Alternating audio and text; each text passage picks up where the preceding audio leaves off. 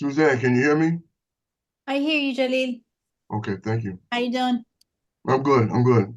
Assalamu alaikum. Alaikum salam.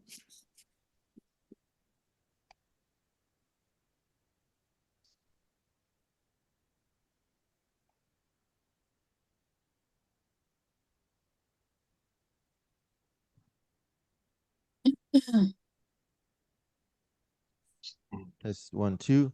Are you hearing my audio Yes, through? Is it a good level? yes. Okay, good. So this is one microphone. I'm going to go through and test all the microphones. So we got one down.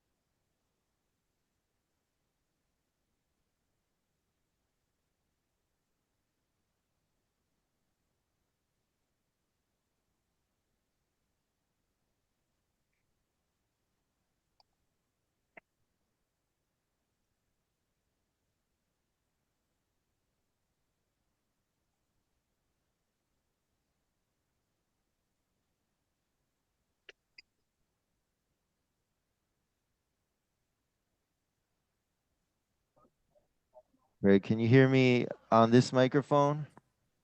Yes, So it's not hard.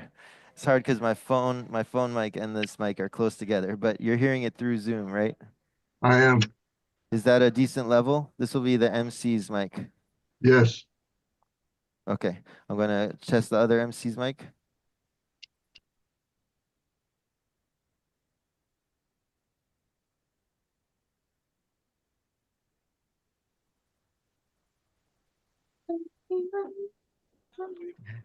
Test, test, test. This is the other MC mic. It's Test good. one, two. Okay. All right.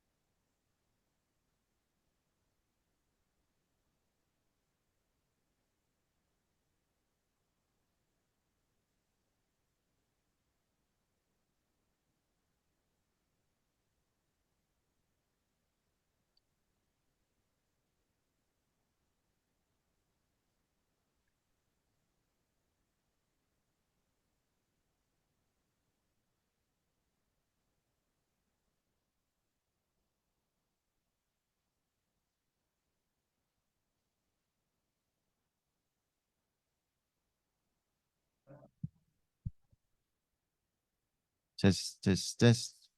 Can you hear me, Craig?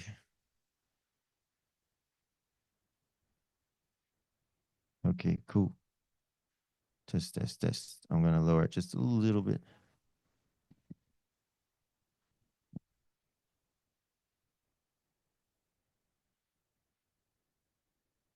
Perfect. Absolutely. Yeah.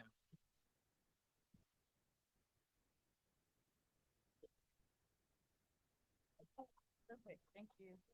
Thank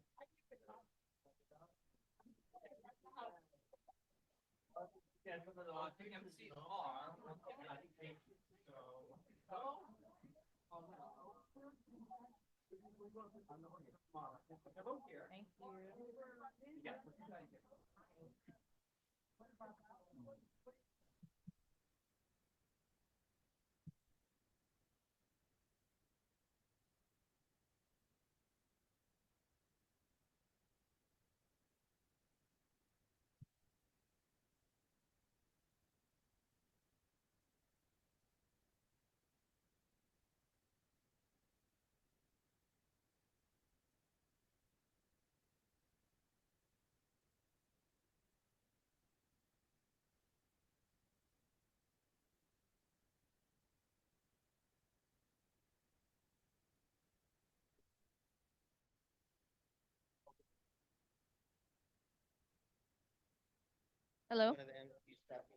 Hello. Hello.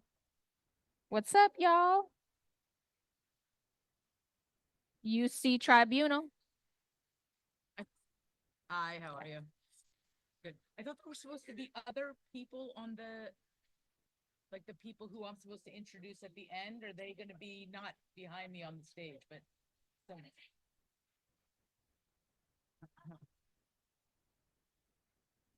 Okay. Hi, nice to meet you. I'm Lisa Hajar.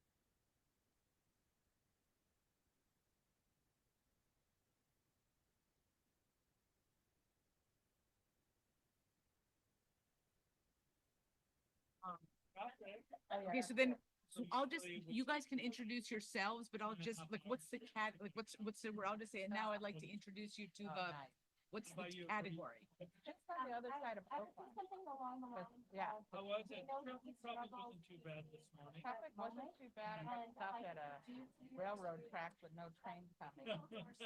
So then people were like taking turns going around. Yeah. That would scare me. Yeah. Hang on. It wasn't ready. Do you want? Yeah, I went- Hello. Is it ready now? 'Cause Testing. I know, I went.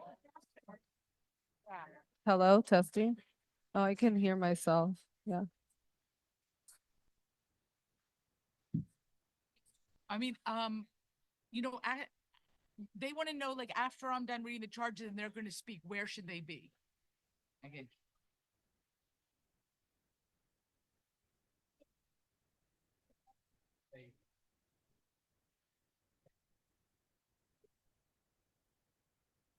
Wait, Christine, come back and say, so we know that these struggles precede the current moment. I'd like to turn over the floor to.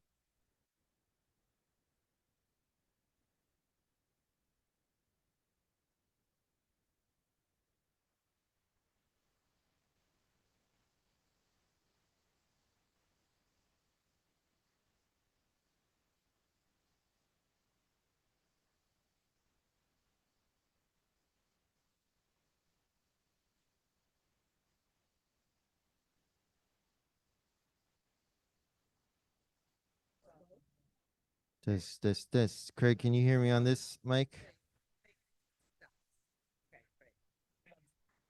Test 1, 2. Okay, great. The sound's low. Let me raise the volume a little bit.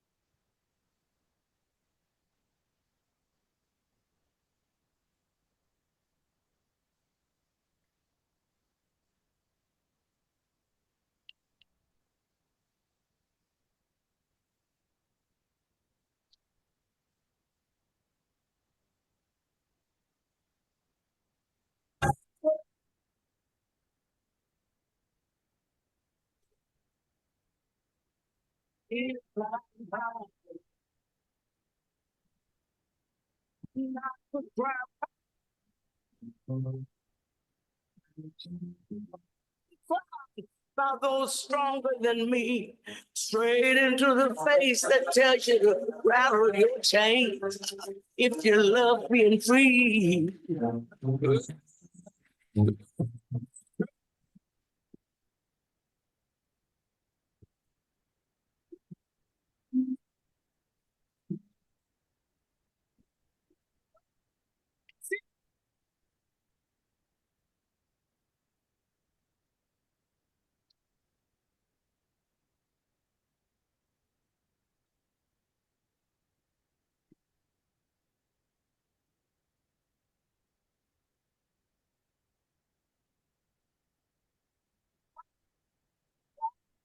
In a crack power.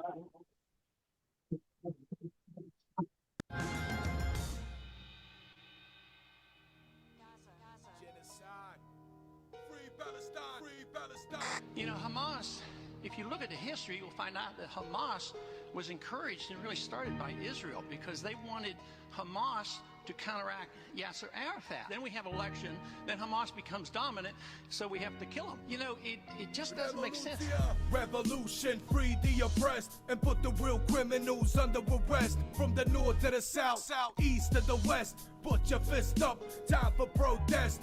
Free Palestine from the Zionist blitz. No war, it's a massacre, they murdering kids. Superpowers talk shit with their hands in their pockets, while Israel keep dropping prosperous rockets. But genocide, Hamas, they beat the blame, cause they fight for the freedom of their people and domain. All we see is terrorism, an excuse for the slain. So I say, motherfuck what your TV proclaim. Over 1,000 murder civilians, but all that you hear is that they murder some militants. Obama don't speak, give your guns and billions. We know that your cats don't support the Palestinians. Come on now, everybody make a difference. This ain't a military war, they kill infants. No benevolence, no defense. Free Palestine from what the world commends.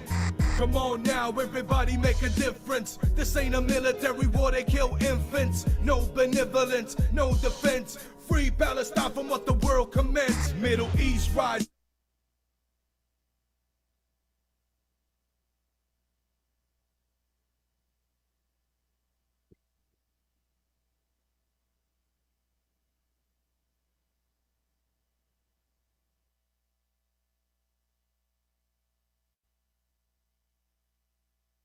Why don't they speak about that on the news, and the people can decide which side they wanna choose? But the media's control, and they mold all your views, and they wanna accuse the Jews of human rights abuse. In 48 they made a false nation, the plantation began evacuation. For Palestine we have an obligation to do what we can to end the occupation. Come on now, everybody make a difference. This ain't a military war, they kill infants. No benevolence, no defense. Free Palestine from what the world commends. Come on now, everybody make a difference. This ain't a military war, they kill infants. No benevolence, no defense. Free Palestine from what the world commends. Gaza, a city under siege from Israeli forces. In Gaza, over 1 million Palestinians live under the gun, and most of the guns are Israeli. The danger we were in didn't come from the Palestinians. Israel has turned Gaza into a battlefield. Come on now, everybody make a difference. This ain't a military war, they kill infants. No benevolence, no defense. Free Palestine from what the world commends. Come on now, everybody make a difference. This ain't a military war, they kill infants. No benevolence, no defense. Free Palestine from what the world commends. The weapons being used to kill so many Palestinians are American weapons.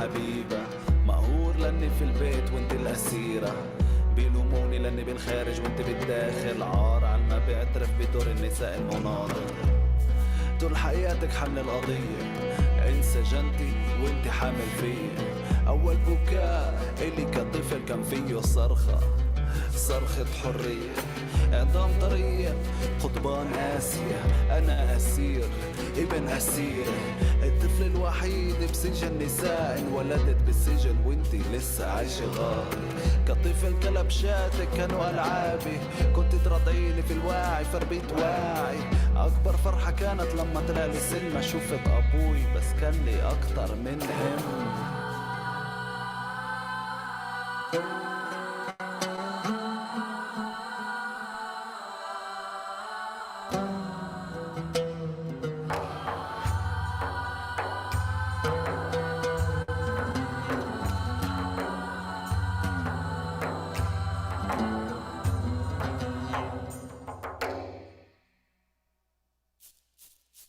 أيامي تمر أيامي تروح وأنا ضايق المر اسمي زي الكل أسير أو معتقل بعدها بيجي أي رقم البني متوفر أي لون تاني انعدم مصير الأحرار إنها تنسلم هيك سمعت بس ما فهمت لحد ما انحبست صغير لدرجة إني لسه ما لحقت أسمع أي صديق يسألني اتجوزت بفكر بشو عملت بقول الواجب بفكر بشو تركت أمي ووطن حادث وإذا فكرت بالوالد فيه بشاركني بنفس البرد وبنفس الخبز اليابس وبنفس الشمس مش اللي على دائرة تنرسم شمسنا بمربعات صغيرة تنحسر بفكر بالندم نعم على إني انمسكت ولسه شعبي بالظلم ينحكم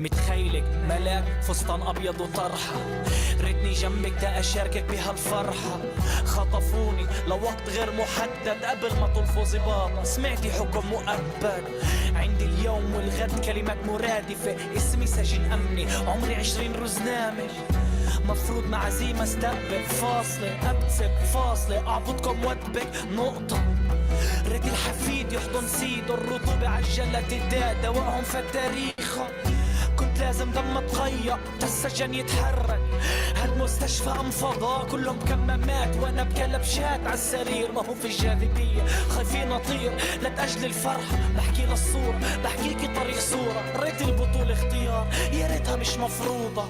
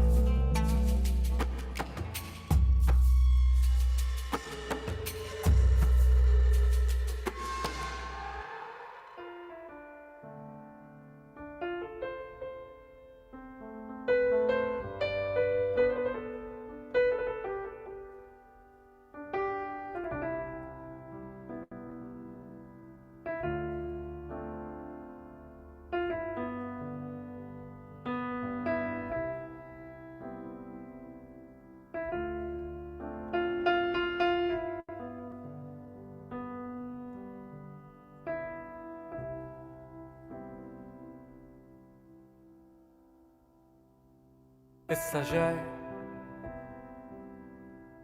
بعد ما خلص العنب ونبيد ونشف عالكوباي. لسه جاي بعد ما بدي التعب وقلبي بيتحملش بداي. لك لسه جاي بعد ما خلص العنب ونبيد ونشف عالكوباي. لسه جاي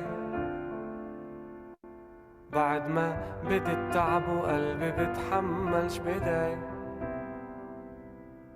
لسه جاي بشالوا علبة سجاير وإيدي بتهمس في حشاي. لسه جاي وليلي ونسي شكلي نهاري قرب عالنهاية.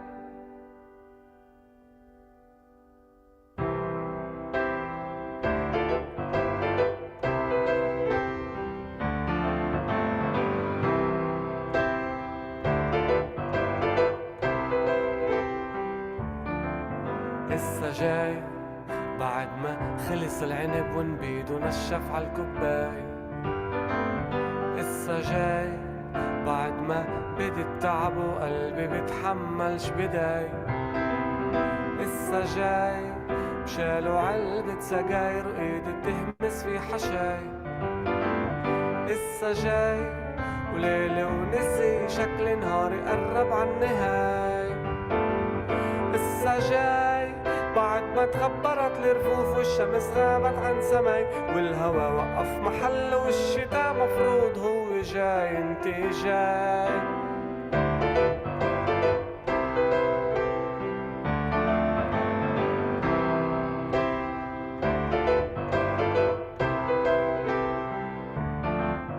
تيرارا تيرارارارارا تيرارارارارا تيرارا تيرارارارارا تيرارارارارا بكتارارا تيرارارارارا تيرارارارارا عسكارارا تيرارارا تيرارارارارا تيرارا تيرارارارارا تيرارارارارا ما الهوا وقف محله والشتاء مفروض هو جاي. انتي جاي لسه جاي بعد ما خلص العنب ونبيد ونشف عالكوباي. لسه جاي بعد ما بدي التعب وقلبي بيتحملش بداي. لسه جاي بشالوا علبة سجاير وإيدي بتهمس في حشاي. لسه جاي وليلي ونسي شكلي نهاري قرب عالنهاية.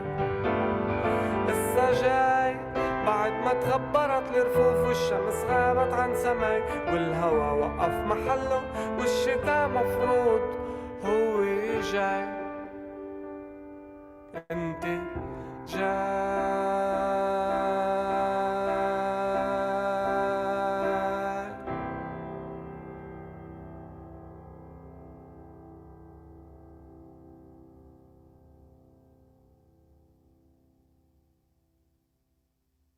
رجوعيات.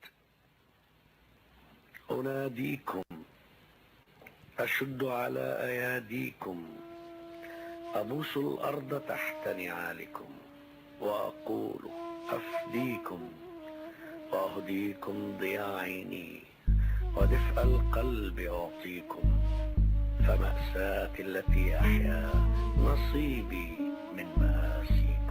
كل السفن تفوتنا تارك الحزن يغرق قلوبنا راضية نكون ضيوف الظلم ببيوتنا والآية انقلبت كمان مرة صرنا ضيوف اللي غير مرغوب فينا مكتوب لنا نضلنا راب على أرضنا بعاد من وطننا مين يهمه همنا مطمطي يجرب قدمنا حكمنا حكم صهيوني ديمقراطي للنفس الصهيونية وصهيوني للنفس العربية. يعني الممنوع له ممنوع للمسموح له ممنوع للمسموح لمكروه لي، لأنه ينكر كياني محى وما زال يمحي ألواني. تاريخ ناس جدادي يغسل دماغ أولاد التوعى حاضر ما يمثلها جنسية زرن بالله ونشرب ميتها. طولنا إنه إحنا من الشعب والشعب يحسسنا إنه إحنا غربة. أنا غريب في بلادي.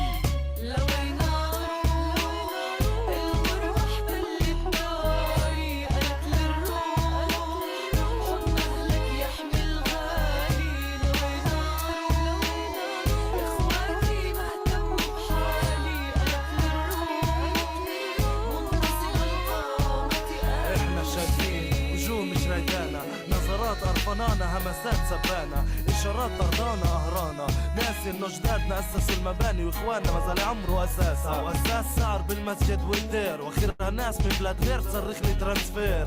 إحنا شاكلنا قوانين هضم حقوقنا كاتم صوتنا داخل خط الأخضر هادم بيوتنا. البطالة تحومنا نربط فقر وفقر يربي عقولنا لكن تحيي قلوبنا اللي تحيي جذورنا اللي ينادونا خونة. أنا ما هنت في وطني مقاسي شعبي كتبت لي قدري. العالم لليوم عملنا إسرائيليين وإسرائيل لبكرة تعملنا فلسطينيين. غريب في بلادي.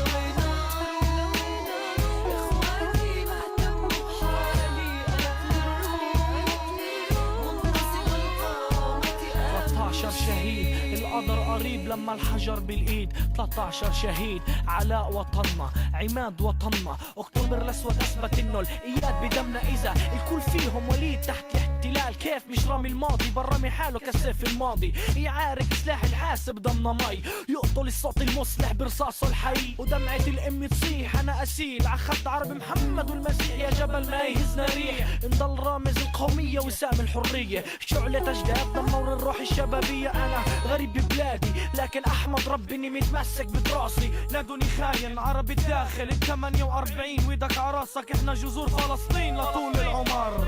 لوين الغربة احتلت داري قالت للروح حضن اهلك يحمي الغالي. ولا صغرت أكتافي وقفت وجه ظلامي يتيما عاريا حافي. حملت دمي على كفي وما نكشت على وصمت العشب فوق قبور أسلافي. أناديكم أشد على أياديكم.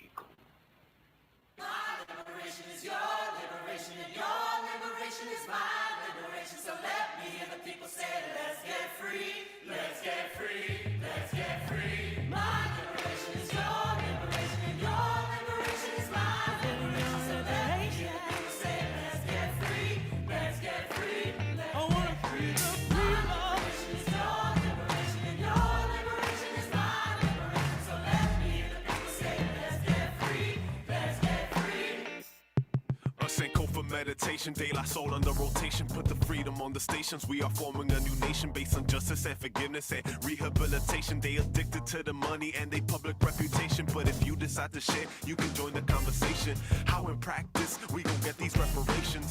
It gon' take patience, but the prophecy is ancient. Cause every breath you take is a holy invitation.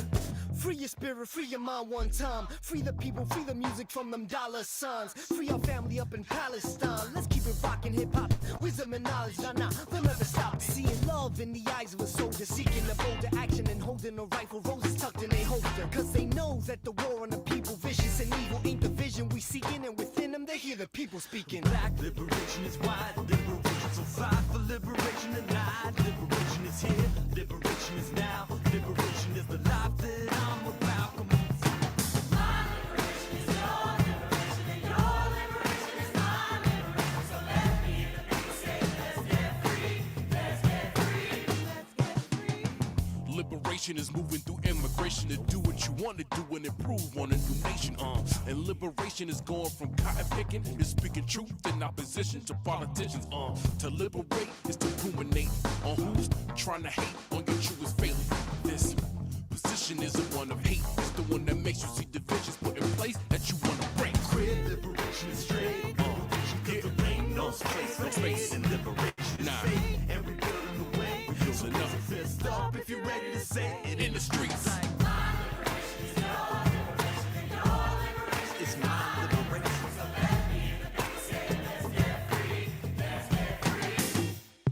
I seen vets against the war getting wet in the rain.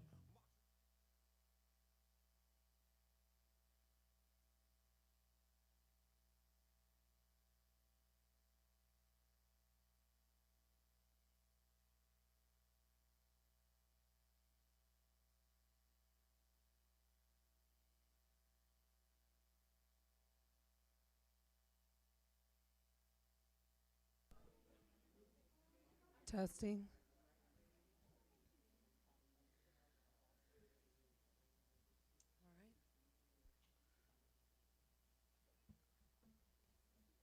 Hello, everybody. Hi. Good morning. Yes. Thank you for being here bright and early this morning. We would like to welcome you all to the first of many UC People's Tribunals. This has been an amazing experience of coordination of activists and organizing minds from all across the UC. But most importantly, an opportunity for Palestine to speak through the testimonials, the words of those who have borne witness, the healthcare workers who pledged their oaths, the students who are the change makers, and the Palestinian community. So thank you all for being here. My name is Jennifer Moghannam. I am a professor at UC Santa Cruz. I'm also a longtime organizer in the Bay Area and beyond. And I'm so happy to welcome you into this space this morning.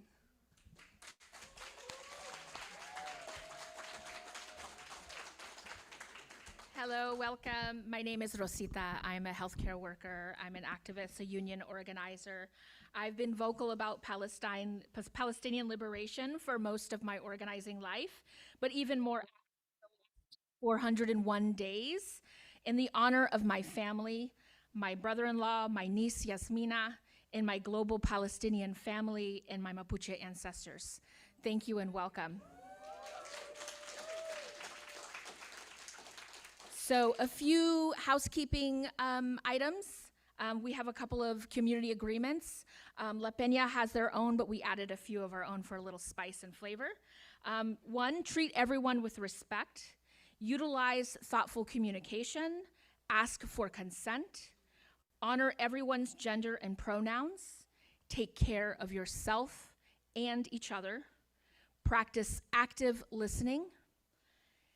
We will not tolerate disrespectful interruptions, or you will be removed from the premises.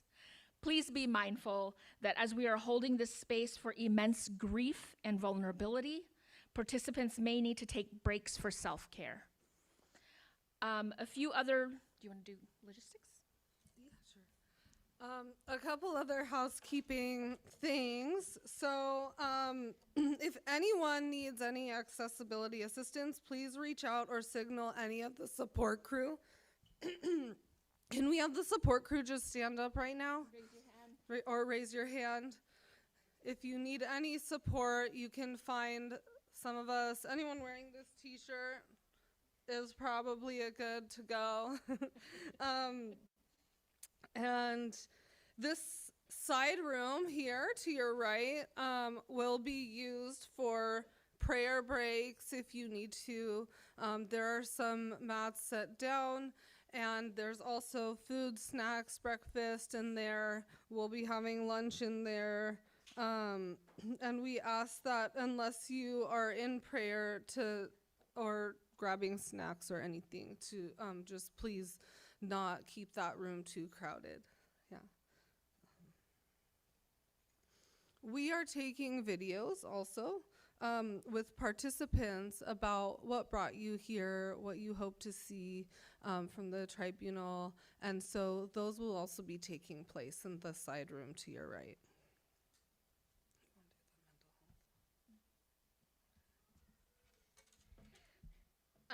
So a little bit about, there will be mental health on site, Much of what we cover today may be emotionally overwhelming. We will have mental health professionals in solidarity with the struggle for liberation of Palestine available on site from 11:30 to 3:30.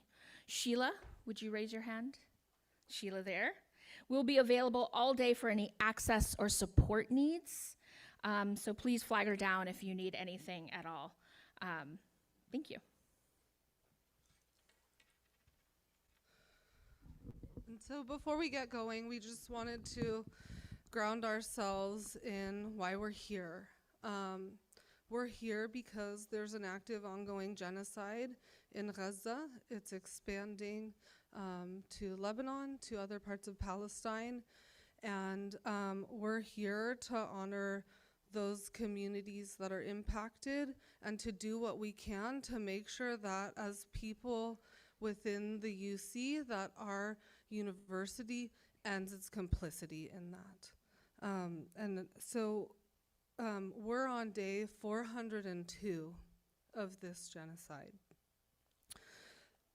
Over the past 402 days, we have seen 1,139 healthcare workers targeted and killed, 10,000 missing children, 17,000 children murdered, 128,000 residential buildings destroyed, 188 journalists killed, about 44,000 deaths, martyrs, according to the health registry. Now we know that this number is much, much larger. There are many reasons why the count cannot be accurate. And some different estimates have been anywhere, and this was from really like August, but from 186,000 people to 300,000 lives lost. And we may never know the exact number. All of the universities in Gaza have been destroyed, and 32 of the 36 hospitals in Gaza have either been completely or partially destroyed. We know that the hospitals, the schools, the journalists, the children are being targeted. This is not collateral damage. And we are here to say that this is enough. And we're calling for an end to this genocide and an end to our university's complicity in war crimes, in genocide, and in the ongoing Nakba.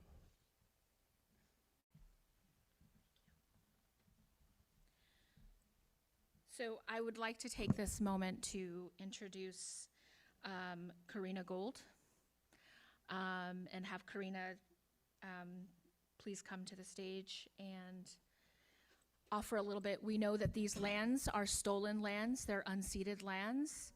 And who better to speak about that than Karina?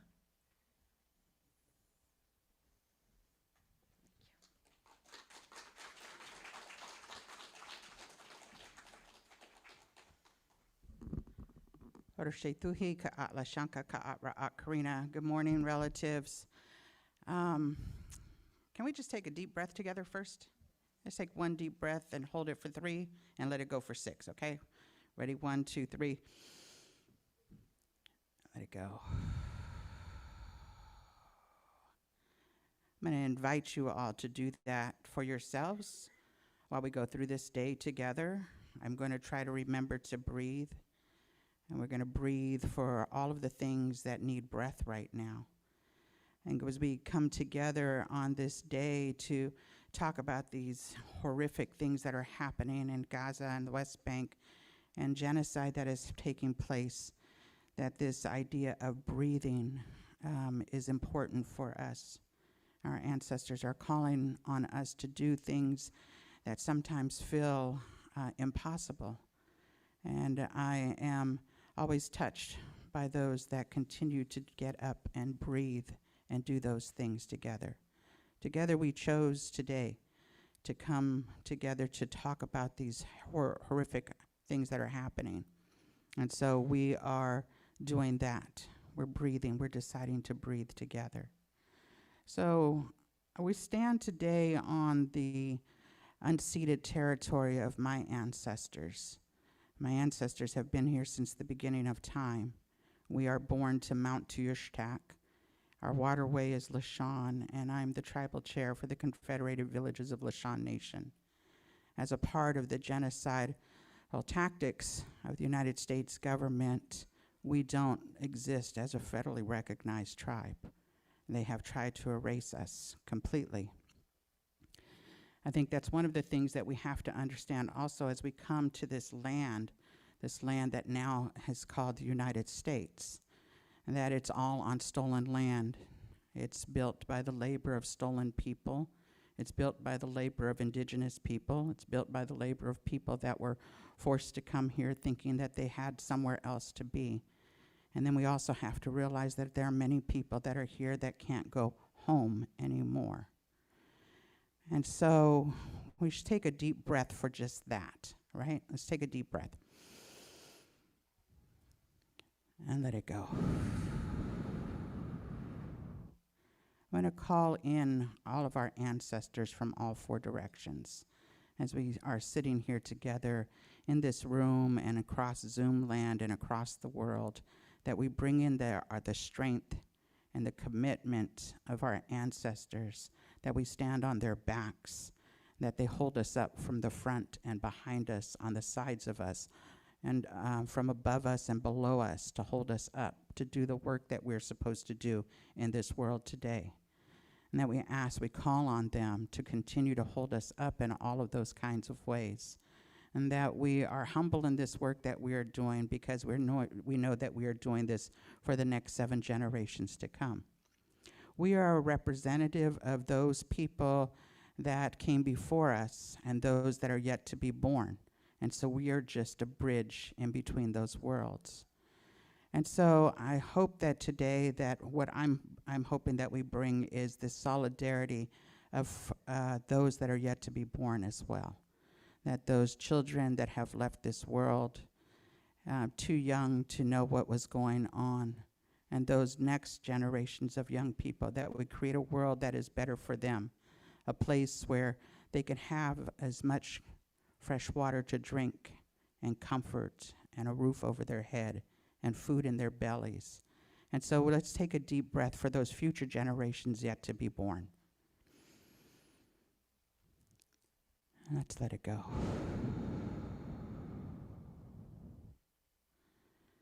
Let's take a deep breath next for those that were taken away from us too soon, those that are martyrs, those that have died in the streets, those that are facing oppression right now all over the world, those that are facing fascism, those that are women and women-like bodies, those that are two-spirit and non-binary relatives, those that are people of color, those that stand up for just the easiest things that go unnoticed. Let's stand up for those people that have no voice, and let's stand up for those that are more than human beings. Let's stand up for those that are our relatives that live in the waters, that grow and give us medicines, that grow and give us air to breathe, those that are doing their ancestral callings. Let's take a deep breath for them today. Just take a deep breath. Let's let it go. I want to say thank you to our relatives, the cloud relatives, and that brought in the rain. And then we thank them for bringing that rain in that washes us, that helps us to grow, that helps us to breathe. And we say thank you to those cloud relatives for doing their ancestral callings. And we ask them to continue to bring fresh water for us for the next 7 generations and beyond. We take a deep breath and let it go. Take a deep breath for the winds that help us to pollinate our foods, the winds that help us to spread seeds, the winds that help us to clear the airs, the winds that give us oxygen, the winds that help us to see clearly on the days. So we take a deep breath for them, and we let it go. We say a special blessing and a prayer, and we at thanksgiving for our Mother Earth, who we stand on today. And we ask forgiveness for all of the things that we as human beings have done. We ask for a cleaning and a healing of our Mother Earth. We ask for a healing of our waterways, all of our oceans and our bays, our streams, our creeks, our rivers. We ask that they run clean for the next 7 generations and beyond, and that there is a great healing, and that there's a great peace that happens for the next 7 generations yet to be born. We take a deep breath for that. And let it go. As we take care of each other today, we ask that you drink that water. Remember that we are made up mostly of water, that water helps to cleanse our bodies, helps our minds to open up, helps our blood to flow, allows us to have that energy in order to do our ancestral callings. We ask that air to continue to breathe through our bodies and to give us that oxygen for our minds to be clear, for our hearts to be open. We ask for our bodies to stand up strong or to sit strongly if that's what we can do, and that we are able to do that with a clear mind and a clear heart. And we ask that all of our ancestors come, and they're with us today as we hold this gravity of the work that we are trying to do, and that they help us to get through that place where we are successful, and that we are doing the right work for the next 7 generations and beyond, and that each of you matter, and that each of those that cannot be here with us matter, and that we come together with a humanity and a humility to do this work, a work that our ancestors are calling us to do. We take one last cleansing breath, and we let it go. Thank you, relatives.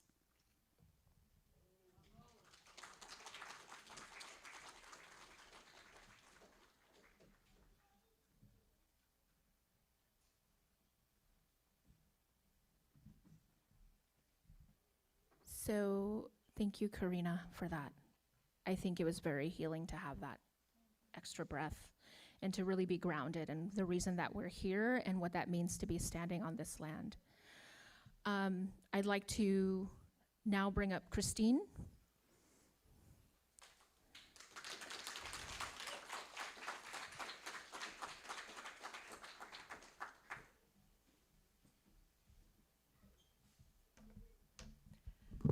Hi, everyone. I'm going to speak a little bit about people's tribunals. But I just want to say thank you so much for joining us.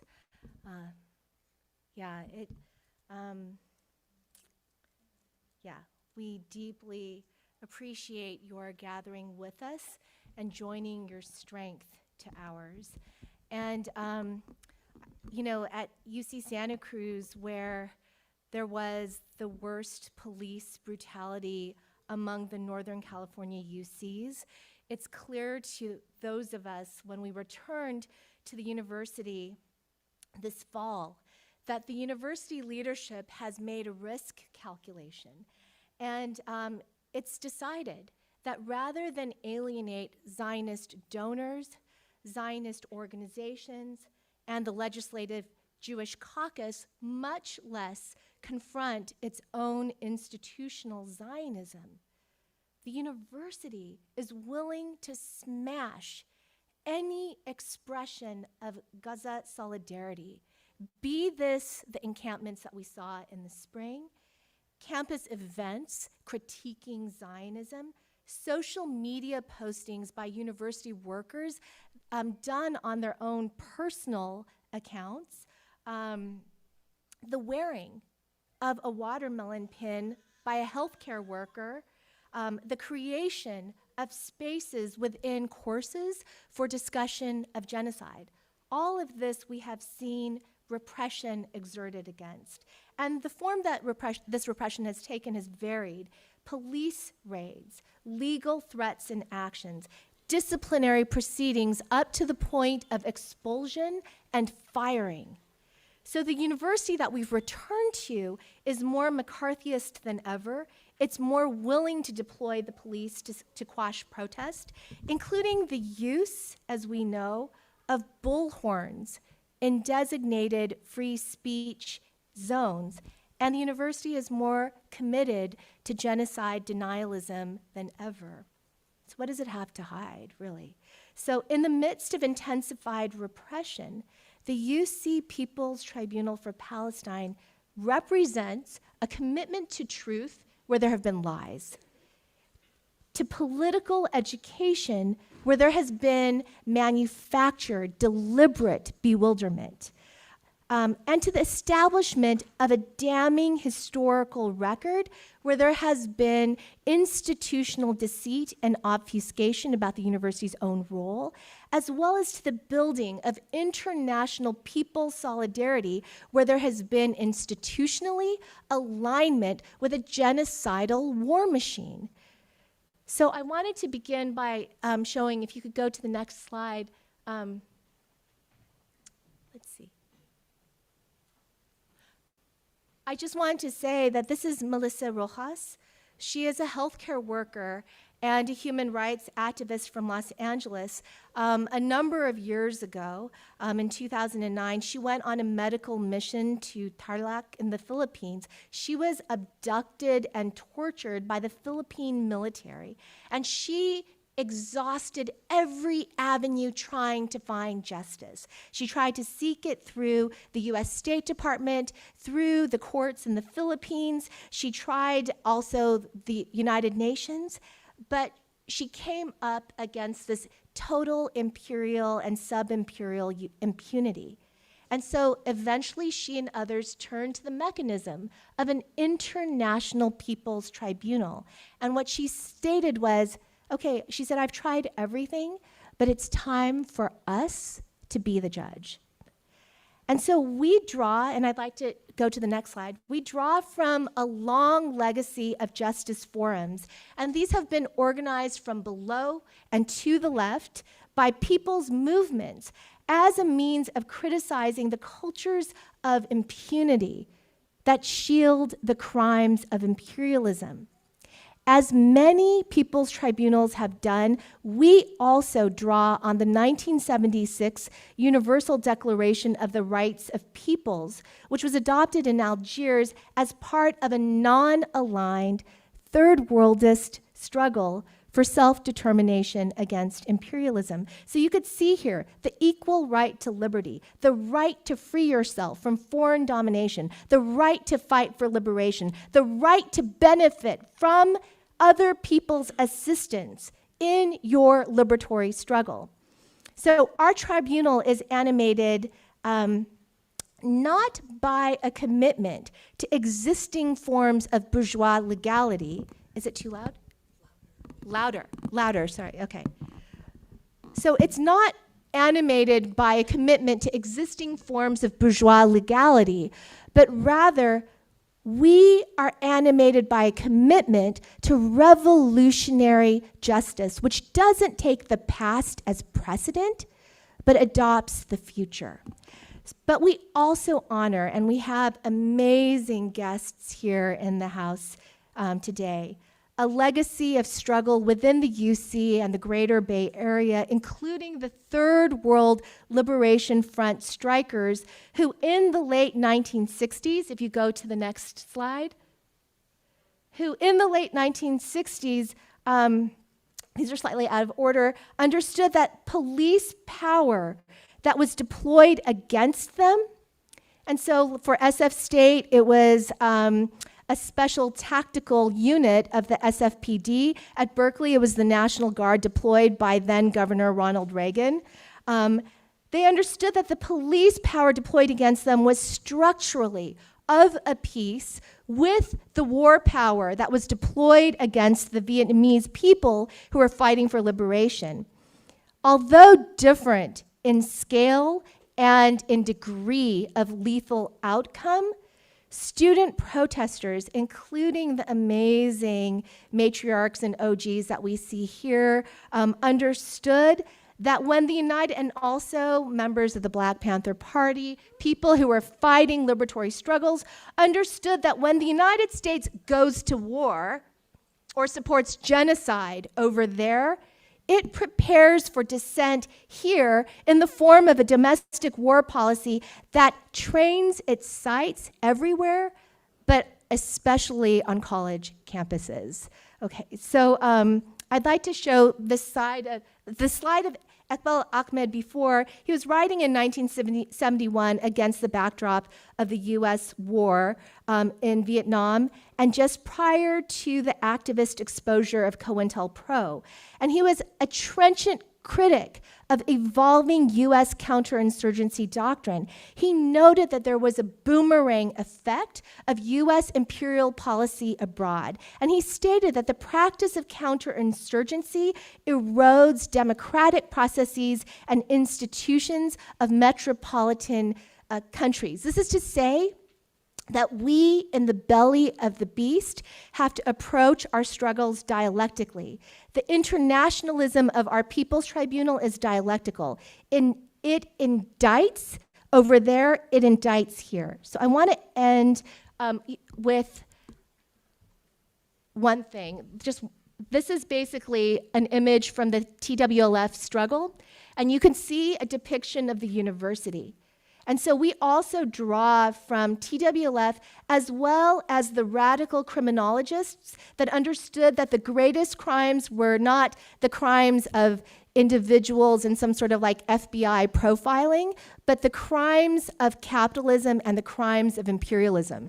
And so here you could see this depiction circa the TWLF struggle in the late 60s of the UC.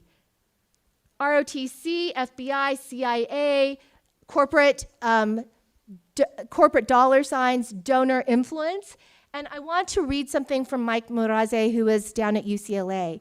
He says that, okay, with World War II, the system of education basically that we inherited maintains this illusion that it's responsive to the aspirations of the people, that it creates maximum opportunities for everyone. But in reality, the mass education system has different goals, and that is of the needs of the war-oriented capitalist economy. As we hold this People's Tribunal, we are shining critical needed light on the central role of the university in, it's a settler colonial university, and it is a war machine university, and we will expose those lines of entanglement. Thank you.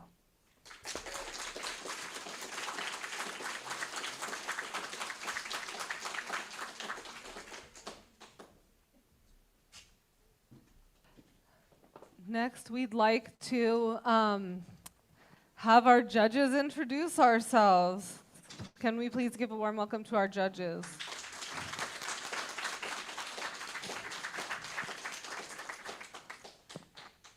Assalamu alaikum, peace, paz, Bergani, Jumbo, Afadea, Hirin, Shalom.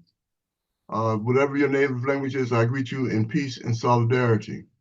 I am Jalil Mutakim, veteran member of the Black Panther Party and the Black Liberation Army. I am the co-founder of the National Jericho Movement in support of political prisoners here and abroad. I'm also was instrumental in establishing the International Tribunal of 2021 that charged the United States with 5 charges of genocide. We are in the process of now building what we call the People's Senate as a process of the United States being found guilty of genocide against Black, Brown, and Indigenous people by an esteemed body of international jurors on October 25th, 2021. The tribunal was held at the Al-Haj Malik Shabazz, Malcolm X, Betty Shabazz Research and Education Center in New York. We are engaged in the process of divorcing ourselves from a system of genocides, and this particular tribunal is extremely important as it informs us that we will not free Palestine, but Palestine will free us. Thank you.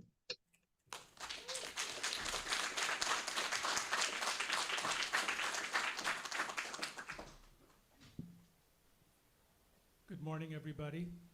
Thank you for joining us at this tribunal. I want to thank the organizers, the co-MCs sitting to my right, my other esteemed judges to my left, My name is Jess Hannan, and I'm a Palestinian.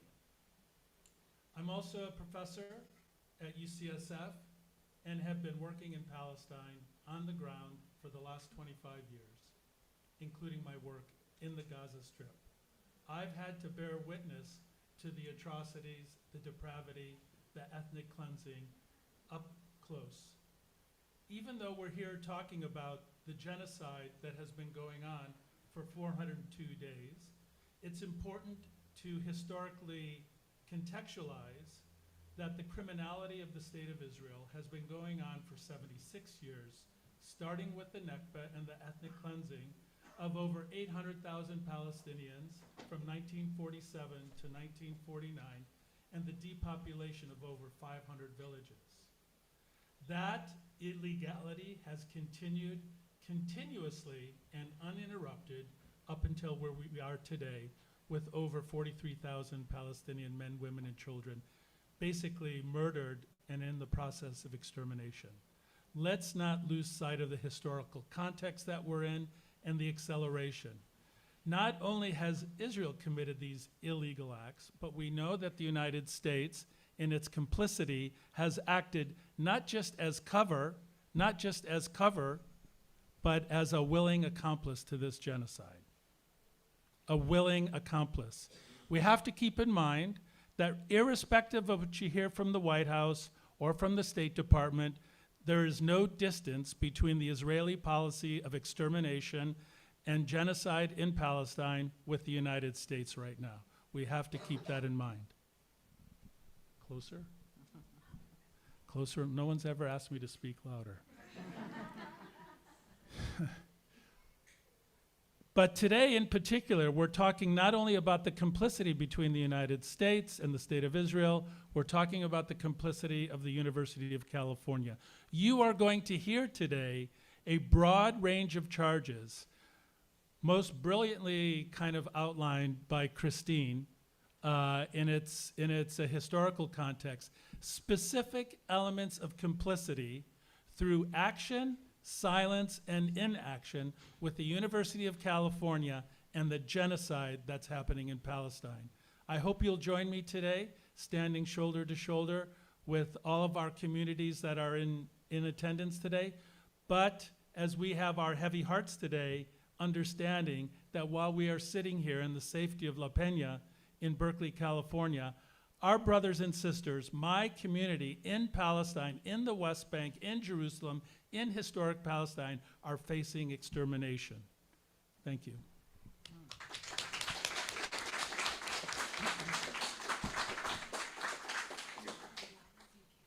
Speak as loud as you can. I am going to speak as loud as I can. It's not loud enough. It's not loud enough.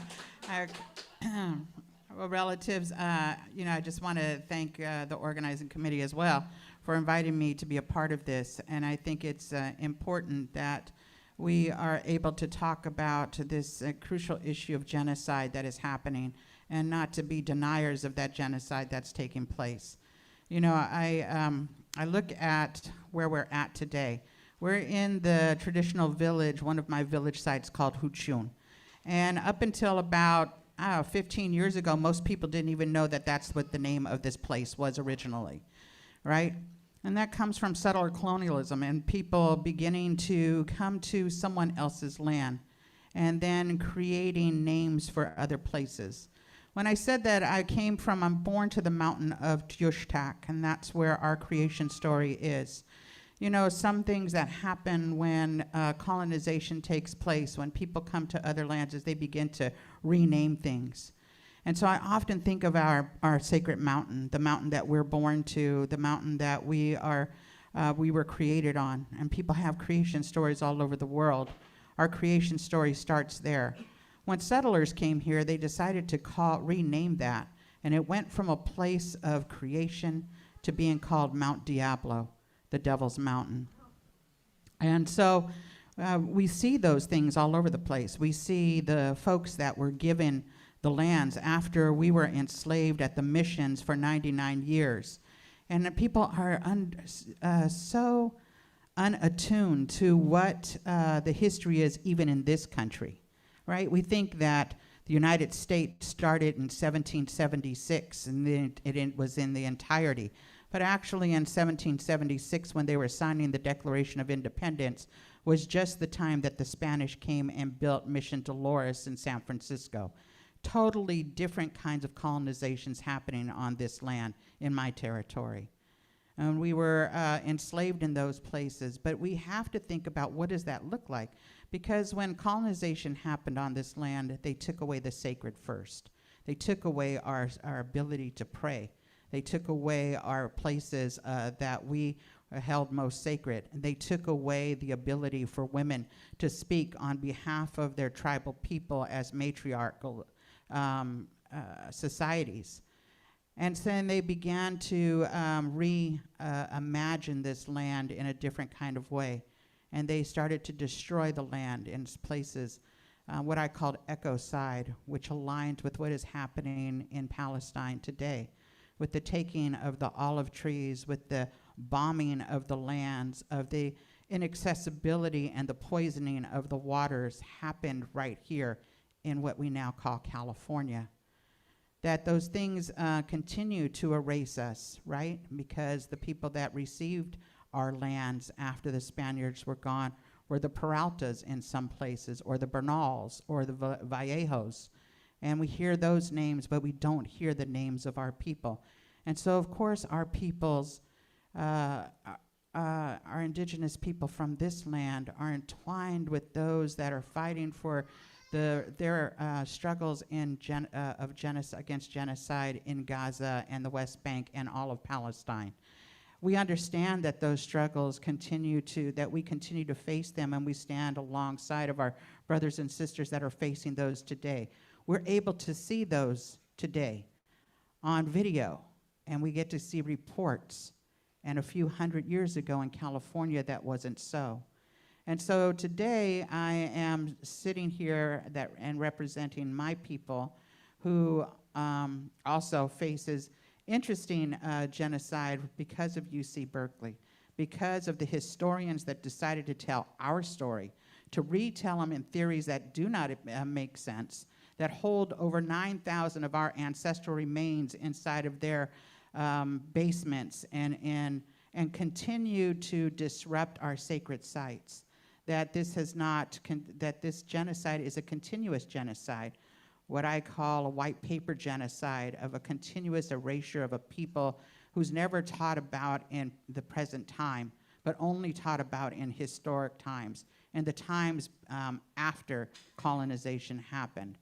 And so today I sit here as a judge to listen and to witness and to understand how we can be in better solidarity with our relatives that are fighting this constant oppression that the U.S. government has created alongside of the lies that UC systems are continuing to tell.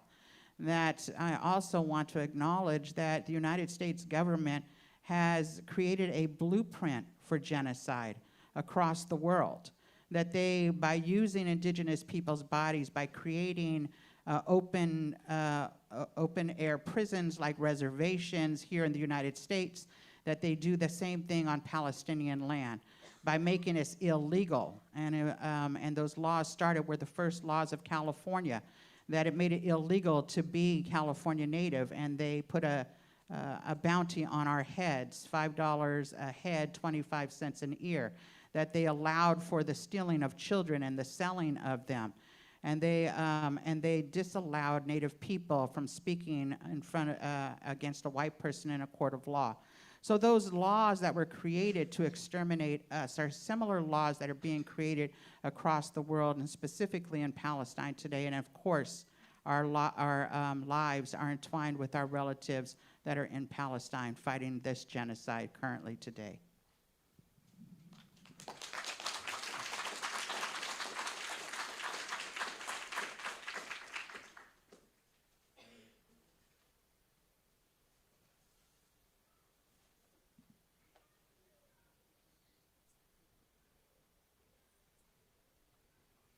Am I speaking now? Sorry.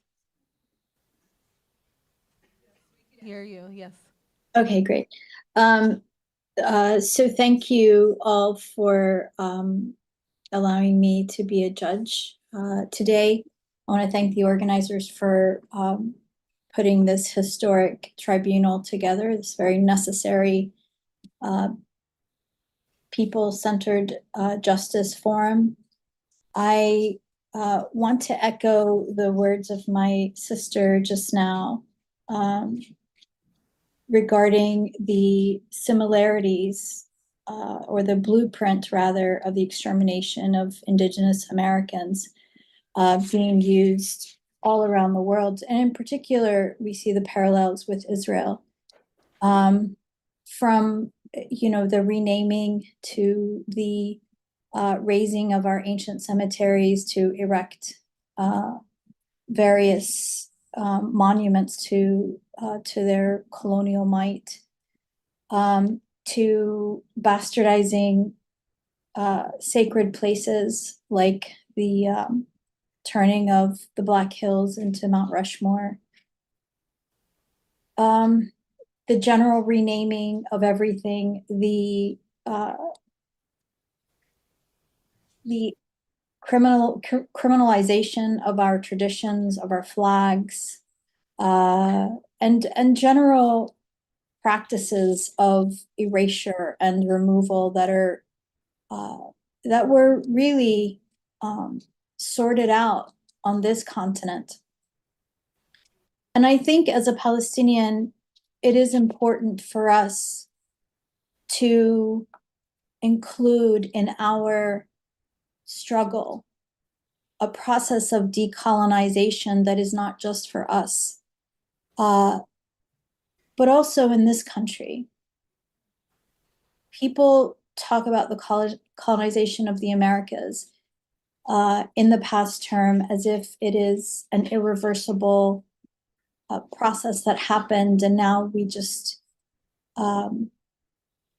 give land acknowledgements that are sometimes performative and devoid of action, devoid of commitment. But I do think decolonization can happen in this country. And decolonization doesn't mean the removal of people who live here or their killing or whatnot. I think those are white fears. But rather the honoring of this land's original people, of the traditions that were born from the soil itself. As a Palestinian, I know that so many of our traditions and so much of our culture is inextricable from the land. For example, the designs in our clothes, the motifs of the thobes we wear, the embroidery, they all reflect the flora and the fauna and the wildlife and local folklore. Our food is inextricable from the land. I mean, so many of our cuisine comes from wild herbs that we foraged for millennia. And so this process of decolonization involves this nurturing and resurrection of all of these beautiful traditions that were forged over centuries or millennia of uninterrupted habitation before colonialism. And to me, that's the process of decolonization. But we are right now witnessing the first stages. And I think for Indigenous people all over the world who inherited this generational pain and trauma that embeds in one's DNA, I think so many people are seeing what their ancestors lived through. What's happening in Gaza is the culmination of decades of impunity. And for us, even this generation of Palestinians, we are watching now in Gaza what happened to our ancestors 80 years ago when they were expelled from Palestine. It was the same process of death and bombing and just wanton slaughter and rape. But the difference is that during the Nakba, people fled to other countries. And when they did, their pain changed, but there was no immediate threat of bombs falling on them. In other words, they could regroup and figure out what to do and just have some respite. That is not the case in Gaza. People have, for 400 days now, people have been running from one place to another, and no place is safe. And I know you've all seen the images, and I can tell you that it is infinitely worse on the ground in person. And I can't even call it a genocide anymore. And I think the word Holocaust is not big enough. What I saw in Gaza it beggars belief, and I really don't have a language for it. I am a writer, and I still have not adequately been able to capture what I witnessed, even for a very brief time in a limited place in Gaza. Language is really inadequate to capture the enormity of what is being done to a principally defenseless indigenous society. And it is being done in order for Israel to consolidate more land and more power, much as white settlers did in this country after they colonized the East Coast and slowly started trekking westward. It's the same process. It is, I've called it imperialism by the inch, but now this is the moment that Israel has been fantasizing about. And I think that they thought October 7th, and they said this was going to be their 9/11 moment that would allow them to just do whatever they want. But it's not turning out the way that they fantasized. And the reason it's not is because of us. It's because of all of us, individuals, organizations, coming together in forums like this, pouring into the streets, making our voices and our anguish clear at the ballot box, and in general refusing to be silent as these crimes are being swept under the rug by those who have power, whether it's in the media, it's on the political level, on the economic level, at the university level. So I'm very happy to be a part of this forum, and I look forward to hearing the testimonies, and at least in this audit of history, holding the perpetrators accountable. Thank you.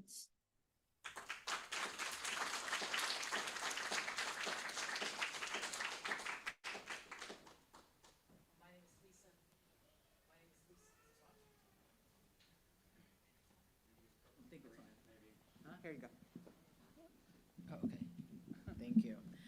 Hello, my name is Lisa Hajar, and I am one of the judges as well. I'm very honored and grateful to have been asked to be part of this People's Tribunal for Palestine. I'm a professor of sociology at UC Santa Barbara. I've spent all my life, since I was in elementary school, actually, thinking and studying about Palestine and Israel and the conflict, and as sort of grown up, focusing on the kinds of issues that have culminated in the most horrific situation that we are now dealing with, and which this People's Tribunal will be dealing with.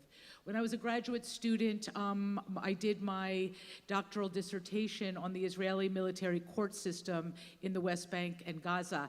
That was also the subject of my first book, and it was what introduced me, sort of, as I often, even closer, okay. Very intimate moment with the microphone. Yeah, imitating Donald Trump. But so doing that research on the Israeli military court system, as I often now say, like turned me into a torture expert, because I came to understand that Israel's control strategies at that time, in the I was doing my research in the early 1990s, but from the 1970s through the 1990s, in order to control Palestinians, the means and mechanisms by which Israel controlled Palestinians in the occupied West Bank and Gaza was primarily through a trifecta of arrest, interrogation, and prosecution in order to achieve imprisonment. And torture was absolutely central and common and structural and systematic. And so one can say that even from the beginning of the occupation, which of course is not the beginning of the Nakba, but the beginning of the occupation in 1967, control through crime, because torture is a crime. And so it's control through crime. And we can see many other kinds of crimes that have manifested themselves. And in the current period, what we're here as a People's Tribunal to address are the ongoing and very severe crimes that are being perpetrated primarily in Gaza, but also in the West Bank and also in Lebanon. And one last thing I'll say before I take the opportunity now to read the charges prepared for the tribunal is that one of the things that my own work has done, and which has been my privilege to be able to teach thousands of UC students, UCSB students, about issues particularly around how Israeli and U.S. policies and practices and violations of law and reinterpretations of the law nurture and feed each other in ways that are actually degrading of the very concept of humanity on an international scale. We are not just dealing with a plight besieging Palestinians, but Palestine as paradigm is really what we are sort of contending with now. And one can say that there's, with the U.S. government and the Israeli government, whether it is torture, targeted killing, so-called counterinsurgency warfare, the disregard of human or civilian life, etc. These are all practices that mutually reinforce each other. And this tribunal, I think, is an important, moment among many that are happening around the world to just say, no more. So now I'm going to read the charges that have been prepared by the tribunal. And the overall charge is complicity in genocide and the ongoing Nakba.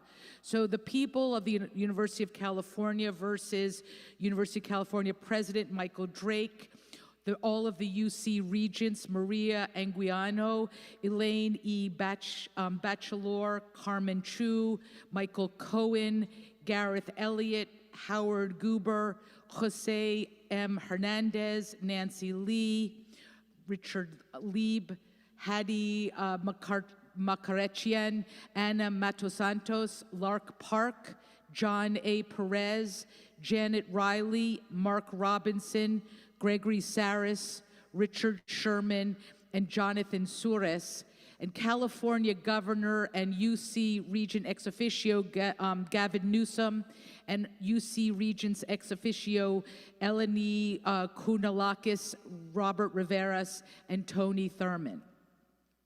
So this tribunal is convened to address the unrelenting catastrophe facing the Palestinian people and the University of California's complicity. While this is a people's and not a legal tribunal, law provides a lens for us to assess what is happening to Palestinians in Gaza, in the West Bank, and in history. Since October 7, 2023, when Israel started its latest assault on Gaza, which is the fifth in this century, the 141 square mile strip has become an enclave of unprecedented atrocities and gross crimes under international law. With a population of 2.3 million Palestinians, since last October, at least 44,000 have been killed, with an estimated at least 10,000 more buried beneath rubble. The entire population has been subjected to ethnic cleansing and mass displacement, which constitute crimes against humanity. Deliberately targeting civilians is a war crime, as is the use of indiscriminate weapons such as white phosphorus and 2,000-pound bunker buster bombs. Torture and extrajudicial execution of people taken captive, regardless of any alleged crimes, are war crimes. Israel's deliberate deprivation of food and water and attacks on humanitarian workers have created a situation of catastrophic famine conditions. The obliteration of all vestiges of cultural, educational, and healthcare institutions are hallmarks of genocide. All of these crimes are being perpetrated by Israel with U.S. support on Palestinians in Gaza and with the full knowledge of the international community. The urgency of these times compels us as faculty, students, and staff at the University of California, alongside concerned community members, to confront our institution's complicity in an ongoing U.S.-backed genocide and Israel's long-standing settler colonialism, ethnic cleansing, and apartheid system in Palestine. The UC leadership has violently suppressed its own workers and students who have mobilized and protested for justice for the Palestinian people and a world free of imperialist aggression. We gather as a People's Tribunal to charge UC leadership, UC President Michael Drake, the UC Regents, and Governor Gavin Newsom with complicity in the crimes of genocide and ongoing Nakba. And Nakba means catastrophe. The tribunal has prepared charges against the UC leadership, which has long benefited from the occupation of stolen, unceded indigenous lands and investment in the military-industrial academic complex, with both direct and indirect complicity in the crimes of ongoing Nakba and genocide. The scope of these crimes extends beyond historic Palestine to other arenas that have been targeted by the imperialist war machine and transformed into sites of warfare and counterinsurgency. You also have to use the scare quotes for counterinsurgency. Now I'm going to read the 7 charges prepared by the tribunal against the UC leadership. Charge number 1, investments. UC leadership has materially contributed to the Nakba and genocide of Palestinians through its financial ties to Israel and its unethical investment in the war industries, surveillance technologies, and other corporate instruments of violence. Charge number 2, academic complicity. Through institutional cooperation and agreements with Israeli universities that are complicit in gross crimes, the UC materially contributes to and facilitates the ongoing Nakba and genocide in Palestine. Charge number 3, military research. By facilitating research funded by the U.S. government and corporate war industries, UC leadership has played a central role in imperialist devastation, human suffering, and environmental ruin around the globe, including historic Palestine. Charge number 4, donor influence. UC leadership has accepted billions of dollars from Zionist institutional and individual donors, including some that have funded organizations that smear, harass, and threaten UC students, faculty, and staff who have spoken out against genocide, thereby chilling academic freedom and free speech in the university and contributing to the human and material erasure and social death of the Palestinian people. Charge number 5, institutionalized Zionism. By holding up and defending Zionism, UC leaders have normalized Israeli state policies of settler colonialism, apartheid, Nakba, and genocide. At the same time, they have perpetrated anti-Palestinian racism and weaponized false claims that criticism of Israeli state policies and Zionism are inherently anti-Semitic in order to stifle protest, criticism, and study of the genocide. Charge number 6, political repression. UC leaders have waged a campaign of persecution, repression, and intimidation against students, workers, and community members in order to silence political dissent in the face of genocide and the ongoing Nakba, while approving the purchase of military-grade weapons to further such oppression. In so doing, they have violated state, federal, and international laws that guarantee freedom of speech and the rights of assembly and protest. And charge number 7, complicity and silence. UC leadership has remained silent in the face of scholasticide, which refers to the destruction of schools, universities, and institutions of learning. Ecocide, meaning the destruction of the environment and all natural resources, and the destruction of the entire healthcare system in Gaza and the targeting of humanitarian workers. Further, UC has been unwilling to lend its considerable resources to protecting and rebuilding Palestinian educational and healthcare infrastructure and supporting scholars, students, and healthcare workers impacted by genocide and the ongoing Nakba. So in response, this tribunal, over the course of several sessions starting today, will hear testimony relating to the crimes of Nakba and genocide and deliberate and rule on the charges against UC leaders. Today's session focuses on the University of California, San Francisco, with specific charges and a verdict related to health and healthcare. Subsequent sessions will highlight other campuses and aspects of these overall charges, with a final verdict on overall charges to be delivered at the conclusion of the tribunal process. And so now it's my pleasure to introduce the Third World Liberation Front. We know that these struggles precede the current moment. So.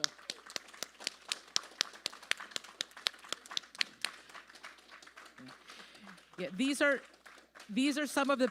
Yeah. Right, they can just take it themselves.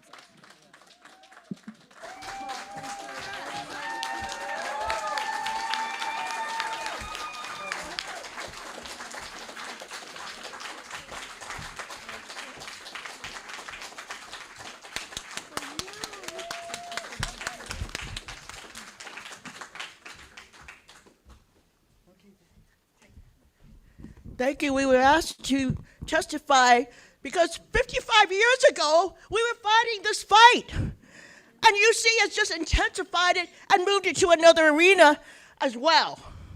That's our banner over there that we presented on May Day, the Free Palestine Encampment.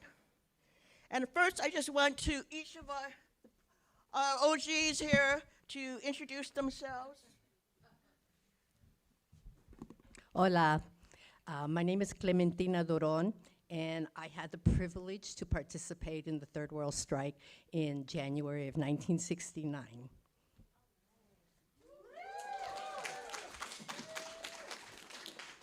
Buenos dias. My name is Nina Genera, and I was one of the first of the recipients of the consequences of the Third World Strike. At the end of the strike, the university opened the floodgates for the first time to the 4 groups of minorities, and they accepted 100 people of each group. And most of the groups couldn't even fill the 100 slots. So even though they had accepted 400 minority students, we had far less than that. And it was thanks to the handful of people who preceded us, our colleagues, our hermanos, hermanas who preceded us to put forth the demands of the Third World Strike. My name is Maria Ramirez, and like Nina, we were at other campuses because at the time, we were trying to open up all the colleges, the community colleges, the state colleges. They were not recruiting us, they were tracking us.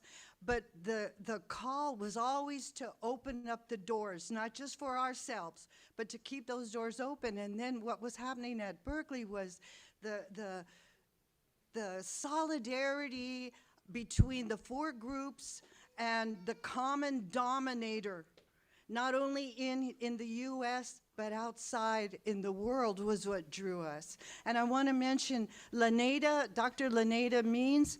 She was the leader of the Native American, and then she struggled at Berkeley, and then she went on to Alcatraz. She's not here until later this month, but she's here in spirit.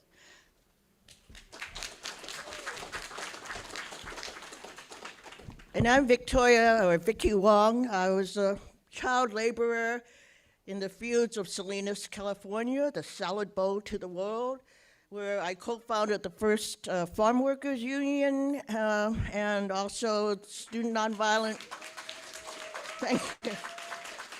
The Student Nonviolent Coordinating Committee, but I was so young they called it Baby SNCC.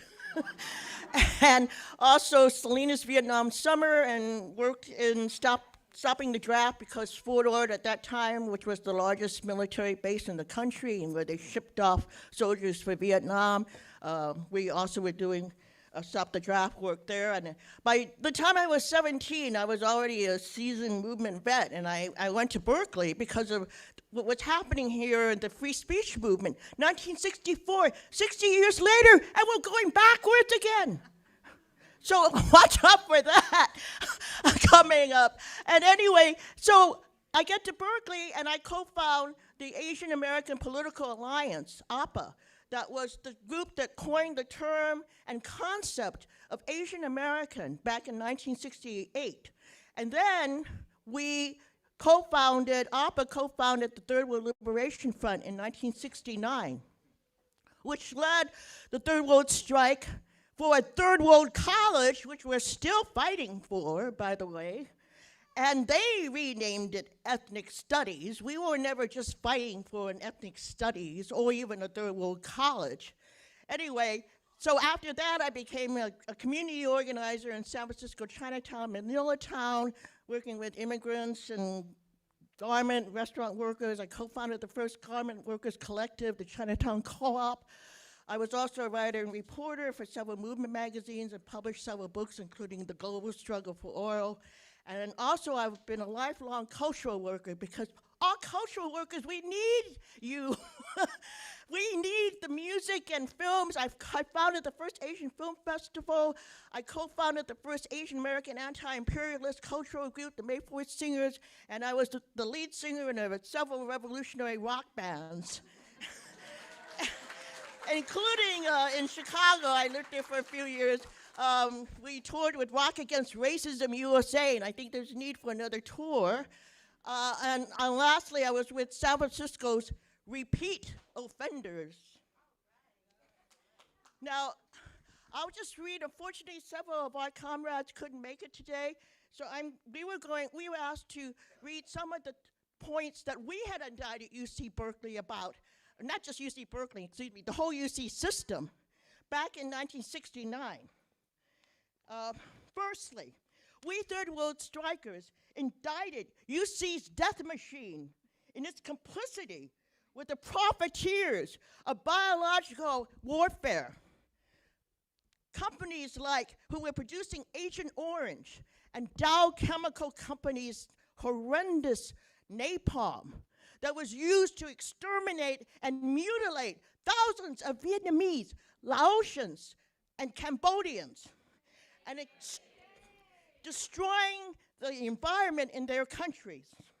To this day, we also protested the university allowing these Dow Chemical and other war criminals to recruit students on our campus.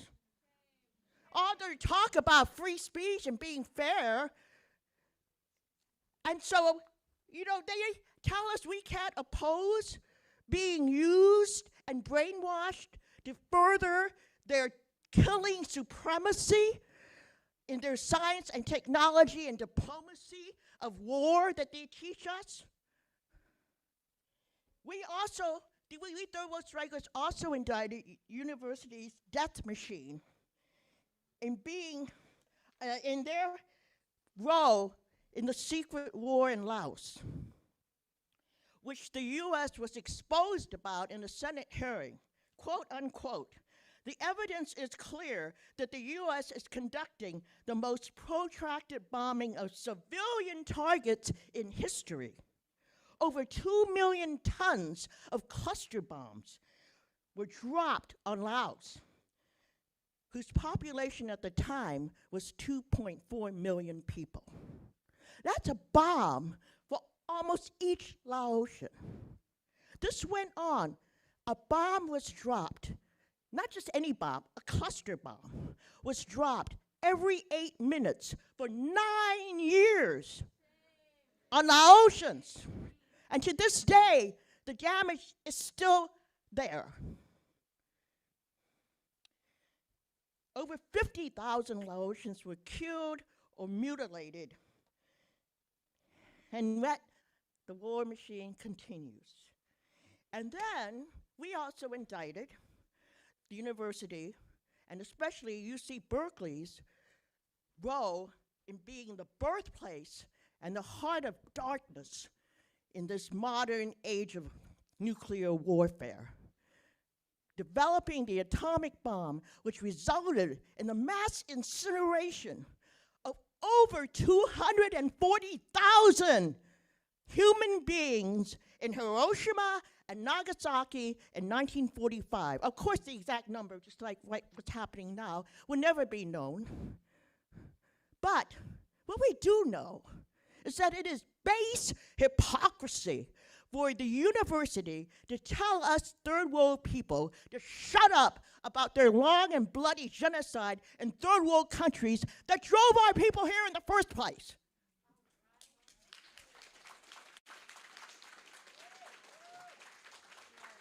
And so we have a right and duty to speak up for those people that they violently silenced and exterminated. And back in 1969, we also called for a free Palestine. Because the Palestinian Students Association was among the first to join our strike. And that's because we were carrying out the Third World Strike, not just for Third World College even. We were carrying it out to further the international revolution that was going on at the time, especially for national and workers' liberation. And on this Veterans Day, I want to acknowledge Third World and other vets who were used as cannon fodder for the U.S. empire, including my two older brothers and my brother-in-law, who was sent to Vietnam. But we thank those vets who did return, because they shared with us not only their horrible memories and things that they saw, but they sharpened our political consciousness. And they helped us devise military strategy on how to counter the US, UC, and Governor Reagan's turning our campuses into a war zone. They need to be thanked for that. The role that these Third World, particularly, but other vets played in strengthening and helping our movement fight back in real ways. And they helped us understand who really runs the world and how they run it with the military power that they hold. This is why APA and the Third World Strike during the Vietnam War didn't just demand, bring our boys home, peace now. No, our demands were kick U.S. imperialism out of Asia. To the Vietnamese. I wished for my brother's safe return every freaking day. But I also believed what we were doing in the strike was for their liberation too. And so it is in that spirit that we stand here today and say, not just free Palestine, but power to the people.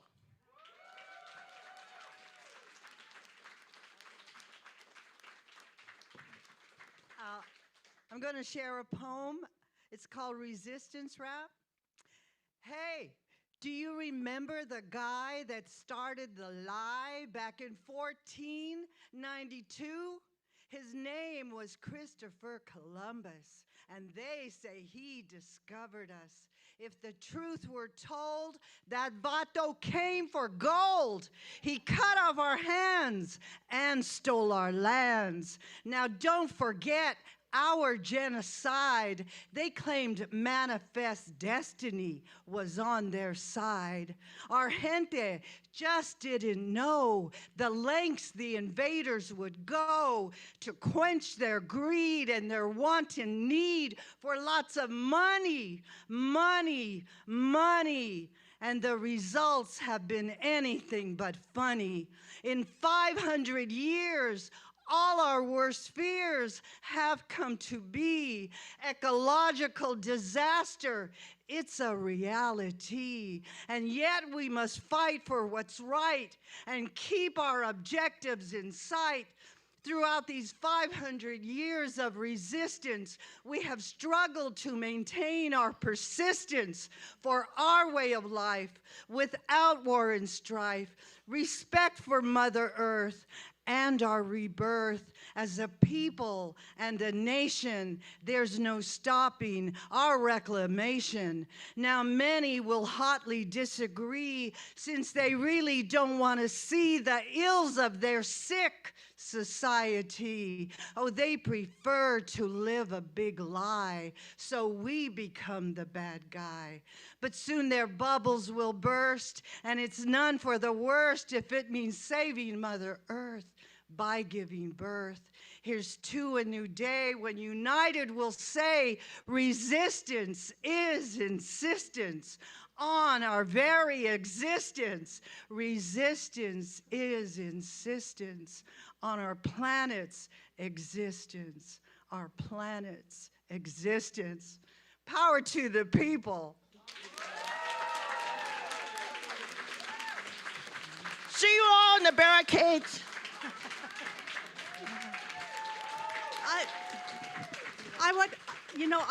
I didn't plan to say this, but sitting in the front and looking at the faces of all of the regents, one of the things that we fought for in '69 was to have a place at the table and have some representation at the table. And we fought for diversity, but when I look at the regents, of which half are people of color, diversity has been co-opted. And it is a shame, it's shameful that we have all been co-opted. These people were to represent us and our ideas, so now we have to fight for diversity of thought, not of color. Solidarity. Vicki, is this your one? Thank you all. We are so honored to have you here with us today. And in the hopes of doing your legacy justice, we're really honored to have folks who struggled over 50 years ago. And I want to also honor the presence of Emery Douglas, who's here today. Thank you. I'm here in solidarity from 1960s until now, and continuing on forward as a member of the Black Panther Party. I recall when I had to go to Algeria with Kathleen Cleaver, when she was going there to meet Eldridge Cleaver. While there, we were invited to the first Pan-African Cultural Festival.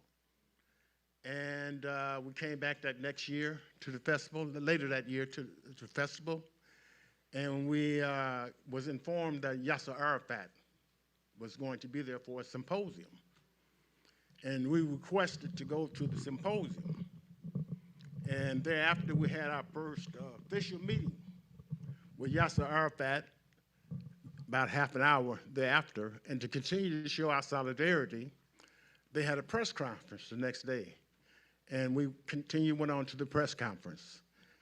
But all through our newspaper that we had from 1967, we always had an international section.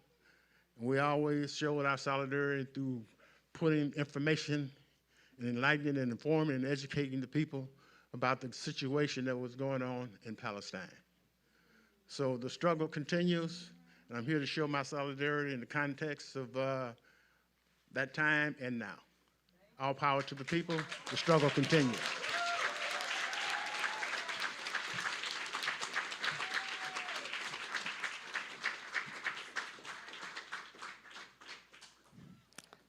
Thank you so much for all of you being here. We're honored to be in your presence, and we hope to carry the torch until we don't need to struggle anymore. All power to the people. I'm going to invite Sean up now.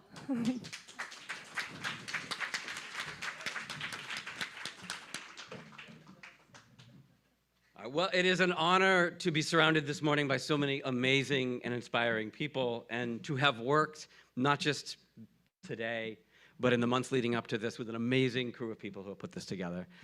My task is to introduce a much less amazing crew of people, and that is our defendants for this session, and in fact for the ongoing sessions. These are the system-wide defendants who will be on trial through a series of people's tribunal sessions. Whoa. So, if I were to list all of the many crimes of all of the folks whom I'm about to introduce, I would keep you through lunch. We don't want to do that. So I will mostly just read the names, but there are a few people who we want to reserve special treatment for. Starting with our first slide, please.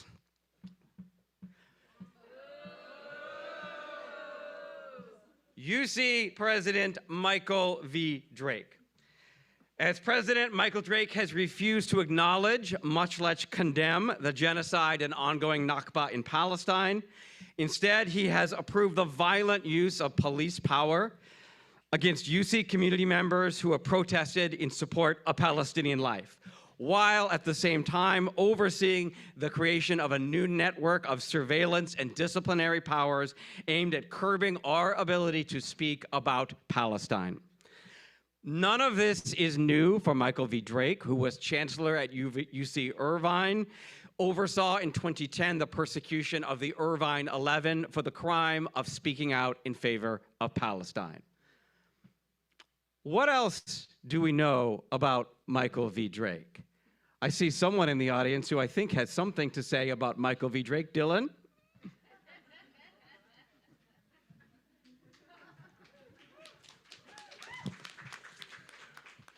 My name is Dylan Rodriguez. I'm a distinguished professor at UC Riverside. I've worked there for almost a quarter century. I am embarrassed and I'm disgusted by the fact that I work at an institution that has UC President Michael Drake as its chief executive in the highest office of University of California administrative leadership. I charge him, to look at the slide, look at his face. I charge him with being a dead-eyed, soulless coward, leading the normalization of Nakba and Zionist genocide in the University of California. Fuck you, Michael Drake.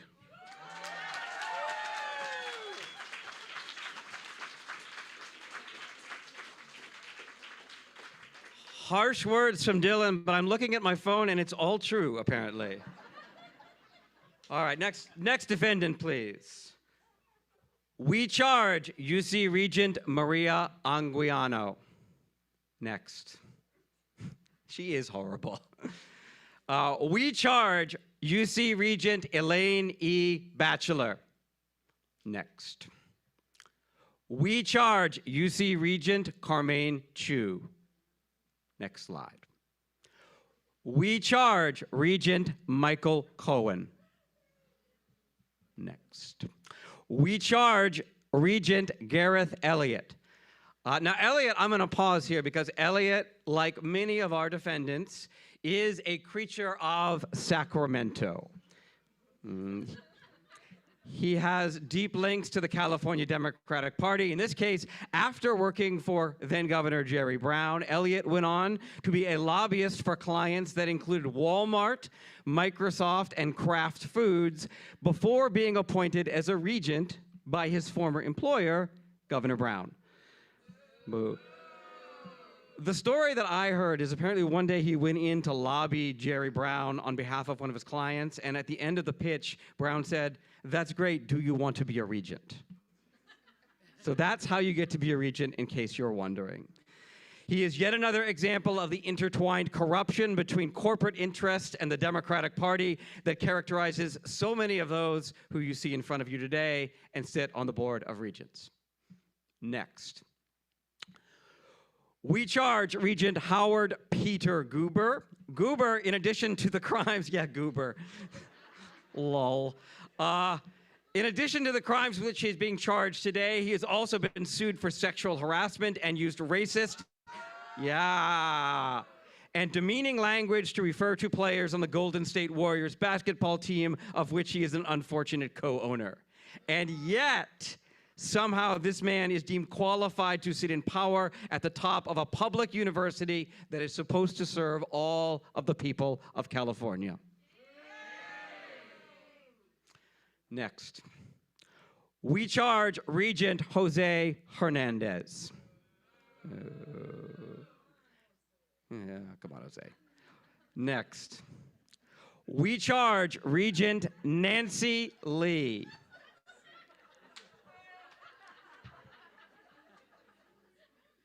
I want to be the guy in the sunglasses. He looks like he's having fun. Actually, I think that's Bob Iger. That's her boss. So, in addition to being a regent, Nancy Lee is chief of staff to Walt Disney CEO Bob Iger.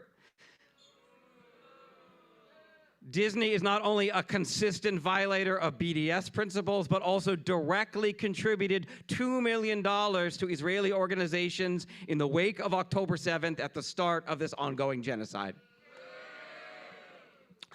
Next, we charge Regent Richard Lieb.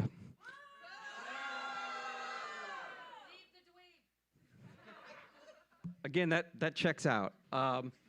A former chair of the Board of Regents, Lieb is an outspoken Zionist and genocide supporter who has contributed to Zionist groups including AIPAC, Pro-Israel for America PAC, and Democratic Majority for Israel.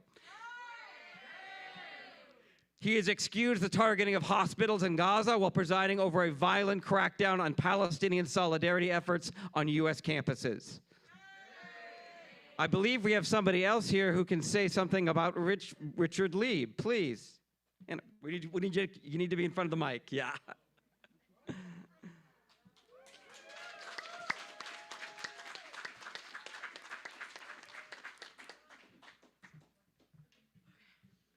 Richard Lieb is also the former VP for Lockheed Martin, which is currently arming Israel and complicit in the genocide of Palestinians. He also was caught on Twitter liking anti-Arab tweets and supporting doxing of UC students. So he can go to hell.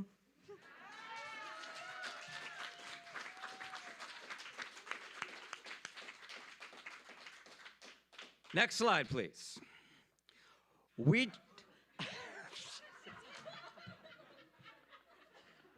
You're killing me up here. We charge Regent Hadi Makarichian with many crimes, including those teeth. Next, please. We charge Regent and current Vice Chair of the Board of Regents, Ana Matasantos. Next.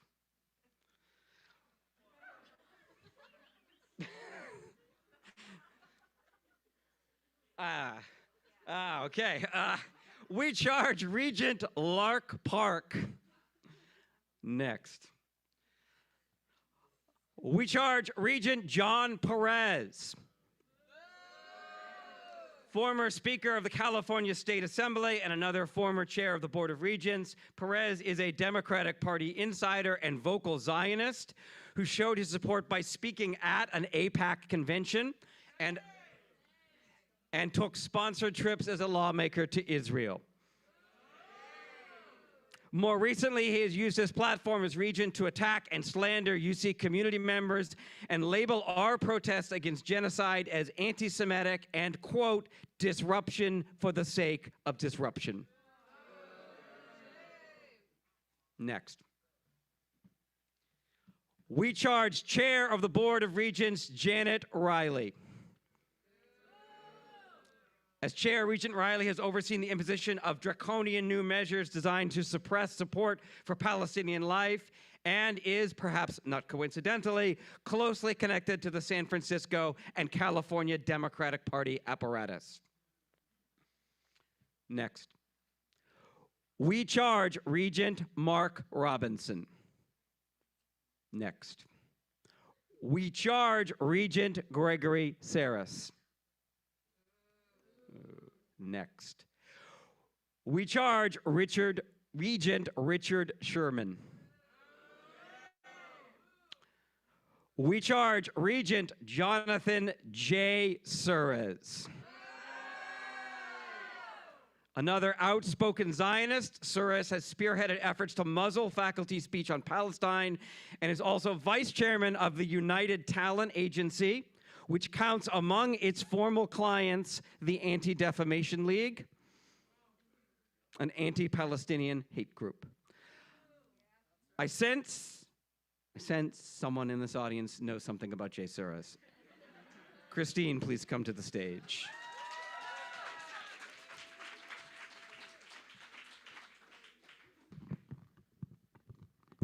This guy is so out of control, he could not stop himself from writing to the UC Ethnic Studies Faculty Council. He wrote a letter on October 30th of last year in which he professed concern for only Jewish life. Okay, the other thing that he did was he rehearsed in this letter, which became the kind of impetus for the website policy that muzzles us from being able to speak out on matters of critical public import. That letter, he stated a number of things. He stated that Hamas had killed babies. Okay, he issued something that he issued an untruth, and let's figure out like what his area of specialization is. At the United Talent Agency, he manages, in addition to the ADL, news celebrities. So he knows that a good lie goes far.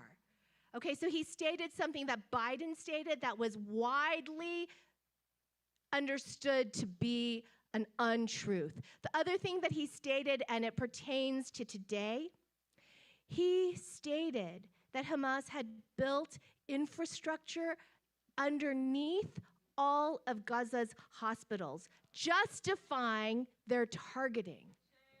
This is a regent of the UC. The other thing, too, is Vicky was speaking about the infamous history of the UC and the development of the atomic bomb.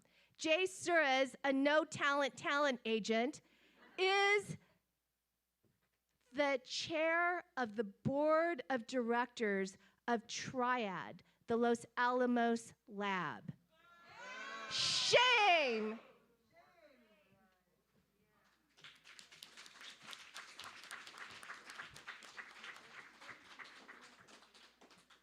Thank you, Christine. Next slide, please.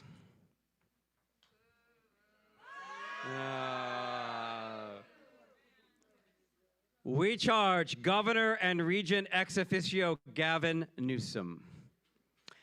Gruesome Gavin needs no introduction to this crowd, but it is worth noting that when he is not personally working to destroy the belongings of unhoused people, he is an ardent Zionist who has repeatedly taken sponsored trips to Israel and met with high-level Israeli officials who are directing the genocide in Gaza.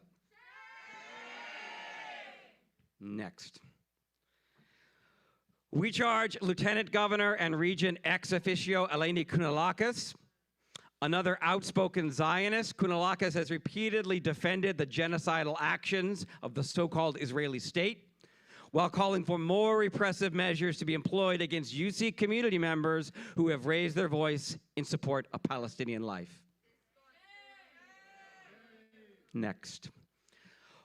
We charge Assembly Speaker and Regent ex officio Richard Rivas. Next. Oh, yeah. We charge State Superintendent Tony Thurmond. Our final system-wide defendant, Thurmond, has taken sponsored trips to Israel and attempted to silence schools and teachers who would dare to teach Palestine in their classrooms. This concludes our rogues gallery of system-wide defendants, but please stay tuned later in the day where you will be introduced to the leadership of the University of California, San Francisco, and their role in perpetuating genocide and ongoing Nakba in Palestine.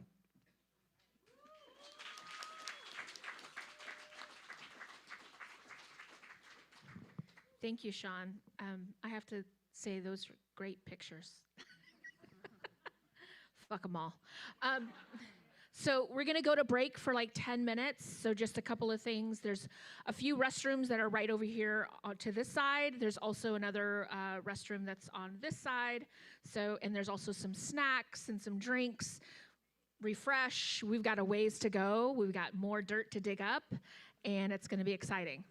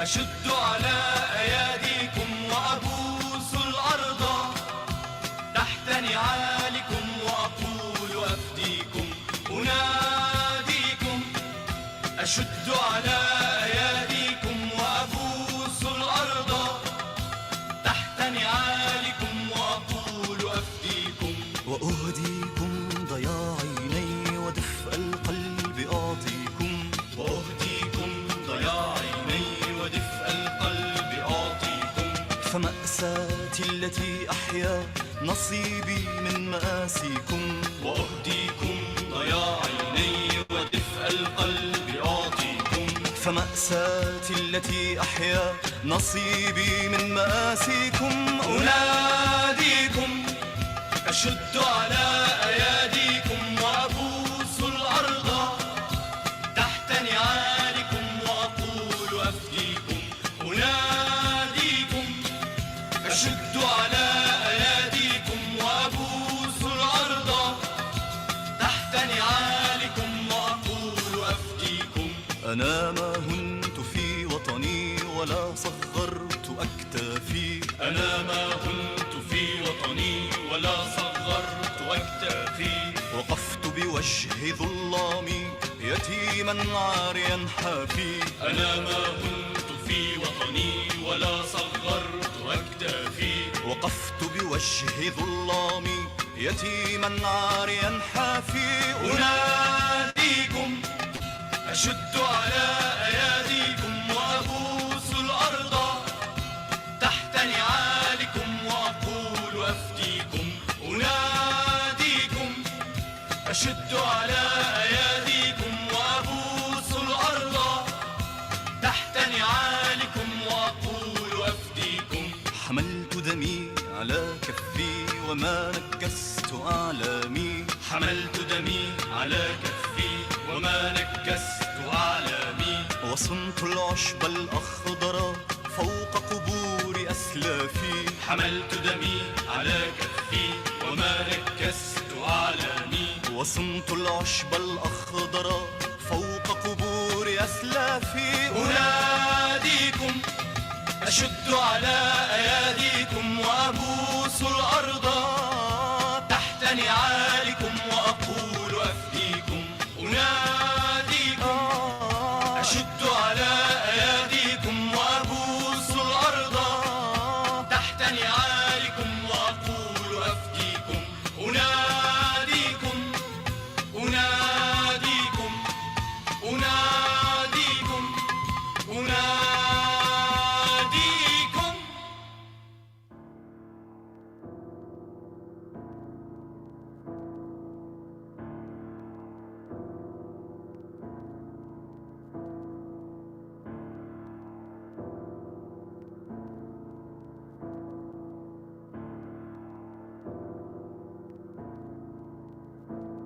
مش بيدي خليت عندي مليان شو أخسر عشان هيك كل خطوة بحسبها وبكتبها بدفتر من قصة بقرر أعيش حياتي بسيناريو واحد بس مش راح أخاطر وأتكل على غيري أو على الحظ ما خلقتش جاهز ما خلقتش عندي شو عندن هني شو عندن هني تعجيبن عندي بدون بوط الفندي منشوف من بيقدر يمشي أكتر بصير هني البدل مني أكتر شو عندن هني شو عندن هني فيش إشي عندن صار عندن منن بابا وماما أعطوهن فيزا لسكروا تمن نفس الفيزا خلت كم من بنت فرغة تحبن تنن شافوا كيف كل شي بسعره بس يزتن نفس القصة تشوف كل مرة تدور البنت المنيحة بتطلع منهن بس مليان جروح بتصير هي تجرح ونفس الجرح اللي كان موجود بنت المنة للشاب يجربش فيها بيود بس قصة وماشي هدراما زيادة عادي مليان مقاسي هدراما عادي تعشوف لي دراما بالبلد نحكيش أسامي بجيبوني قاعد بشي فرن حامي ويانا بنخلي الذكرى بس نفس الذكرى بتنعاد كل مرة وقعت حيفا كل يوم عم بمرة بتضلها توقع لما نحكي ع 48 أو نجرب نقولها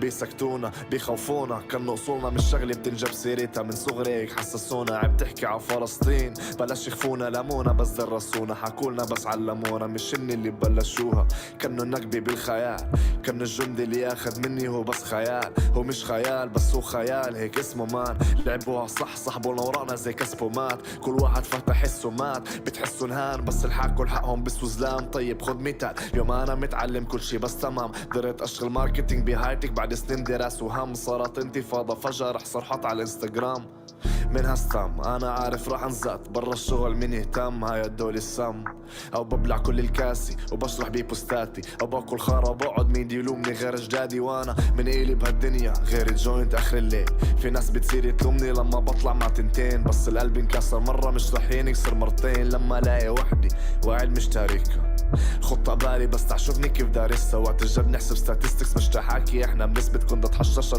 رحت سألتها شو سمبستك بحكي معها شوي بعدها بختفي بدي ديستنس فيش ضدك شو كان اسمي نسيتي بعد ليلة مزمز دورش على ليلة حسمس بس قولي مني انا حسك ووعد رح يطلع حس استثنائي بس في ما كل مرة كنت استعلائي كل مرة حسستك اني مش فاضي لكم ما بهمني كل مرة عصبت على اختي لياتها وسمعتها كلمة بس مش هوايني اتعامل مع حالي بحالي اتعامل مع كيف بفكر واحساس اني بضلي مقصر بس مش هوايني ايأس بدون ما فرجي اشتغل بدون نتيجة استنى اي حدا يجي استنيت الناس الغلط تتذكر عيدي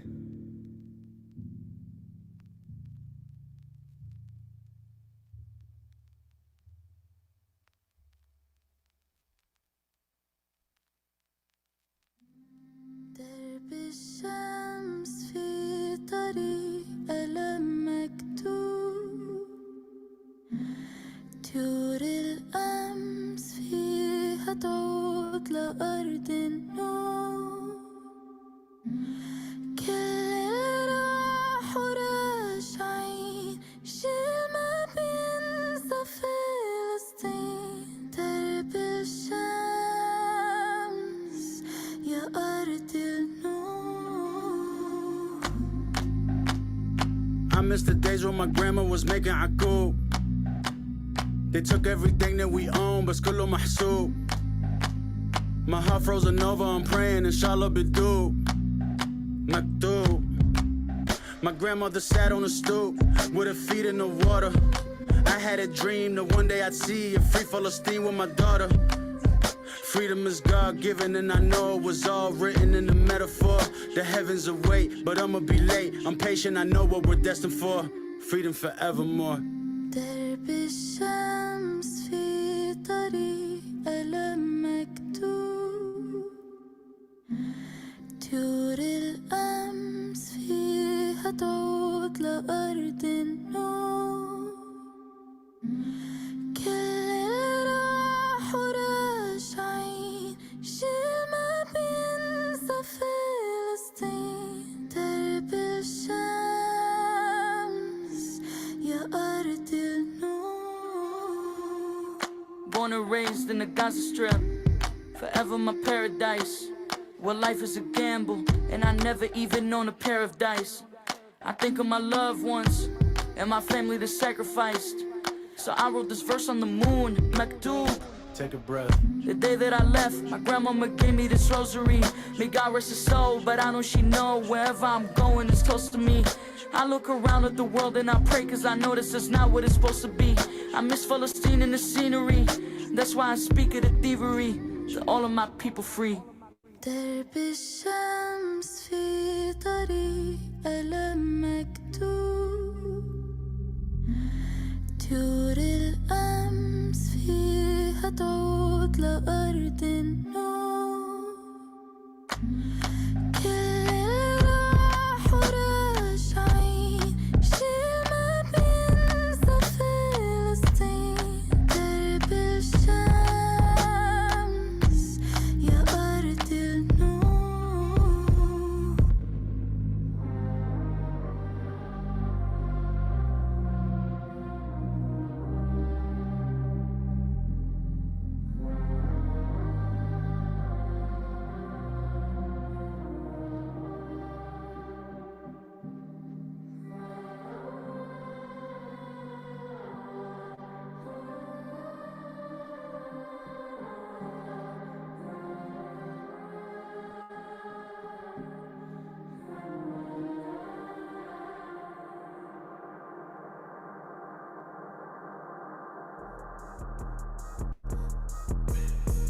Wadi, Chanka, Moche, Naska, Pacha, Mama, Quechua, Aymara, Imaina Yam, Sumak, Sumakta, Aya, Kuchana, Viru, Wanta, Titi, Kaha, Uru, Bamba, Kimwa, Takna, Kaha, Marka, Ata, Walpa, Waina, Kapak, Mama, Okyo, Manko, Kapak, Sumakta, Kausa, Kusum. Paya mama ita puring kinchu Kapak, Raimi, Busak Sutaika Benilda Luis Rojas Wakpim Pachapoyu Kachkan Inti Mamakia Imainayam Iskay Waranka Iskay Chunka Wenya Naikipak Sunku Chukcha Wakpim Pachapoyu Kachkan Inti Mamakia Imainayam Iskay Waranka Iskay Chunka Wenya Naikipak Sunku Chukcha Rimankichu Manachu Quechua Harawi Harawi Nyawi Kimsa Kashkani Rakmi Wari Taitai Sutaika Inka Chuki Chinchay Please don't ask me for a translation, cause I'm only repping First Nation. Please don't talk to me about decolonization when you still speaking in the colonizer's language. See you genocide us, then you colonize us. See you sterilize us, and now you fetishize us. See you stigmatize us, then homogenize us. Trying to co-opt the movement and gentrify us. I say no. Land back, please. Stolen land under siege. Land back, land back, land back, please. Stolen land under siege. Listen, if you're really about change, if you're really about the liberation of indigenous people, if you're really about sticking it to the fucking corrupt governments around the world, then it's gonna take sacrifice. على عهدي على ديني على أرض تلاقيني أنا لأهلي أنا فديهم أنا دمي فلسطيني فلسطيني فلسطيني أنا دمي فلسطيني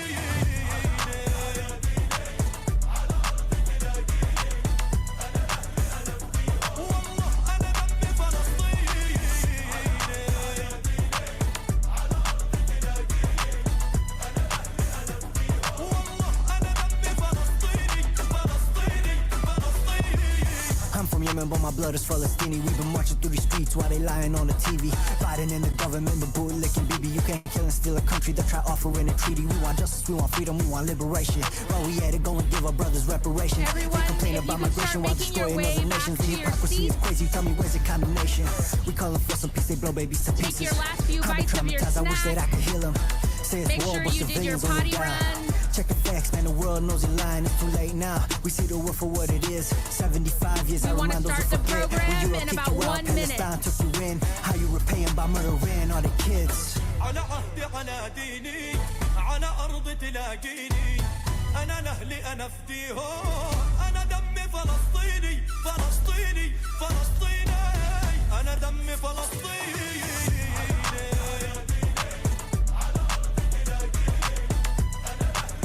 Like this close?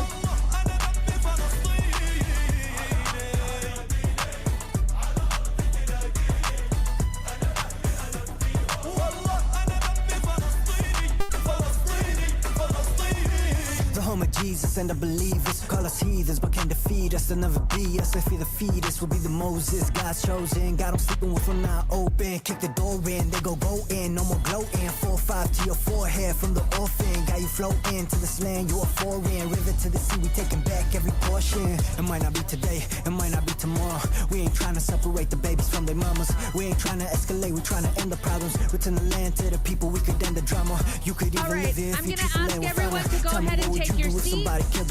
We're going to start the second portion of the program. The problem is that they don't worship God, they worship dollars. Thank you, everyone.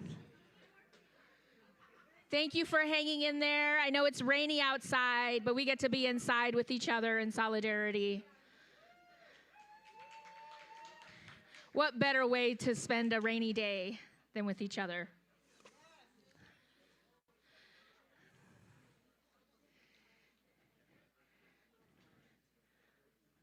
All right, so just a few little housekeeping updates.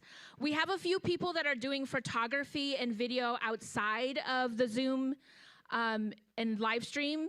If you can raise your hand, those that are doing photography, thank you. So if you don't want your picture taken, please let them know. But they'll be taking pictures and videos sporadically throughout the event. Also, if you're coming up as a speaker, be sure that you're as close as I am to the mic, just so that everyone who's on the Zoom can also hear and it's very clear. We also have simultaneous translation that is going on. So if you are reading, take a deep breath, slow down, we can hear you. All right, thank you. So welcome back to the second portion of the program. This next portion, I am actually going to invite one of my comrades, colleagues, esteemed doc from UCSF. So this will be the UCSF portion. This is Lee Kimberg, Dr. Lee Kimberg. Shorter, doctor. Is that good? Sound? Okay. Hi. Is that good? Okay.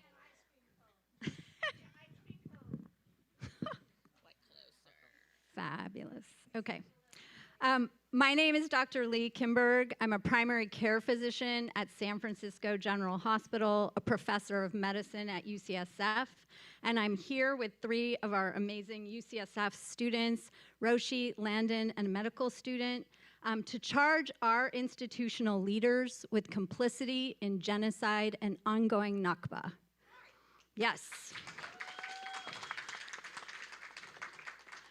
As healthcare workers, we take an oath that we hold sacred to care for people, to serve humanity, to do no harm. This oath connects us as healers to one another as well. Our Palestinian healthcare worker colleagues in diaspora, like our distinguished judge, Dr. Jess Hanem, have lived this connection with our Palestinian colleagues in Palestine their whole lives, even before they were born. Some of us who are newer to the Palestine liberation struggle now share a very deep connection, sealed by our oath, with our Palestinian colleagues. One of our Palestinian healthcare worker colleagues, a young man who is an occupational therapist in occupied Palestine in the West Bank, has honored me with the permission to share his remarks, which were written specifically for our UC People's Tribunal for Palestine. So I'm going to read his remarks to begin. We are left out. We are neglected. We are oppressed and deprived of the rights so many people take for granted. We are cut off from every aspect of what could be a normal, healthy life. Our lives are surrounded by fire, our future slipping away with every day that passes. We have lost our right to an education, our right to healthcare, our chance to build and dream and grow. We are losing our best minds and the bright young people who should be leading us forward. In every corner of Palestine, people feel as though they've lost not only their homes and their families, but their very sense of self. These words are not just emotions. They are expressions of our lived reality. October 7th wasn't the beginning. It was a culmination of loss, and for so many, the breaking point. My grandmother put it best when she said, "It feels like the final stage of suffering, the last drop of misery."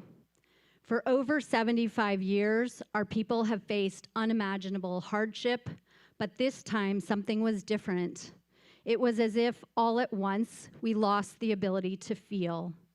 We became numb, asking ourselves, is this real? Is this really happening?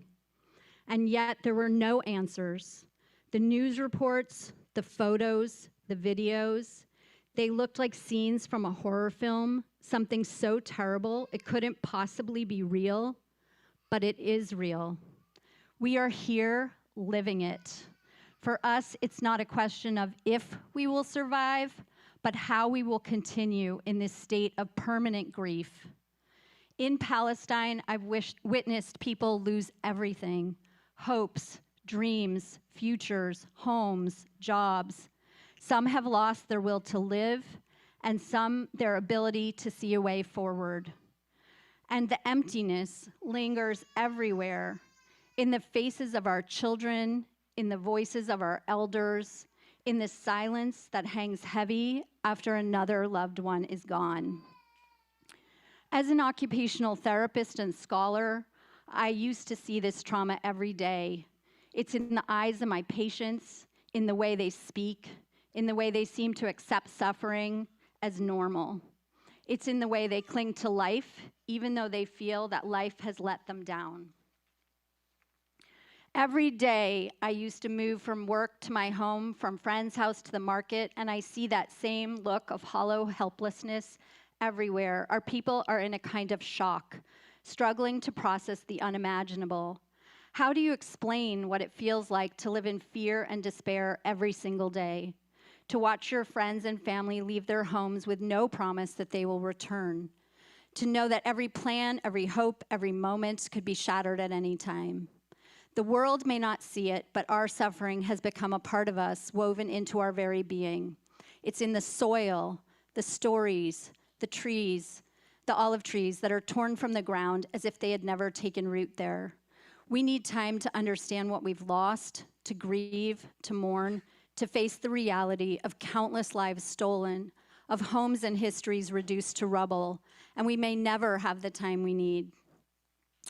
As you examine the UC system and its response, ask yourself, what role do institutions like this play in the face of suffering? Silence has a cost. Every day that goes by, more lives are lost, and we lose not only loved ones, but the doctors, teachers, engineers, and students who could shape a different future. Our healthcare colleagues have been targeted, killed, and denied the ability to provide even the most basic care to those who desperately need it. This impacts us deeply because with every life lost, the world loses a voice, a healer, a mentor, and a source of hope for the next generation. I ask you to break the silence, to refuse to stand by as people are erased. Palestine and Lebanon deserve to exist. They deserve to live and to heal, to rebuild and to thrive. We need people and institutions to stand with us, to bear witness to what we are enduring, to help us rebuild, and to believe that we have a right to life, to safety, and to peace. We need you to see us not as victims, but as people, as families, as a community who dreams and loves and grieves. Please do not look away.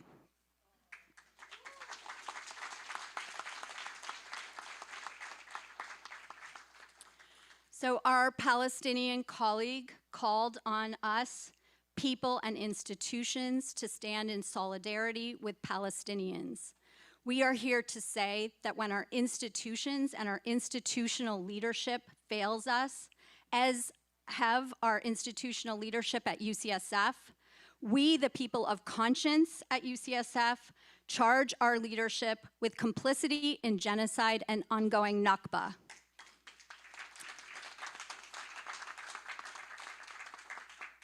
Trish, the Sam Hoggood slide, please.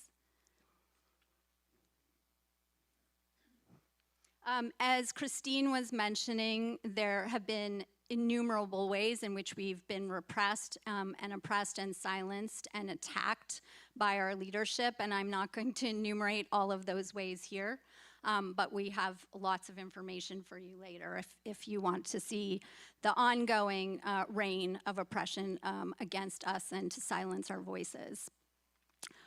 So, Dr. Sam Hoggood, you have desecrated our sacred oath. You are a pediatrician, a neonatologist.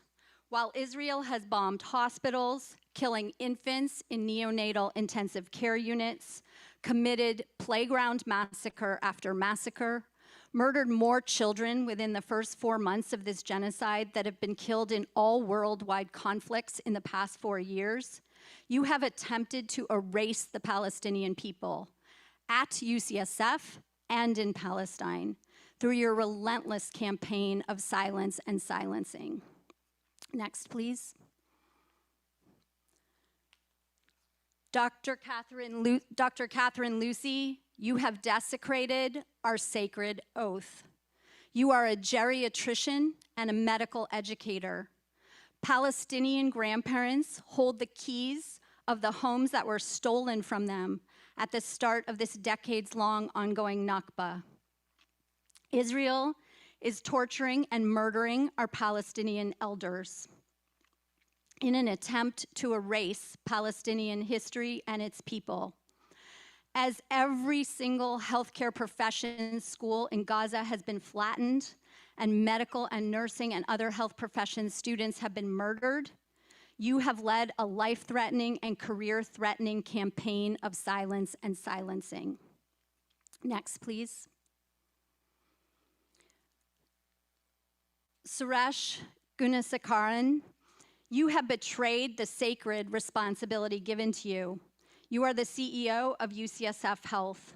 While Israel has completely decimated every hospital, clinic, pharmacy, vaccination site, blood bank, and ambulance in Gaza, you threaten the careers of staff who uphold their oath to humanity and display symbols of solidarity with the Palestinian people.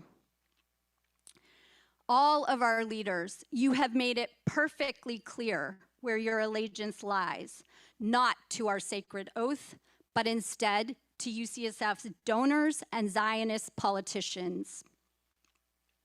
You will all hear a lot more today, later, about UCSF's largest donor, the Helen Diller Family Foundation. So I will, yes, boo and shame. I will not be sharing a great amount of detail, but I will say that for the past 3 decades, I've cared for Black, brown, disabled, marginalized patients in the San Francisco safety net. The Diller Family Foundation fortune has been made by preying on my patients through their predatory, rent control crushing real estate company. As we connect all of the liberatory struggles, Black and brown people, LGBTQ people, disabled people, and the Palestinian liberation movement, we see how the Diller Family Foundations to organizations like JINSA that cross-train the military and police in the US and Israel rains down deadly police violence on our communities from San Francisco to Palestine. Our UCSF leadership, the Diller Family Foundation, and Zionist politicians have waged their war on us by spreading the virulent lie that our advocacy for the rights, the freedom, and the lives of the Palestinian people is anti-Semitic. I'm here to say that as a Jewish faculty member whose grandfathers fled anti-Semitic violence and whose relatives died in another Holocaust, this lie could not be more deeply offensive. Our students are now going to read the charges against our UCSF institution and leadership.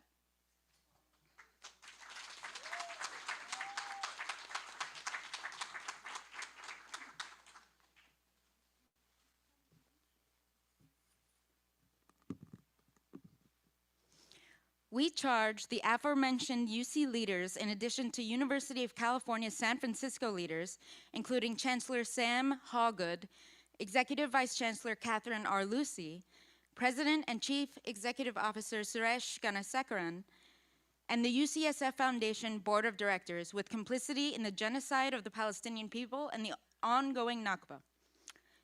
As the only UC campus wholly focused on health, healthcare, and health professions education, UCSF has a particular ethical responsibility to uphold the sacred healthcare worker oath to do no harm and to protect humanity. In this time of genocide and ongoing Nakba, UCSF administrative leaders have failed to carry out UCSF's stated mission to advance health worldwide and to honor the Hippocratic mandate that forms the cornerstone of the health professions. Far from abstaining from harm, they have colluded in imperialist violence.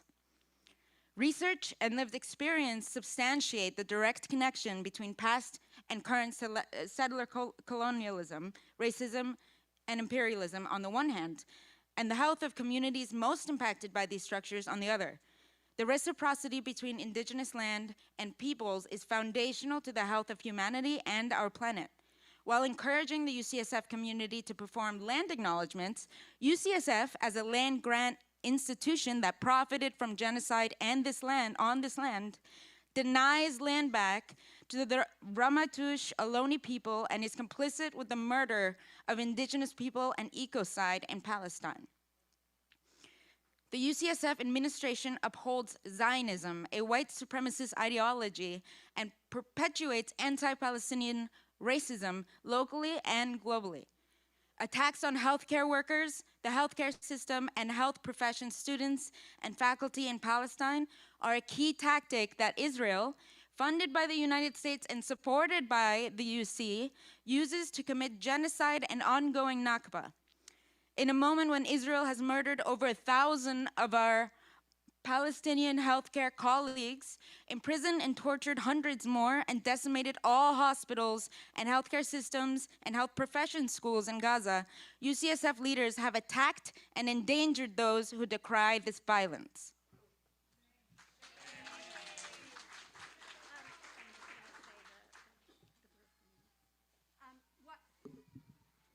We're going to ask you all to join us, if you would like, in a refrain of do no harm after each charge.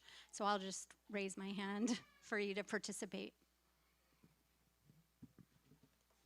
We charge UCSF and its leadership, including Chancellor Hallgood, with direct and indirect complicity in the crimes of ongoing Nakba and genocide. UCSF administration complicity includes, but is not limited to, the following crimes. Number one, we charge UCSF and its leadership with violation of the sacred healthcare oath.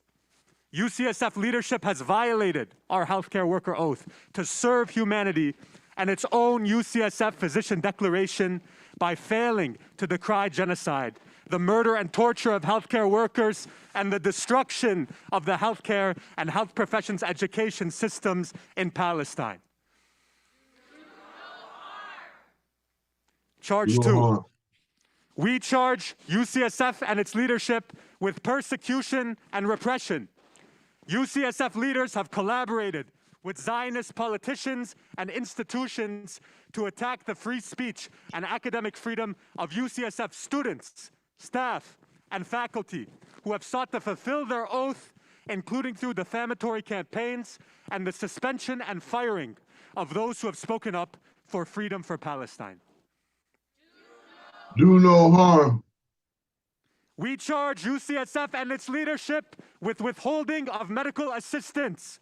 The UCSF administration, which provides material and technical assistance to countries and regions with public health and healthcare crises, has withheld such aid to Palestinians who are suffering the impacts of climate catastrophe, mass starvation, the spread of infectious diseases, severe trauma, and other health calamities consequent to the genocide. Do no harm. We charge UCSF and its leadership with investments in genocide. By investing in the Israeli state and complicit Israeli corporations, and by procuring medication, equipment, and services from Israeli and other companies complicit in the violation of Palestinian rights, UCSF aids and abets the Israeli occupation and the genocide. We charge UCSF and its leadership with academic ties to genocide. UCSF sustained Israeli occupation and ongoing Nakba through its institutional collaborations with complicit Israeli university while refusing the parallel investment in Palestinian institution. Do no harm. We charge UCSF and its leadership with institutional Zionism and anti-Palestinian racism. UCSF has consistently and falsely equated criticism of Israel and Zionism with anti-Semitism, a practice that not only endangers Palestinians, Arabs, Muslims, but also anti-Zionist Jews, and ultimately all marginalized and oppressed communities, while declining to investigate this complaint of anti-Palestinian racism, doxing, harassment, and death threats. We charge UCSF and its leadership with donor influence. UCSF administration has accepted $1.15 billion from the Diller Family Foundation, an explicitly Zionist foundation that funds right-wing extremist hate groups, including Canary Mission, which has doxed UCSF faculty and students, and programs designed to deepen collaborations with complicit Israeli institutions. Do no harm.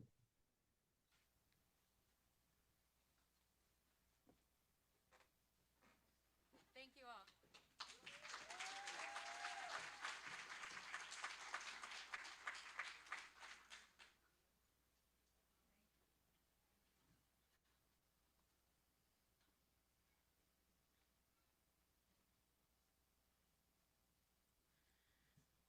Thank you to Lee and the UCSF students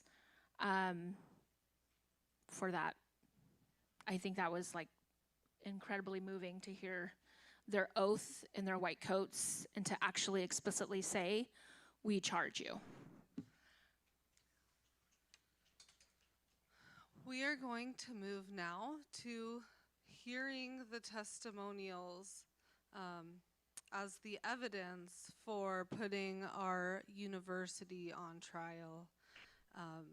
We'll just repeat that this is going to be a heavy session, and it will go from now until lunch, and we're going to continue after lunch as well with testimonials.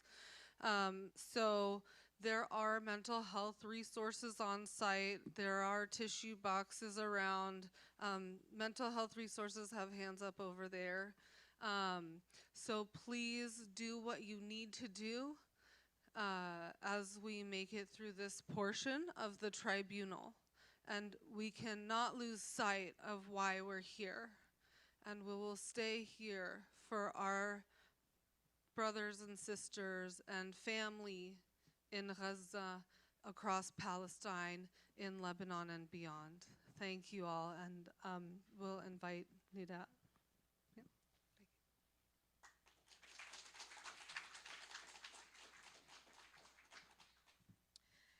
Good morning, good afternoon, humans of conscience. My name is Nadat Liftawiya, and no.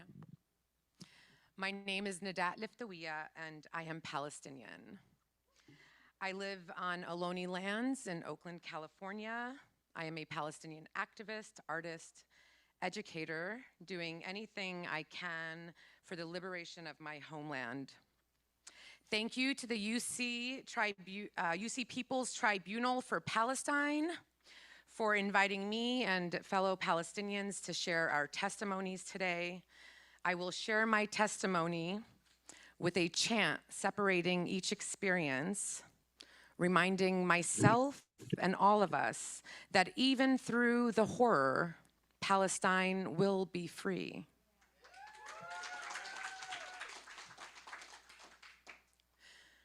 وهي فلسطين حرية. Refugee camps, kids playing in front of the house, dust everywhere, scrappy clothes, barefoot cousins. Imagine the screams sharply stop our play while we watch in horror a veiled mother running barefoot after an Israeli jeep, yelling, "Waqfu, waqfu, walad صغير." Stop, stop, he's only a little boy. The jeep does stop, and she's able to grab a hold of it, only for them to keep driving and dragging her body along with them, wailing for her son. Hey, Palestine حرية. Military curfew, we can't go outside, we can't go outside, we can't go outside. With broken crayons, we color Palestinian flags on white-lined notebook paper. We check if the coast is clear, and I run downstairs, sneak out of the house onto the sidewalk, and staple our notebook flags onto the poles. Imagine moments later, my brother and I watch through the window of our balcony. Israeli soldiers walking down the street.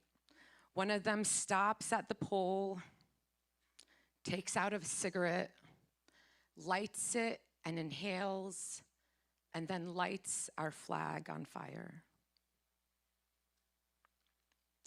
My brother has already started coloring the next flag. Hey, Palestine حرية. On a quiet day in Mukhayyam Shahfat refugee camp, peaceful and sweet with the warm aromas of my grandmother's cooking, my uncle outside working, my cousins and I watching TV. Imagine too soon the tear gas stabs through the sweetness of our day. My city, my cousins and I run to close all the windows, and then too late, we realize that one of the canisters are inside the house. The canister is inside the house. Out of nowhere, my khalo appears, grabs me and my two other cousins, and hanging from his neck, from his back, and from his arms, he held us outside of a window so we could breathe, while my grandmother held on to his waist to weigh him down. Hey, min al-maya lal-maya. Hey, Palestine حرية. My father was a freeborn Palestinian man. He died occupied. I must have been 8 or 9 when my father took me with him in his blue Peugeot pickup truck. He spoke about his mother on the ride, telling me how much she would have loved me if she was still on this side. He parked on a side of a cliff. There were stunning views of a village, ruins just frozen stiff. And then he said, "Yalla, let's go. Let's go and look at this." He pointed at the village and said, "That's where I was born. right there, that house is yours. Hey, من المية للمية. Hey, فلسطين حرية.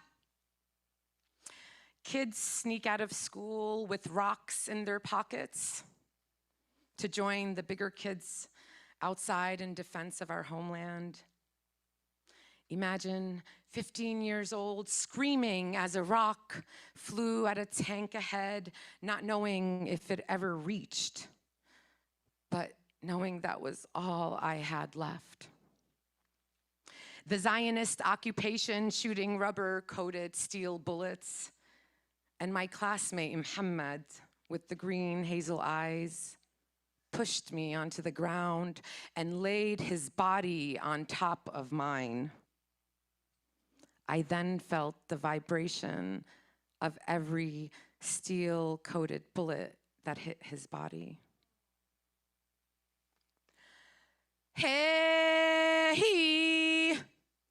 من المية للمية. Hey, فلسطين حرية. A 6-year-old is typically old enough to walk to the neighborhood bakery in Palestine. Imagine the baker asks 6-year-old me, "What's your name?" And I proudly say, "Nadat." He asks me if I was Muslim or Christian. And I didn't know. The men in the bakery wholeheartedly laughed. And I took the bread back home, returning with tears in my eyes. I shamefully tell my father what happened, and he gently held me and said, "If anyone ever asks you that again, you tell them, I am Palestinian."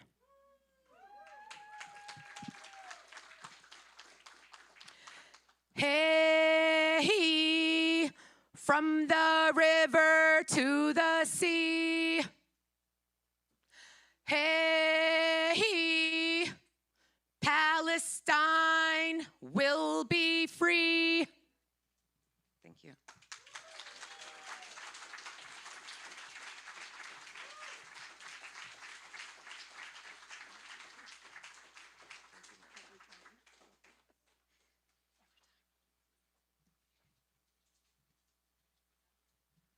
Thank you, Nida.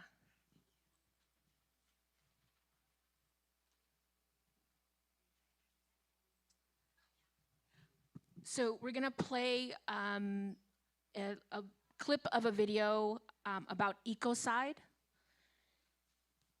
I'll let it roll.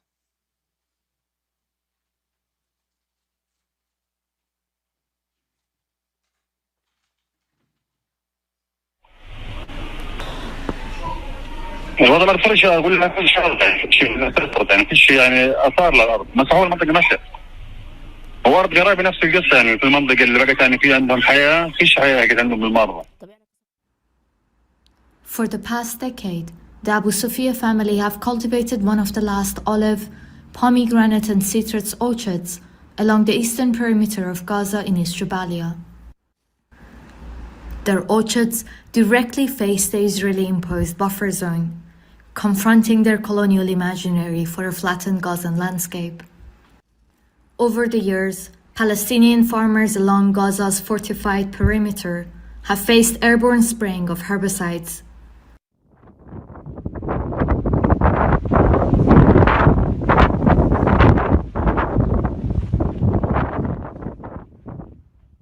Regular bulldozing of their crops.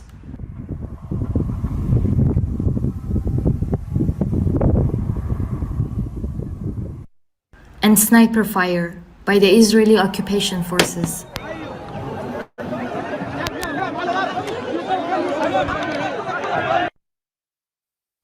During the 2018 civilian protests known as the Great March of Return, the areas surrounding the Abu Sofia farm became a gathering place. Through great care and despite the severe hardship of the Israeli siege, Abu Sophia's orchards grew tall. But since October 2023, Israel's genocidal military campaign in Gaza has uprooted these orchards. Our investigation reveals this ongoing systematic destruction of Palestinian agriculture across Gaza, of which the Abu Sophia farm is an example. Satellite imagery from January 2024 shows the farm destroyed. Earth berms raised by bulldozers to create fortification, and a new road carved through the landscape. These colonial earthworks have transformed a previously productive Palestinian agricultural area into an Israeli military outpost.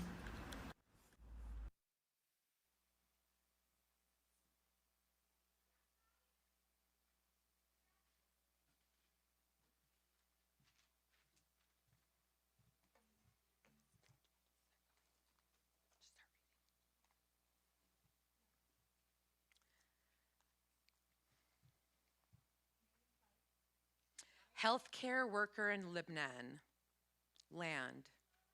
Come back here before you lose a leg, my grandmother would shout, her voice echoing across the garden of our family home in southern Lebanon.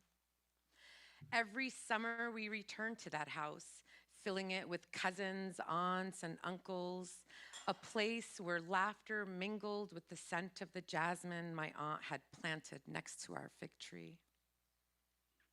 My grandmother was referring to the fields surrounding us that were littered with landmines left behind by the Israeli army back in the 80s when they invaded Lebanon.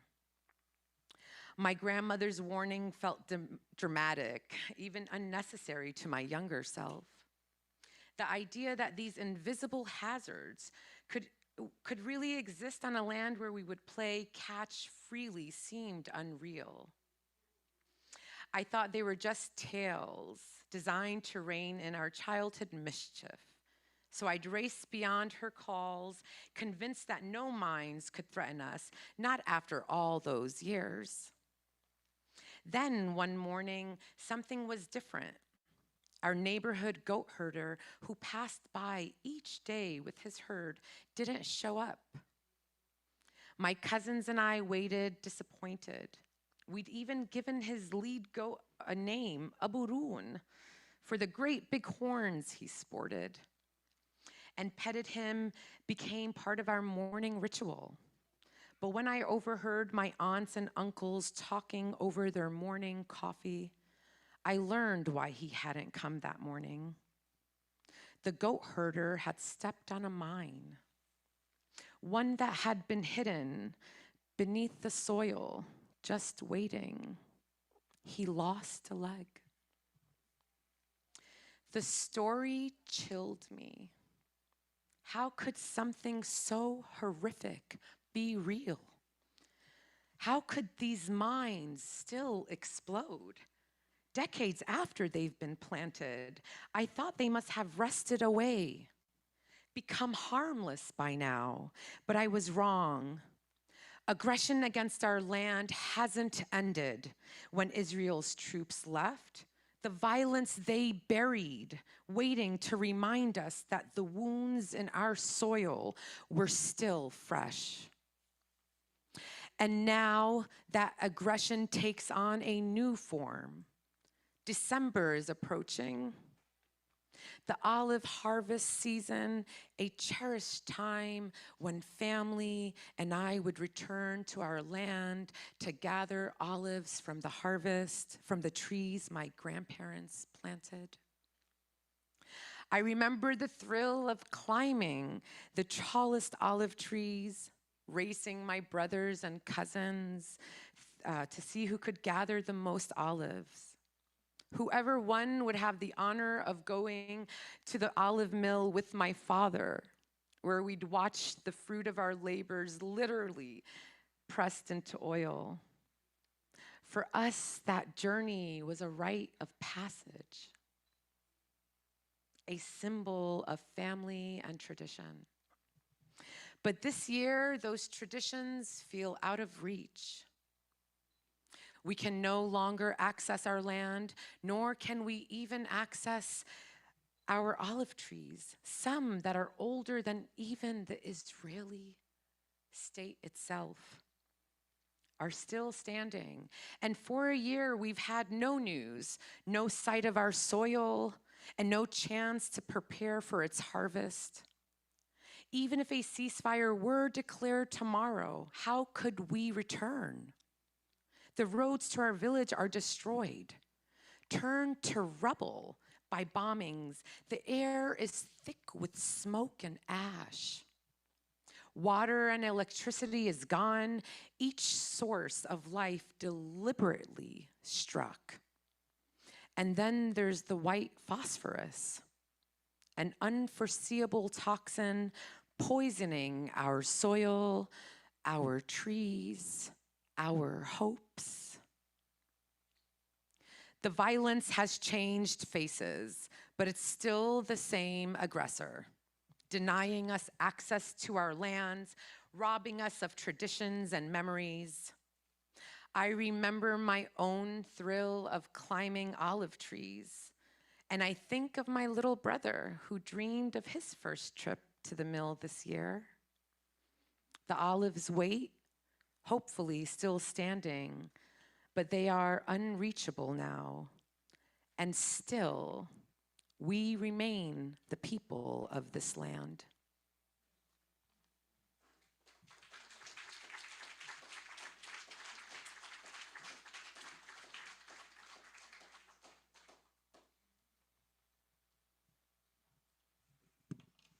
Thank you, Nida, again.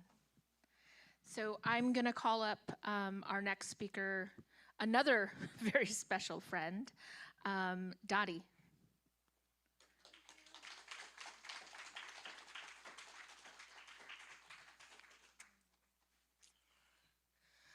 Hi, everyone.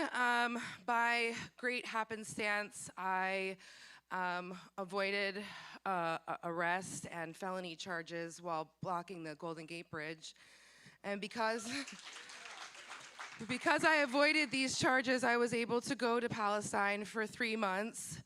I went with the International Solidarity Movement, which, if you don't know, is a life-changing experience. And for me, it made me feel effective for the first time in my life. I was raised Zionist, and at the age of 13 was brought to occupied Palestine in hopes of me making Aliyah and one day moving there. And what I saw was entirely shameful and scary, especially as a child. And I expressed how watching someone be brutalized did not make me feel safe or protected. And since then, I have been finding family with all of you, so thank you.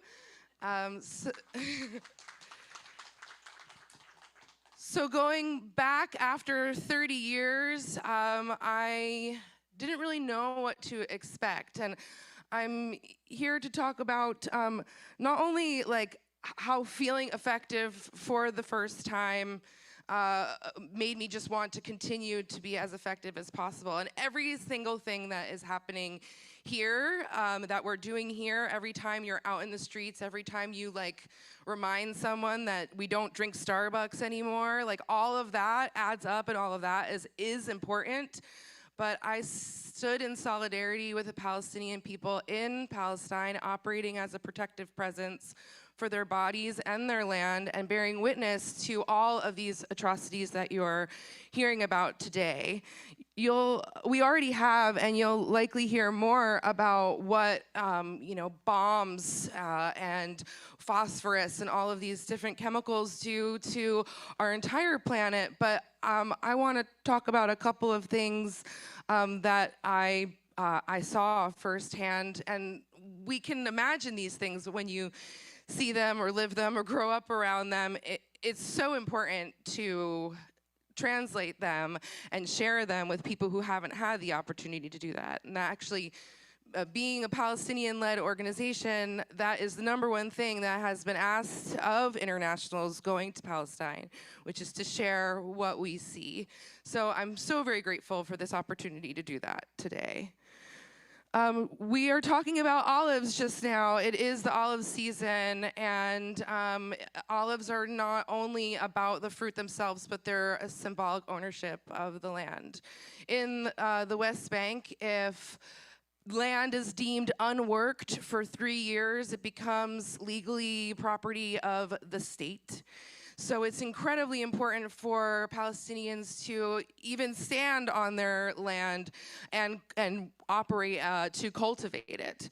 Last year, the olive season is October, November, into December and the end of September. And if we all remember what happened last year at the beginning of October, farmers in Palestine were not able to get to their olive trees at all. So they stood for a year unharvested, and ISM and other organizations attempted to operate as protective presence, but it just became too dangerous.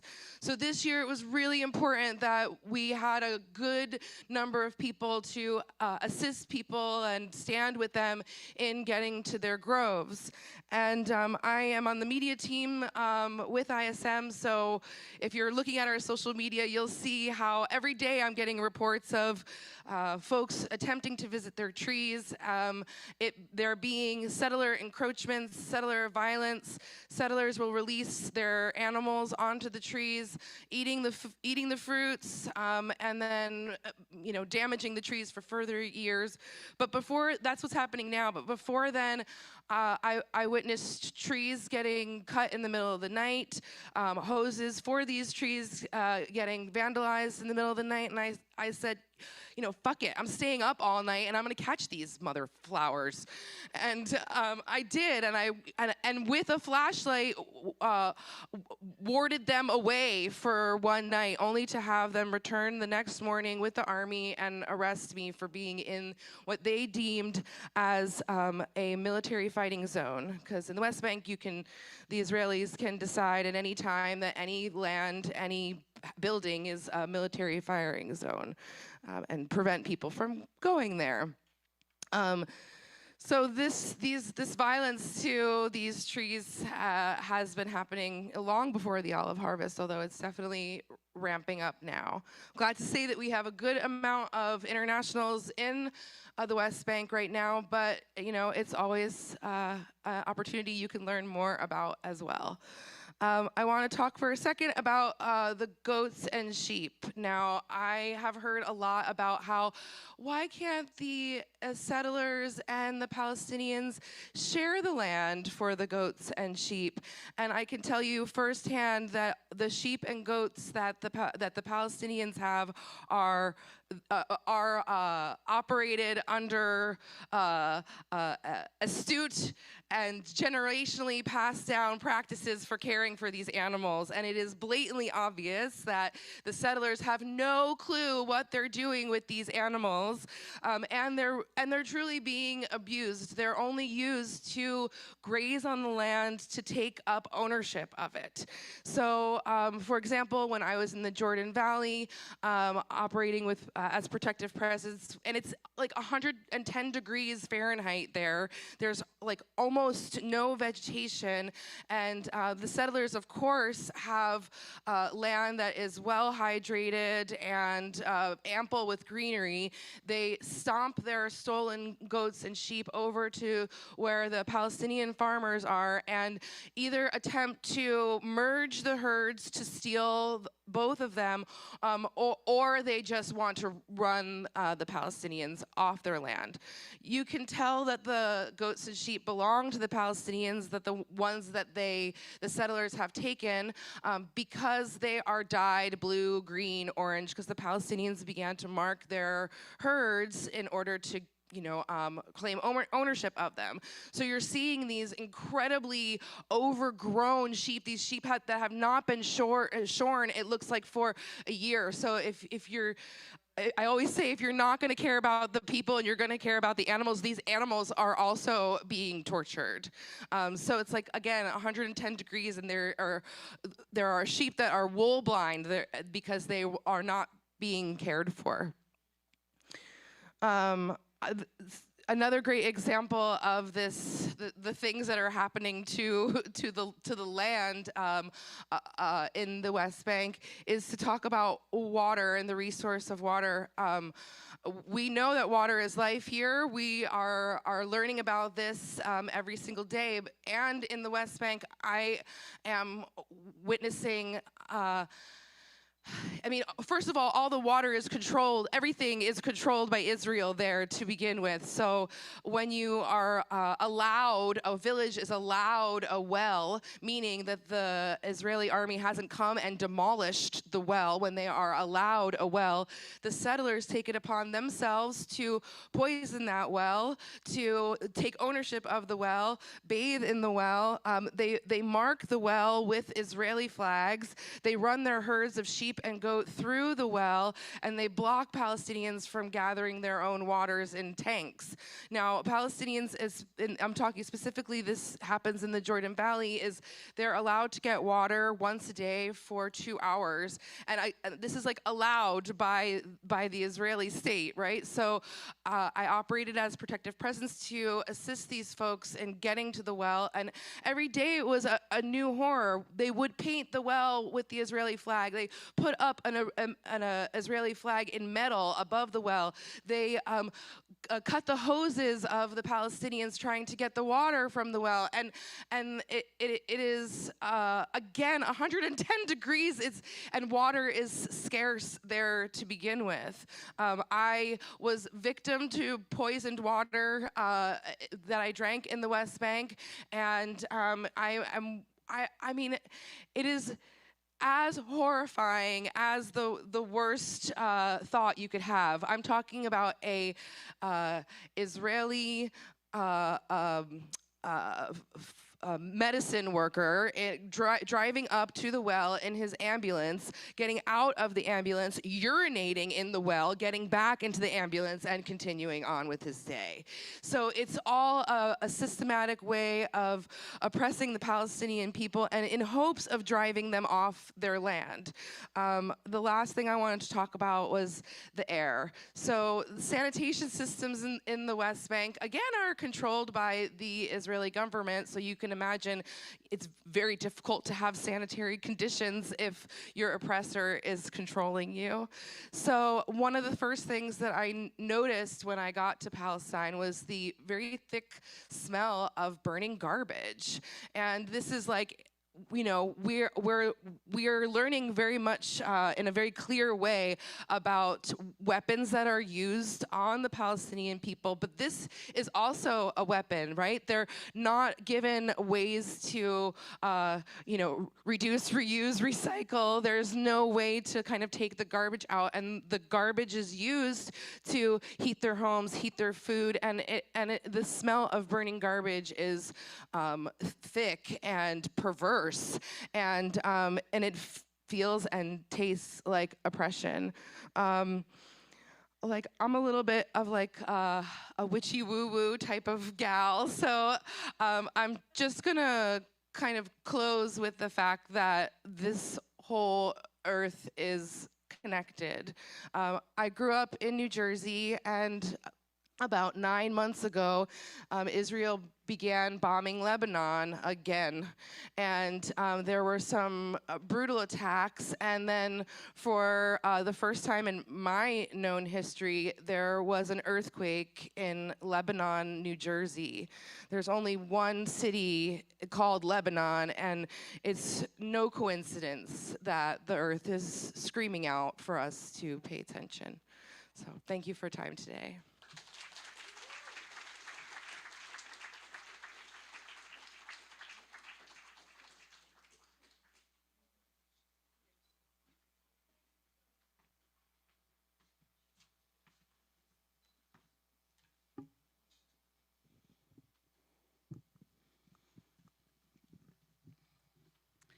Hello, everyone.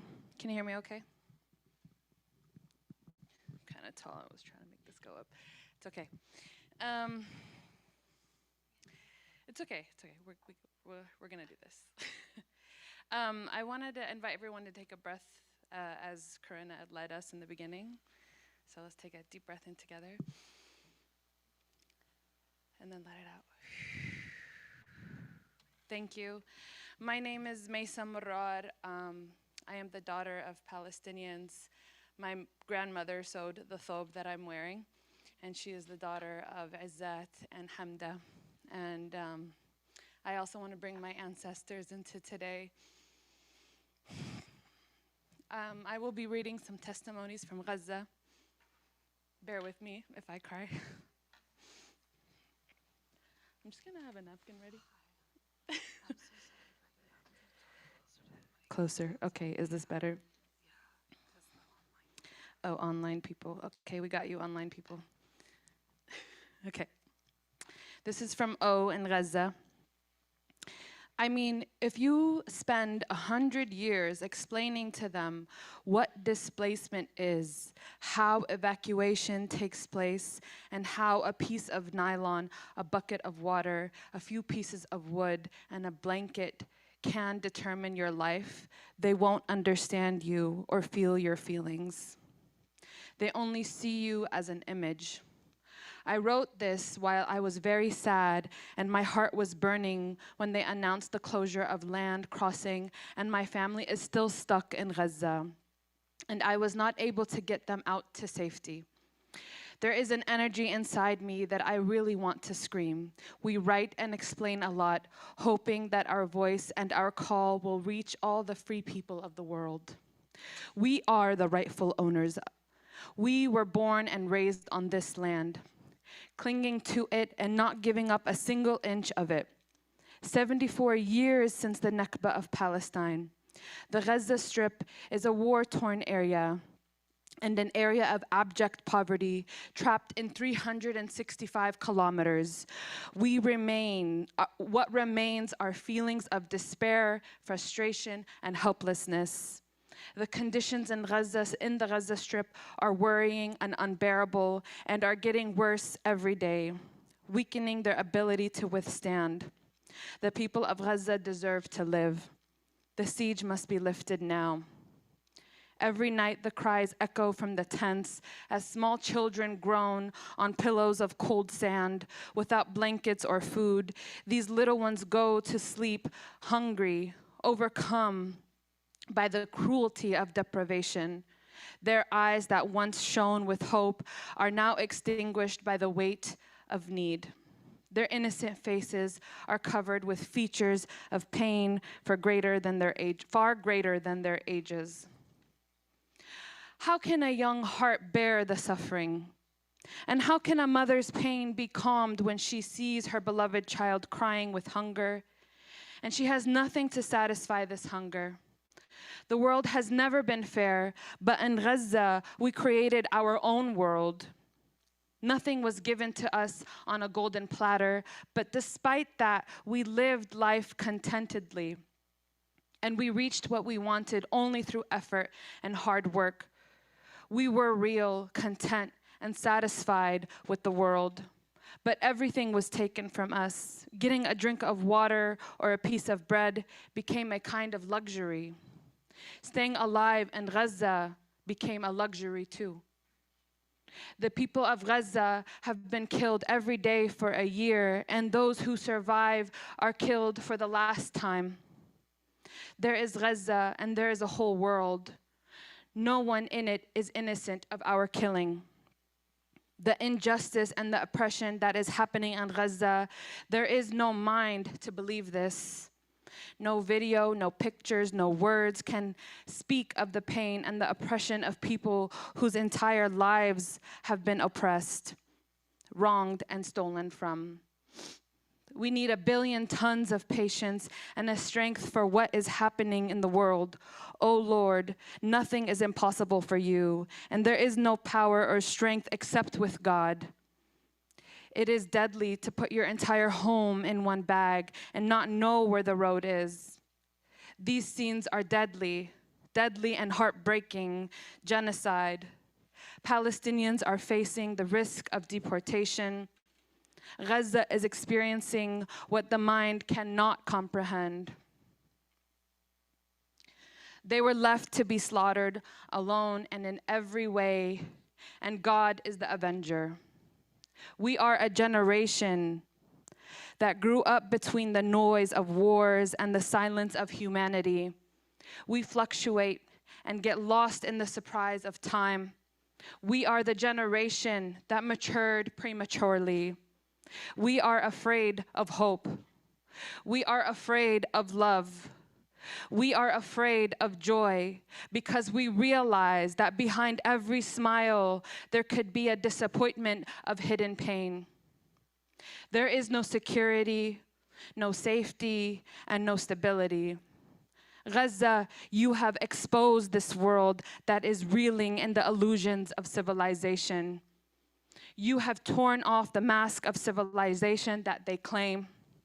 What kind of a civilization is this that claims to be advanced while it turns a deaf ear to the cries of your child torn apart in the rubble? What kind of justice do they claim while they witness the destruction of your land and have no consciousness? Gaza has exposed all those who traded in human rights slogans and boasted in the name of justice and showed them the truth of their miserable decadence. In Gaza, the masks fell, and the truth of this despicable world that claims humanity, while it is drowning in blood deals and destructive treaties, appeared. The falsehood has been exposed in Gaza, has revealed its wound to tell the universe that this era that claims progress and civilization is nothing but a hollow shell that hides baseness and decadence behind it. 13 months of genocide and a full view of the world. What dignity is left for humanity after all the silence? In Gaza, more than 50,000 martyrs, men, women, and children who saw nothing in their lives but bombing and siege, mothers who said goodbye to their sons without saying goodbye, and elderly people who carried the wounds of years on their shoulders and then met their Lord as martyrs. Thousands of wounded, their blood staining the ground. Every drop a curse on those who let them down, as if the earth is writing its history in blood to bear witness to the betrayal of humanity. Most of the houses have collapsed. It is as if the homeland has become a pile of rubble, and the memories of generations have been buried under the rubble, and people have no refuge but the sky. More than 2 million are besieged and homeless, wandering aimlessly in their land, searching for a piece of bread or a drop of water, as if their great world no longer accommodates them, while the traitors enjoy the illusions of false peace. Gaza, with your wound that never heals, you have exposed all those who turn their faces away from you and close their eyes to your pain. What kind of civilization is this that allows an entire city to be wiped out and an entire people to be besieged, while the world watches as if it were a scene from a passing play? All their slogans glorifying humanity have become empty, and all their claims of human rights are nothing but deals on closed tables. Gaza, you are the scream that resounds in the face of the world, and the symbol that will not be erased from the memory of history.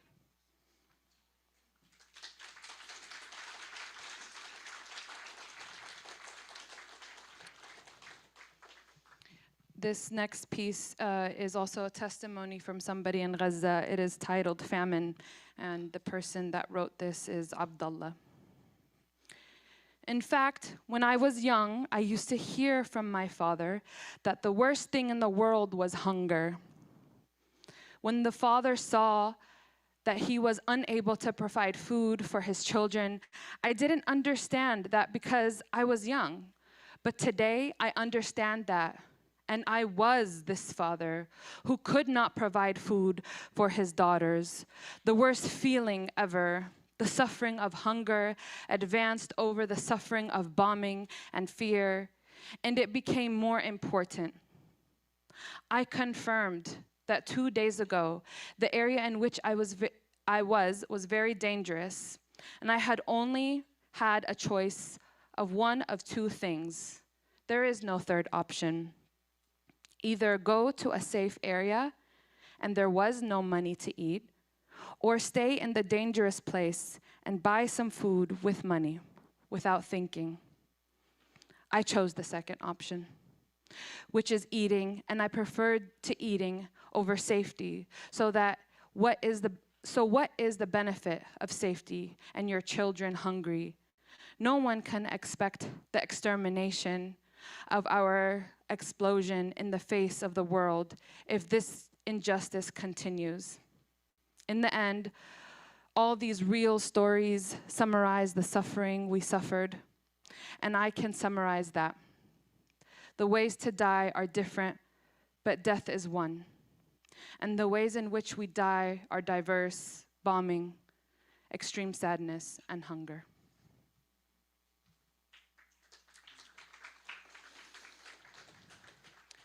This last testimony is from H in Gaza.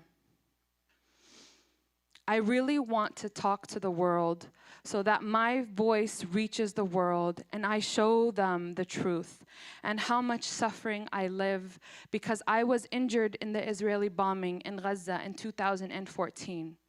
And because of this bombing, I became paralyzed. And I use a wheelchair. And because of the war that is currently taking place in Gaza, the crossings have been closed and we are living in a great famine. I also want clarification about the disease hemophilia and the lack of provision of medicines. War has destroyed everything in our lives. I cannot use a wheelchair on the destructive roads, and there are no houses, there is no food or healthy drink, and no medicines. There are no hospitals to stay inside in order to receive medicines. Borders are closed because of Israel. Sanctions have been imposed on the people in Gaza. I am, as a wheelchair person, living in a very difficult life here in Gaza. No one can imagine it. Sleeping inside tents and living inside them is very difficult. The hot summer has passed while we are inside tents, and the cold winter has come to kill us all. There are no clothes to buy. That's why it is incredible how to live a life like this. I did not find clothes for the winter, and it became very bad here. The tents are very painful.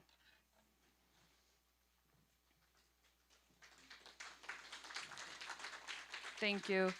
And I just want to add a couple words, but as we read these testimonies and we bear witness to what is happening on Gaza, it is very important for us to keep our narrative alive and to have testimonies and tribunals such as this one and to continue to write about Gaza and to have art forms about Gaza and to continue to display our humanity to the world that tries to erase us.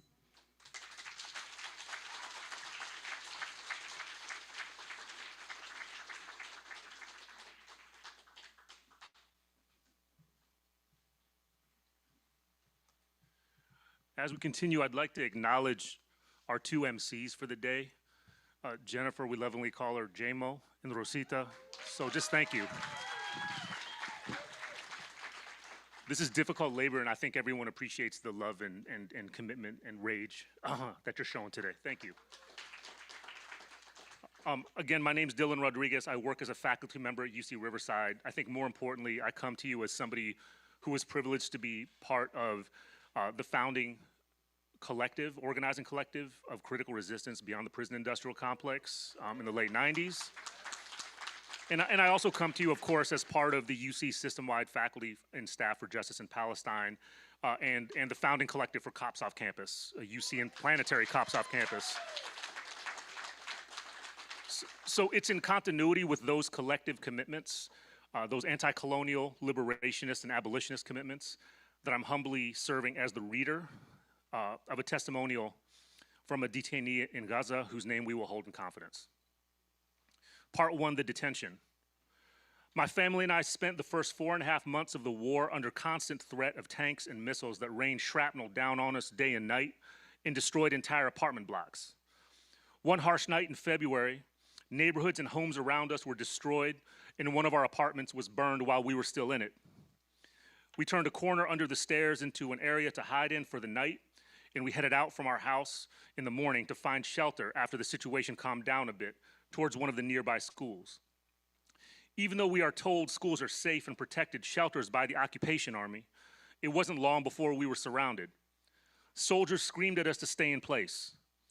All night we could hear the sound of shells hitting the houses and the sounds of tanks and bulldozers, one of which destroyed the local pump station that supplied the school with water.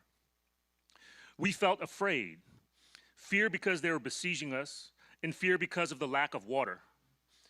We were not there long before a small camera plane entered and photographed parts of the school.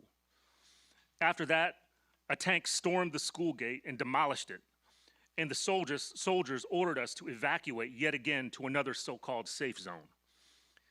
Initially, I thought we were going west to Mawasi, where the fighting had been less intense and where the refugee camps are in better condition, but the Israeli army had other plans. After they demolished the front gate to the school, we were ordered to line up in single file. We were then marched out into the street and divided into 5 groups, where we were ordered to produce our ID cards. My little brother, hoping we were still going to Mawasi, immediately offered his ID, after which he was told to strip. He was handcuffed, blindfolded, and dragged inside a nearby building to be interrogated. I was shocked to see him in this state. Then the same thing happened to us when it was our turn and we were handcuffed and blindfolded, me and my father, with a group of about 50 people. Part 2, interrogation. In the building, we heard the sounds of screaming, torture, beatings, and the breaking of bones. Pardon me.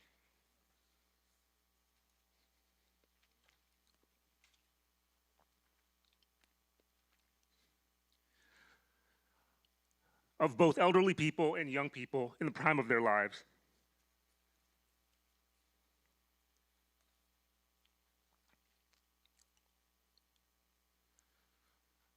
Of people who had no fault in what was happening except that they were Palestinians.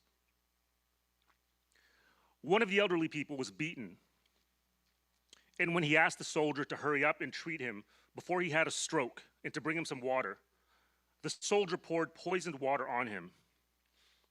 The sounds of his last gasps are still in my ears to this day, and I don't know if he is still alive or not. He was just an old man. What did he have to do with all that was happening? These people are far from being human. They are even more brutal than monsters themselves.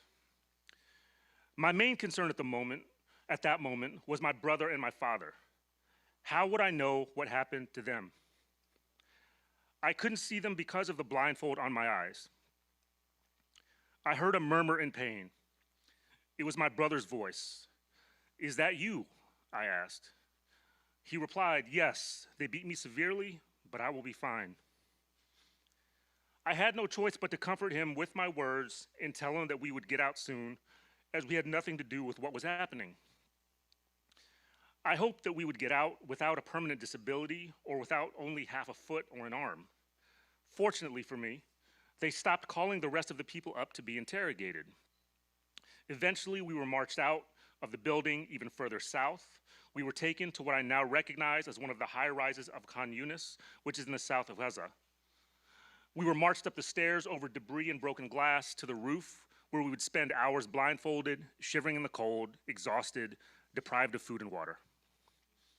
The blindfold was so tight, I felt as if I would suffocate at any minute. The plastic zip ties cut into my wrists and felt like they almost took my hands off. They lowered us from the building and then dragged me away. I was walking on the sand dunes, stumbling, falling, being dragged and insulted. The voices of the rest of the prisoners disappeared behind me. I thought that they would start killing us. The soldier took me to one of the dunes and asked me to sit down. I said, "This is my end. I will be killed now." But fortunately, that did not happen. A few minutes later, a military truck arrived and they pushed us on top of each other in it. Then they drove us for 2 hours to a place we do not know. All this was happening while I remembered the scene of my scared mother and my sisters walking toward the west before they took us. I told her then, "Half an hour and we'll catch up with you. It's just a quick investigation."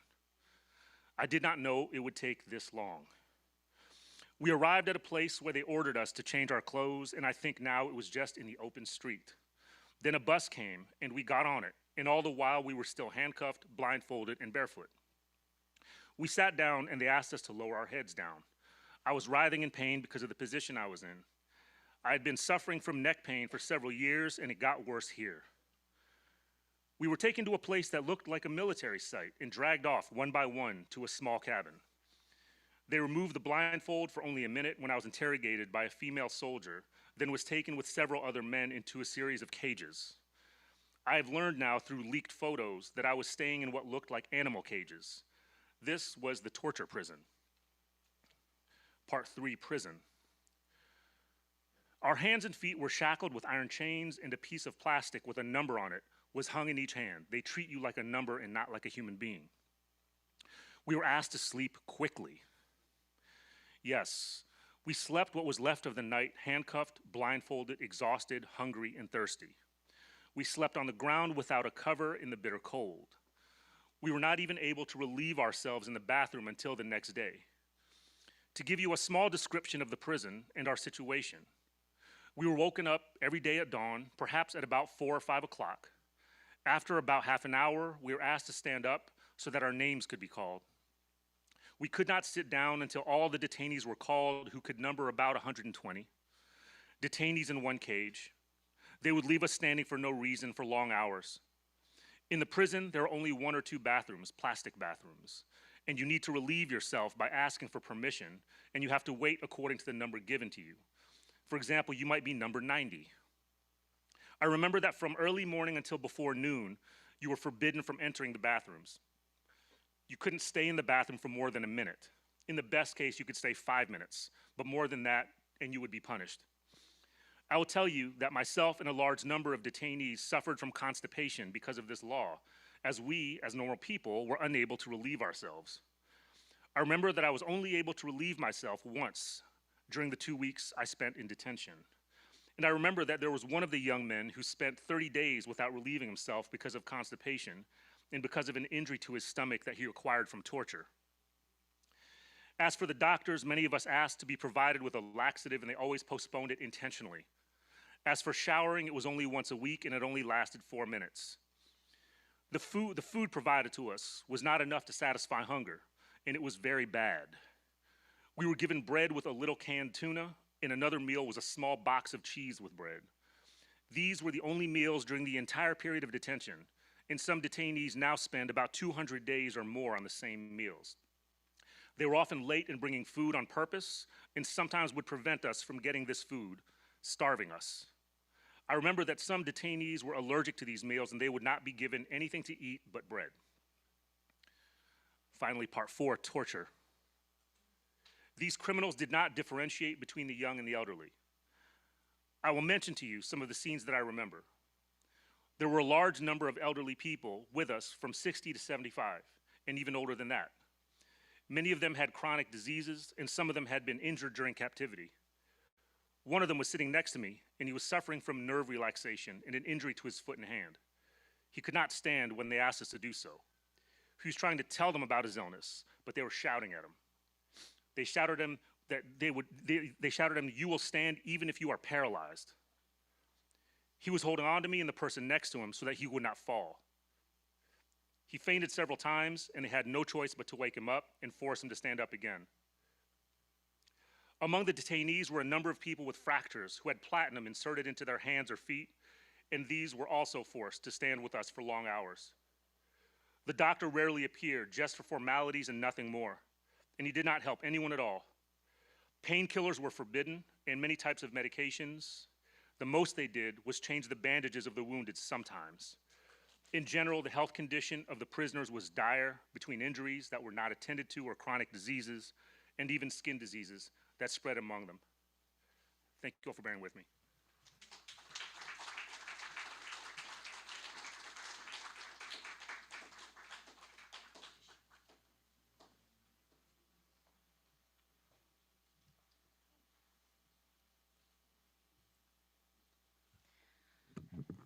Thank you, Dylan, for reading that.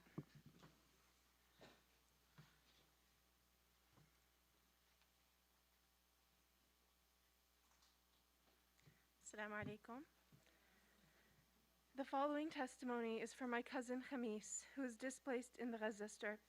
And while this has been my family's experience, please take a moment to recognize that this is the reality for over 2 million people suffering from genocide and constant terror at the hands of the Israeli occupation, with little to no medical resources.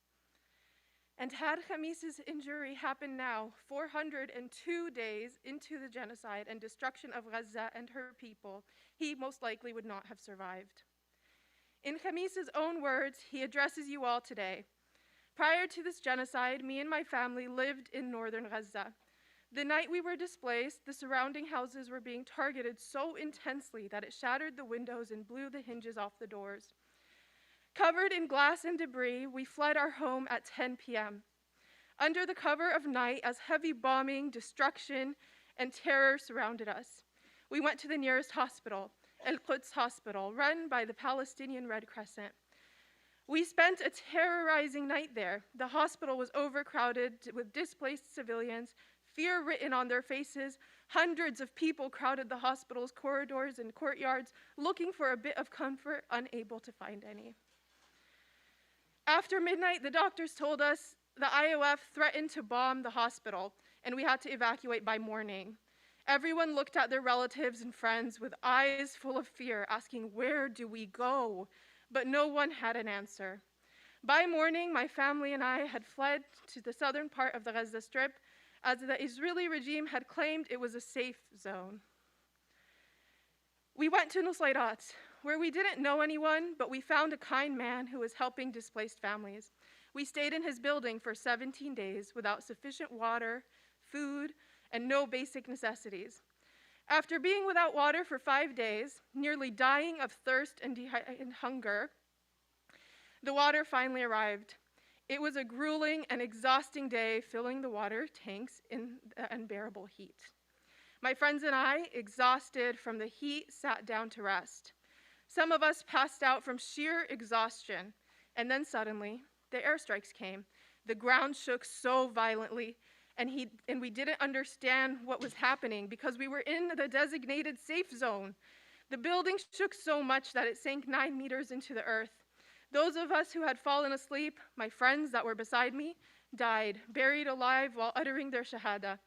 I watched them helplessly as they took their last breaths, and I thought to myself, I was going to die too, trapped under the rubble for hours, unable to move, unable to help myself. Surely I'd be next. By some miracle, the EMTs and civil defense teams were able to pull me out just before I took my last breath. They dug through the debris, lifting heavy rubble, and managed to pull me out with great difficulty.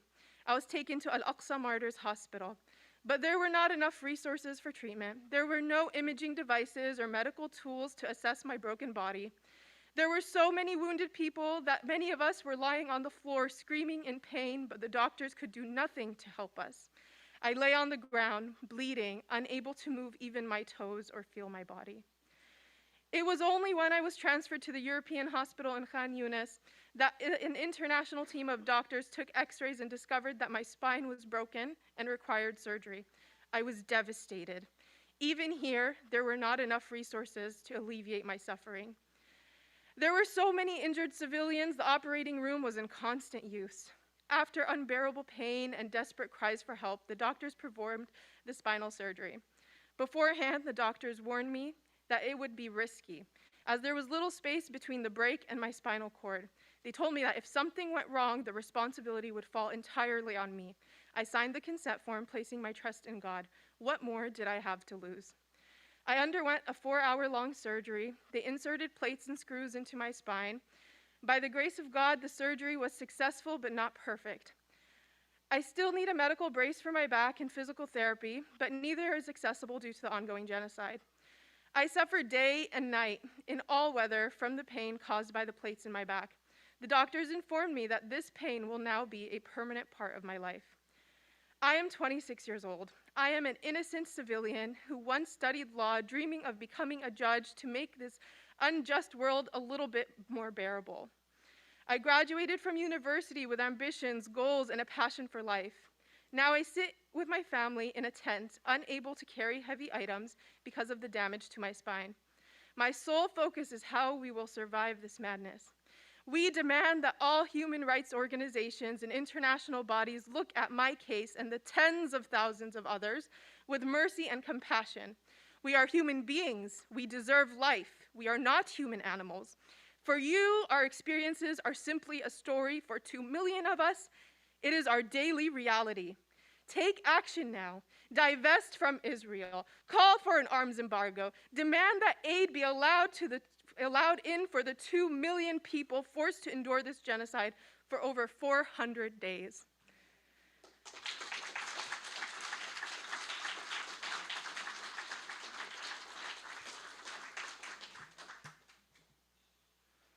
Okay. The next testimony is from the Shmili family in Gaza. Can you imagine living in a war that continues to destroy everything familiar and beloved? I have lived through days that I cannot describe with enough words, filled with constant fear, unhealable pain, and loss I was unprepared to bear. The war did not just tear apart the surroundings, but it also destroyed every sense of safety that was once part of my life, turning my home into a place of perpetual terror. I lost so much in unforgettable moments, like an undeniable stain in my memory. The deaths of my uncle and all his children, his daughter and his granddaughter, were tragedies that shattered my soul. At that moment, I felt like I was standing on the edge of the world with nothing to bring me back. And that day was not the end. 2 months later, I lost my grandmother, who was an angel to me, a friend who brought me peace amidst the chaos of life.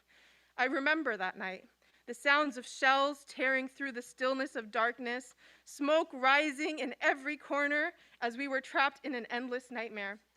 We tried to escape, hoping for survival even for a few moments. But before we could leave, my aunt climbed to the roof to get her children's clothes. Her request was not much. She was just a mother seeking a little warmth for her kids. She did not realize she would not return. They targeted her mercilessly. How can this world ignore these souls? Innocent in every sense of the word. Yet they were not spared. We fled to Rafah, but Rafah was far from a safe haven. We spent long nights in the streets, the bitter cold wrapping around us, our children shivering from the cold and fear. We had no choice but to light a fire, a desperate attempt to warm ourselves amidst the relentless rain that showed no mercy for our vulnerability. But even the fire could not soothe their cries from the cold. We set up a tent as a last resort, but the rain seeped in from every side. And yet these tents were better than sleeping in the open. We were tired of displacement, tired of moving from place to place in search of safety that seemed like a mirage. Our lives became harder than fiction, living as if we were in an endless nightmare. Drones hovered above us as if searching for more victims, and Apache helicopters circled like terrifying specters, launching enormous missiles indiscriminately without mercy. Houses crumbled and flames consumed what little remained. Gunfire echoed everywhere, shells from all directions, where there was no safety or refuge. Every minute here is surrounded by fear and anticipation. Every sound, every movement, everything could be the last we see. We live in darkness, hiding from everything, trying to remain invisible, as if being invisible is the only way to survive. The land itself seems to scream in pain. This land that was once full of life has now become a battlefield where only the dead find a place for themselves. We wonder in moments of silence between the bombings if we will ever see peace again, or if this land is destined to remain a graveyard for generations to come. We wait, we hope, but deep down, fear persists. Fear that the war will last longer than us and will consume us, leaving no one to remember who we were or the dreams we held. Fear wraps around our necks like a choking chain, tightening with every breath we take, with no escape. Death hovers above us like a merciless predatory bird with its dark, heavy wings, watching us, waiting for the right moment to swoop down on us. Every day we feel we are living on borrowed time, asking ourselves with trembling hearts and fear-filled eyes, how long will this war continue to devour Gaza? How long will we live under the shadow of constant death, waiting for an end that draws closer with each passing moment? The air we breathe has become heavy with fear, and the uncertainty of who will live to see tomorrow weighs upon us like an unbearable burden. Will I be the witness to the end of this never-ending nightmare, or will I be one of its victims, leaving the land to bear witness to my grave, just another casualty beneath its soil? Each passing day feels like a miracle just to survive, as if we are battling an unbeatable force. The streets that were once filled of life and laughter are now empty, stained with the blood of innocence, echoing with the sounds of destruction. The hope that once lit our hearts has begun to fade, until it has become a mere glimmer, like a distant mirage that appears and disappears as soon as we try to grasp it. Yet, with trembling hands, we cling to the fragile threads of life, even though they seem on the verge of breaking at any moment. We wait for the day that may never come, continuing to watch, living on blood-soaked land, wondering, will there come a day when we witness the birth of peace, or will this land remain cursed, haunted by the ghosts of war and destruction forever? Thank you.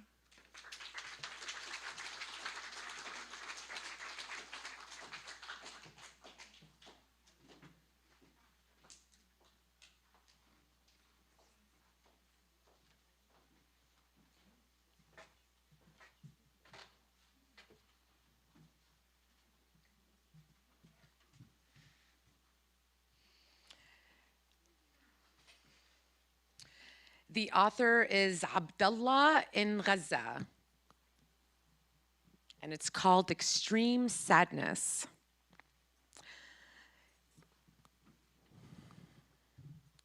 He woke up from a coma in the hospital after his tent was bombed by an Israeli missile, and a number of his family members were killed. He found his son sitting beside him when he opened his eyes and said, "Wen ana? Where am I?" His son told him what happened, but hid him from the truth that his brother, his other son, had been killed. He said, "Everyone's fine, Baba."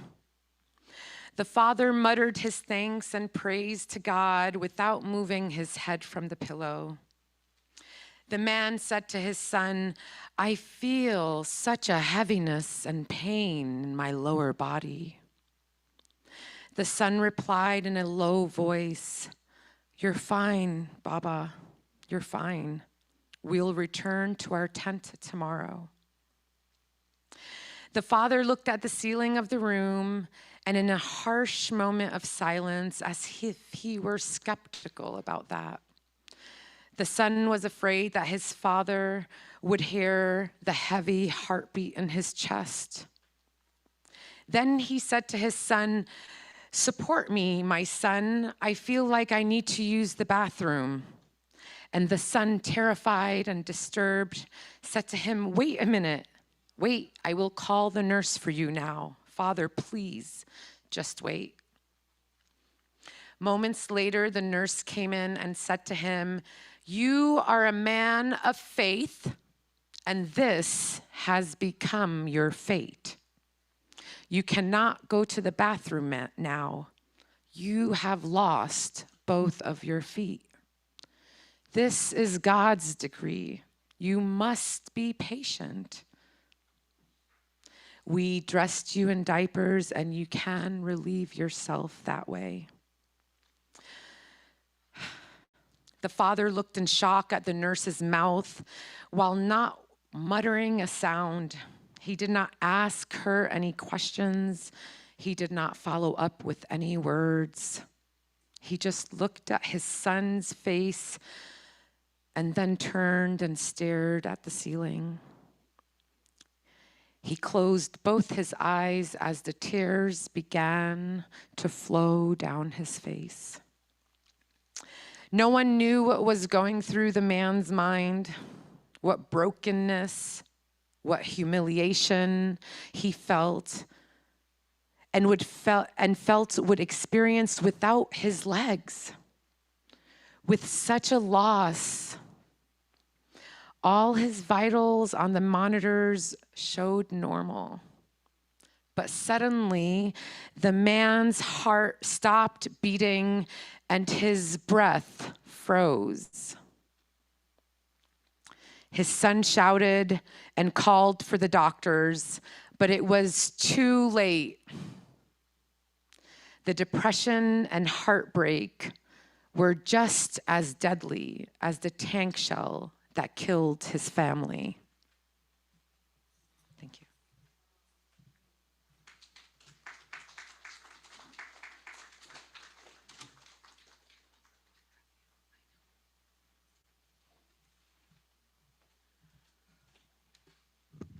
So I just want to acknowledge those that have come up to speak and read testimonials and the powerful voice that you gave them.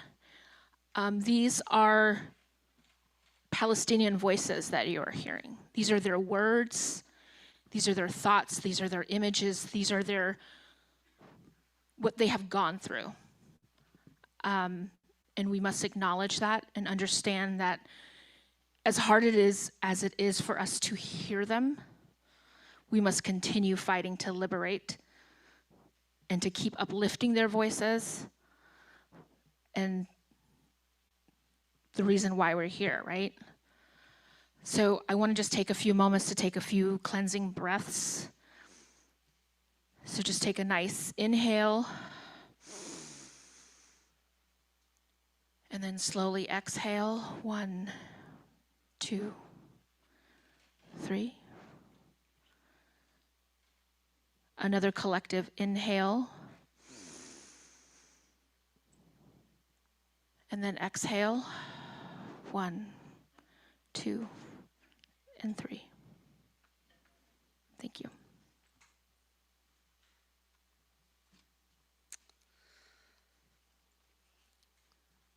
We're going to break for lunch really quickly. I wanted to just share a few thoughts. As Rosita mentioned, I'm incredibly grateful for those who have shared these powerful testimonies and for those who had the courage to read them as well. As you may have noticed in these testimonies, there are so many different angles in which the oppression of Palestinian life occur. The attempted erasure of lands and land-based practices, the poisoning and lack of access to water, the attempts to rid us of our ancestral practice of harvesting olives, man-made famine, imprisonment and torture, all under the guise that there's this idea of Palestinians being uncivilized, right? And this Western trope of needing to civilize the wretched of the earth. And what we're really seeing here is everyone today being called, their humanity being called into question. We know who is human. We know who is destructing humanity. And we know that the University of California and other universities across the world.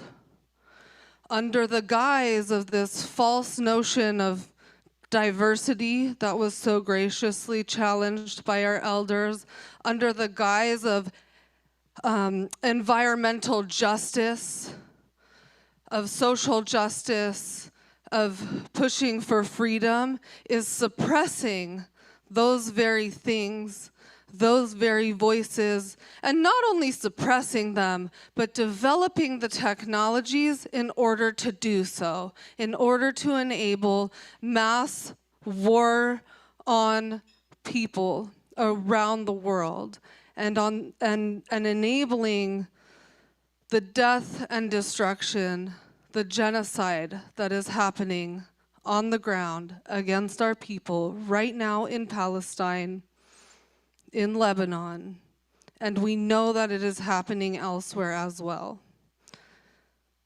So I want to ground us in the reason why we're here is also to charge our university with genocide, to charge our university with ongoing Nakba, and to say that we, as members of the UC community, demand that this stop now. To divest our money, divest university money from this war machine, to divest and boycott partnerships that enable this insidious state and our government from continuing to bombard our people on the ground, and to end the research that develops, as our elders reminded us, this nuclear weaponry and these war technologies that continue to develop under the guise of research, praised research in our institutions. And today we say no, we are done with that.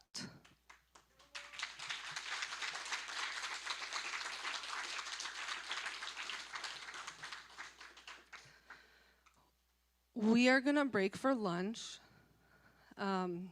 Lunch is being brought to us by Shawarmaji, local Palestinian-owned restaurant.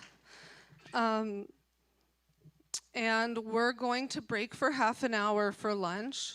So we'll be back at 1:30. We also are selling these t-shirts to support the tribunal's expenses, including feeding y'all, and getting people here and putting together everything that you've seen. So we are accepting donations also with or without merch purchases at UCSC FJP, that's UC Santa Cruz, so UCSC FJP. And thank you so much. Please take some time to get some fresh air, to take a break, nourish your bodies, get some food in you, and we'll be back in half an hour. Thank you.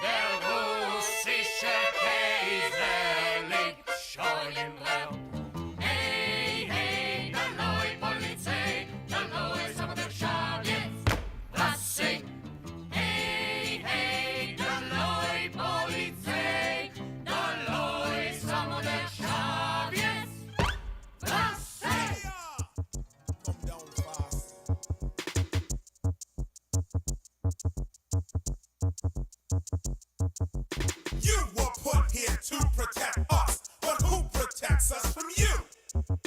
Every time you say that's illegal, doesn't mean that that's true. Your authorities never never question. No one questions you. If I hit you, I'll be killed. But you hit me, I can sue. Order. Looking through my history book, I've watched you as you grew. Killing blacks and calling it the law. And worshiping Jesus too. There was a time when a black man couldn't be down with your crew. Now you want all the help you can get. Scared? Well, ain't that true? You goddamn right. You were put here to protect us, but who protects us from you? Or should I say, who are you protecting? The rich? The poor? Who? It seems that when you walk the ghetto, you walk with your own point of view. Look at that gold chain. You judge a man by the car he drives, or if his hat matches shoe. Yo, you looking kind of fresh. Back in the days of Sherlock Holmes, a man was judged by a clue. Now he's judged by if he's Spanish, black, Italian, or Jew. So do not kick my door down and tie me up while my wife cooks the stew. You're under arrest. 'Cause you were put here to protect us, but who protects us from you?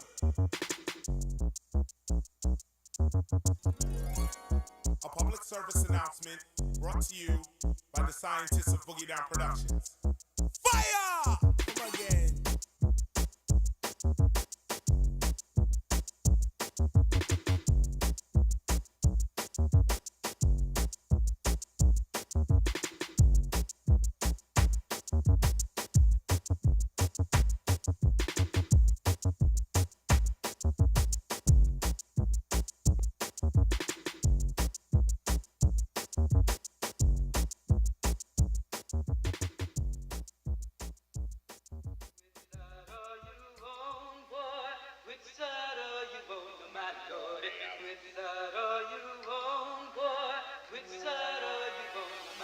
See, before I draw the line, let me welcome you close to all the folks who knew Obama sold the people a hoax. Gave the money to suckers while our community's still poor.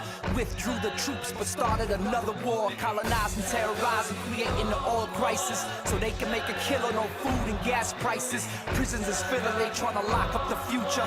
Militarized borders and control of computers. Want a stupid bumping music that ain't healthy for the shortest. Privatizing schools and policemen in the hallways. Can't be dormant, I awoke and rise up, be ready.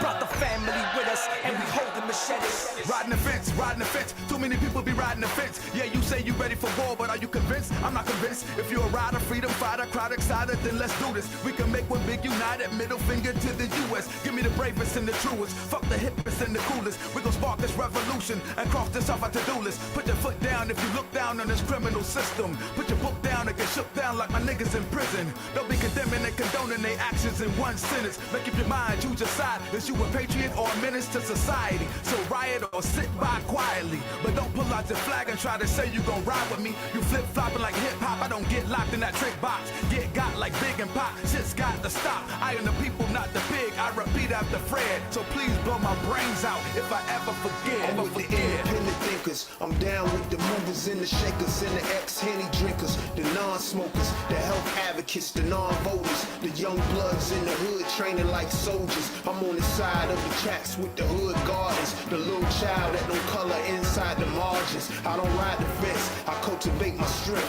cause if it ain't about power, it don't make sense. I've been down with Boogie Down since BDP, some brown pride, and black power make RBG. A OG told me choose battles wisely. In the struggle, don't forget your children and your wifey. If you don't see me on the podium preaching it, every day I hope my every action is teaching it. Cause revolution is a process, it's not a speech or a panel. Don't bite off more than you can handle.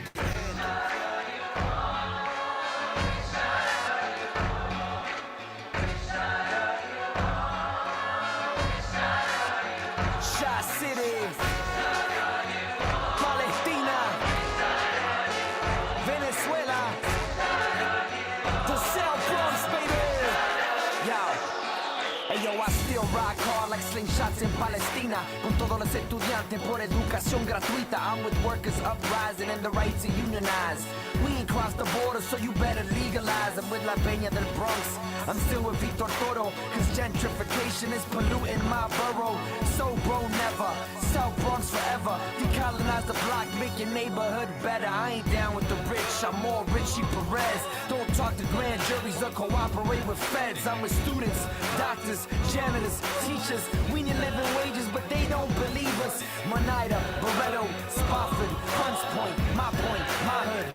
I love, we join forces, forming our deck, BX. Taking over buildings, rebel Diaz for the children. Politics to sickness, streets express symptoms. Caught up with a quickness, big business pimps them. Scholars play the simpleton, fools play with wisdom. Who will stand and fight back? Who will play the victim? Trials and tribulations, injured generations. Stolen history and outsourced innovation. Babel Tower fell, tribes are at war. The battle story's not represented in the score. The game's fixed, most of the faces and names switched. Credit stolen for art, science, religion, language, technology, philosophy, and with strangers. They paid in hatred for the knowledge of the ancients.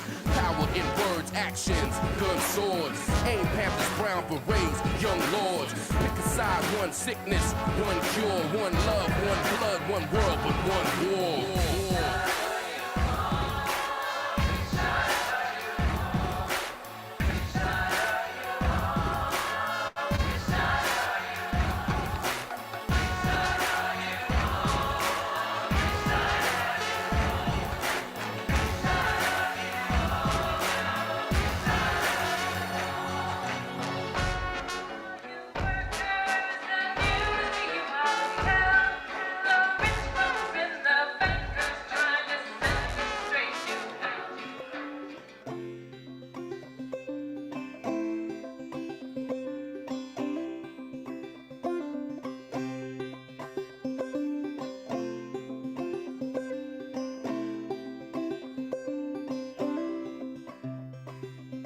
I am resilient, I trust the movement, I negate the chaos, uplift the negative.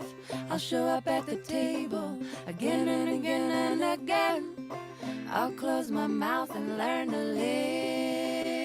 listen. Whoa, whoa, oh, oh. Whoa, whoa, oh, oh. Whoa, whoa, oh, oh. Whoa, whoa, oh, oh. Whoa, whoa, oh, oh. Whoa, whoa, oh, oh. These times are poignant, the winds have shifted.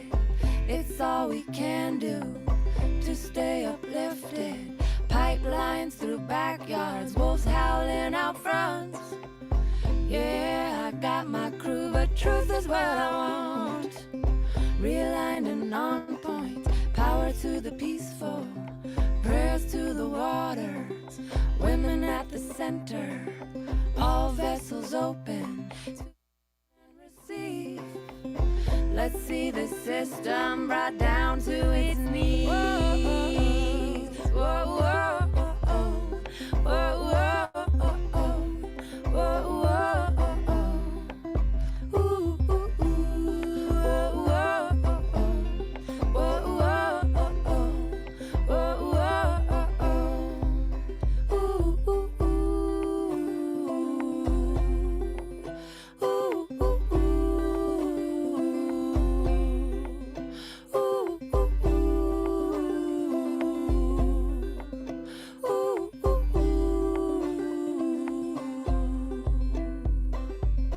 I'm made of thunder, I'm made of lightning, I'm made of dirt, yeah, made of the fine things.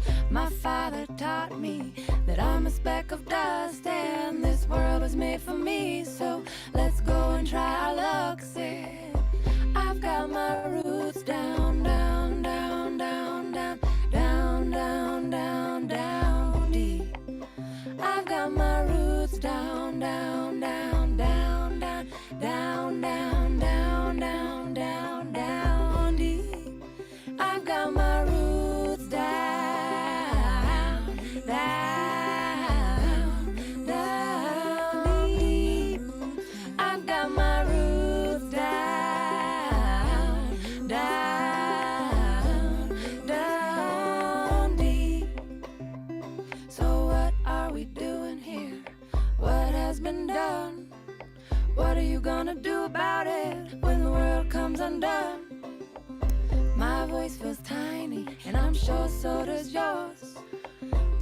Let's all together make a mighty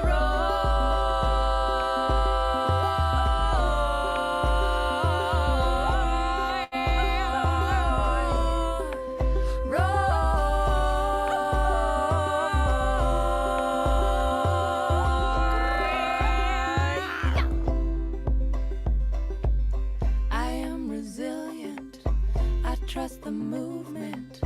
I negate the chaos, uplift the negative. I'll show up at the table again and again and again. I'll close my mouth and learn to listen.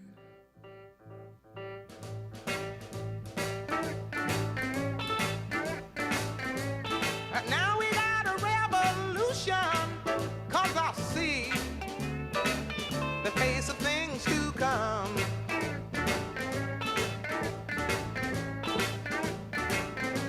Yeah, your Constitution, well, my friend, it's gonna have to bend. I'm here to tell you about the destruction of all the evil that will have to end.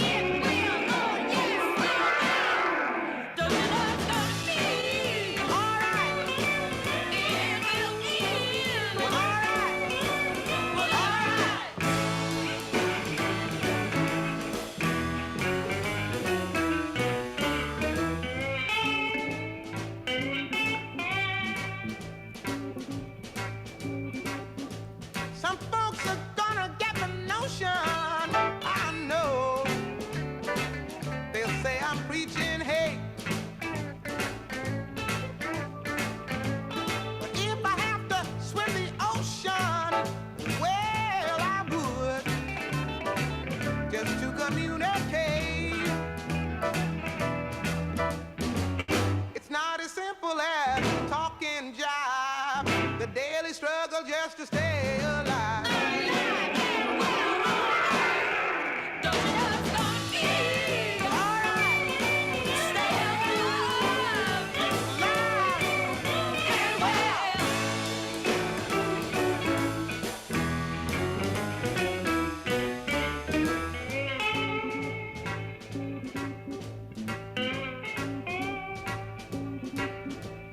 Sing about a revolution because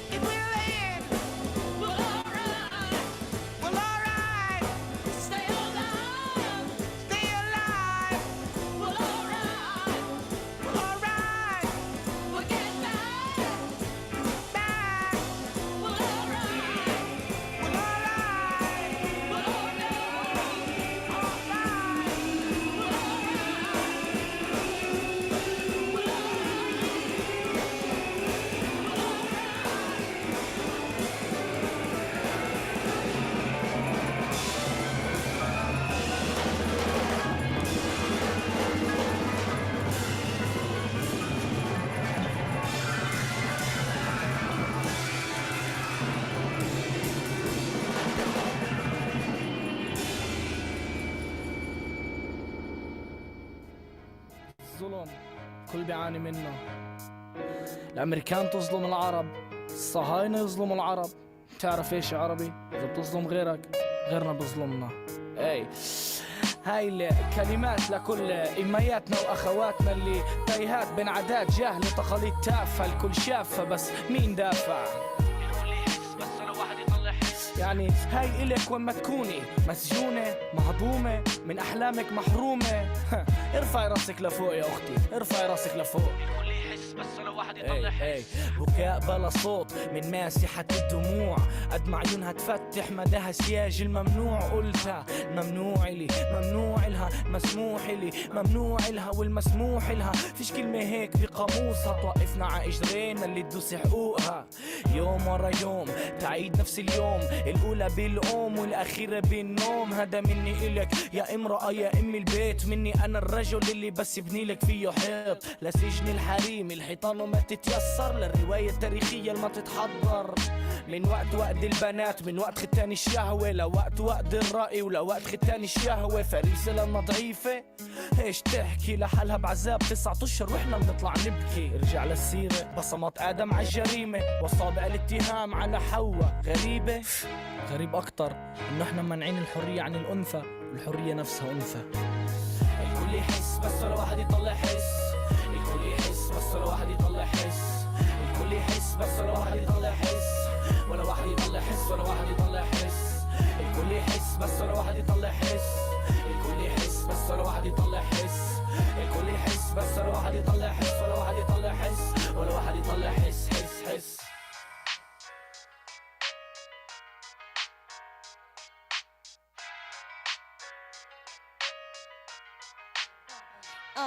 طب والمرأة العربيين كتبت حيطة بيضة صارت زرقاء بدربة لا بتعرف الدنيا غربة وشرقة. مش مفرقة بينها وبين طيور مسكينة بالسما محلقة، مش قادرة تنزل تواجه قلقة وانحبست ببيت اللي فيه ما لقيت إلا دمعة الياريت. وك يا عالم شو رميت؟ بتعاود تسأل نفسك من وين انتي أتيت بس ما كسيت. تسألني ليش بكيت؟ عشان أرواح ما إلها روح بيطلع صياح من جروح ومسبب الجروح بيطلع بريء عسفينة نوح. بريء بس جريء. تسألني وين رحت؟ ليش من وين انت طلعت؟ وبنقطة ضيعوني طبعا اتهموني، وبهاي النقطة هو كان الرابح وأنا اللي خسرت. بس معلش من يوم ورايح ريح وجع فايح ما فيش، راح نوقف ع اجرينا مش عدينا. فأسفك ولا بكفي وقالم مش راح يخفي، بس فعلك راح يدفي سقعاني وراح يشفي. فيا اختي تفائلي خلي اخواني تتساءلوا ع حقك تقتلي، ده اخواتي فيكي تتماتل. الكل يحس بس ولا واحد يطلع حس، الكل يحس بس ولا واحد يطلع حس، الكل يحس بس ولا واحد يطلع حس، ولا واحد يطلع حس، ولا واحد يطلع حس. الكل يحس بس ولا واحد يطلع حس، الكل يحس بس ولا واحد يطلع حس، الكل يحس بس ولا واحد يطلع حس، ولا واحد يطلع حس، ولا واحد يطلع حس حس. بتأسف لها هاي اللي عطتني وجه واحترام قدام اصحاب ذكرت، بس كلمات عطتني على لسان ما انا مجبورة. ما اللي فينا زلماني كمان طول ما فينا الا من الزلام. بتأسف أنا ليكي لعبتي عرضك بين ايديكي، بعد ما قنعتك انك في رحت سبته كله عليكي. بينادوني جدع لاني اخذت البراءة من عينيكي، سكنت كلمة شر بدينيكي. اكبر تأسف مني لا اختي لحمي ودمي، على اننا بنساوي بس مش بكل اللي بنسوي. حقك علي لا حيضل مربوط بيدي، لانه دياب اللي برا جوعان تعوي. الكل يحس بس ولا واحد يطلع حس، الكل يحس بس ولا واحد يطلع حس، الكل يحس بس ولا واحد يطلع حس، ولا واحد يطلع حس، ولا واحد يطلع حس. الكل يحس بس ولا واحد يطلع حس، الكل يحس بس ولا واحد يطلع حس، الكل يحس بس ولا واحد يطلع حس، ولا واحد يطلع حس، ولا واحد يطلع حس حس حس. هي تأسفت على كل مرة قلبي مهتم، بس بعرفش إذا بنفع أتأسف على حكاية دم. لما ينمزع الغشاء بنزل كفاية دم، وأنا عشان حكي الناس بقلبها لزيادة دم. بتأسف على كل مرة شفتها فيها أوطى مني وإني بعملها بس أكنها انولدت تخدمني. بتأسف إنه من ورا ظهرها أتفلسف عليها، بتأسف إنه فيش كفاية موسيقى أتأسف عليها، بتأسف على كل إشي عملته مش متذكره، بتأسف إنه بحنانك تبني وأنا بهطه بالمقصود.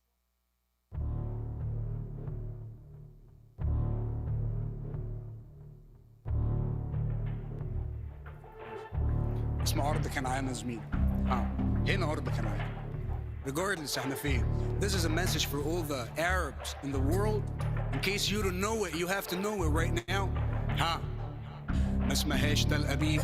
أصل المحتل غريب لم ولن يعيش في يافا ولا في جلباب أبيه. الشيخ مونس أولى بيه. دي مش تل أبيب وده مش تل أبيك، دي الخريطة وده التاريخ. هناك تلاقي بير السبع وده الخليل، ودي غزة أهلا بيك في فلسطين. أنا من أريحة شرق القدس بيت المؤمنين، النصرة بلد العذراء دي نابلس ودي جنين. ربك موجود صمد شاهد على اللي حصل من نقب لحدود صفد، شمال جنوب وسط واحنا مش قليلين، ده وهم حطوه في راسك. ربك موجود صمد رملة في بيت جبريل فجأة نقوم منفجرين. أهلا بيك في فلسطين أرض كل العالمين، بيت شمس المؤمنين بكل لغات أهل الأرض زي ما قال تميم. بها الزنج والإفرنج والقفشاك والصقلاب والبشناق والتتار وأهل الله والهلاك والفقراء والملاك، فيها كل من وطئ الثرى. بفبرك التاريخ يا ريته كان قرا، يا ريته ساكن في الجغرافيا، لا ده بيته كان بره. رميته مقبره تدفنوا فيها انتوا اعتديتوا كم مره، بيته من ورا انتوا حقيقه مزوره. مش اشكالون دي عسقلان ودي بيسان، حدوته من زمان من عند نوح وسام لابراهيم عليه السلام. دي حكايه الانسان، لساني عربي كان عاني غرضي انساني، اسف اني بغني واخواتي بتعاني ضد ركوب الموجه، بس دي اقل حاجه قدامي ان انشر لولاد جيلي وعي ولو في اغاني. الخريطه اللي في زماني كي ووردز للحقيقه والمعاني، ومش هداري لا معاني، مش هداري لا معاني.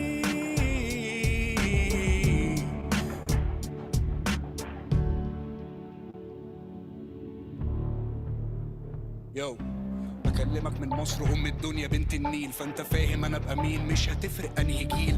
انت ضد الانسانيه تقيل ليه، لقيت القافيه دي في نيلي ده جوجل كلمتي ريدا.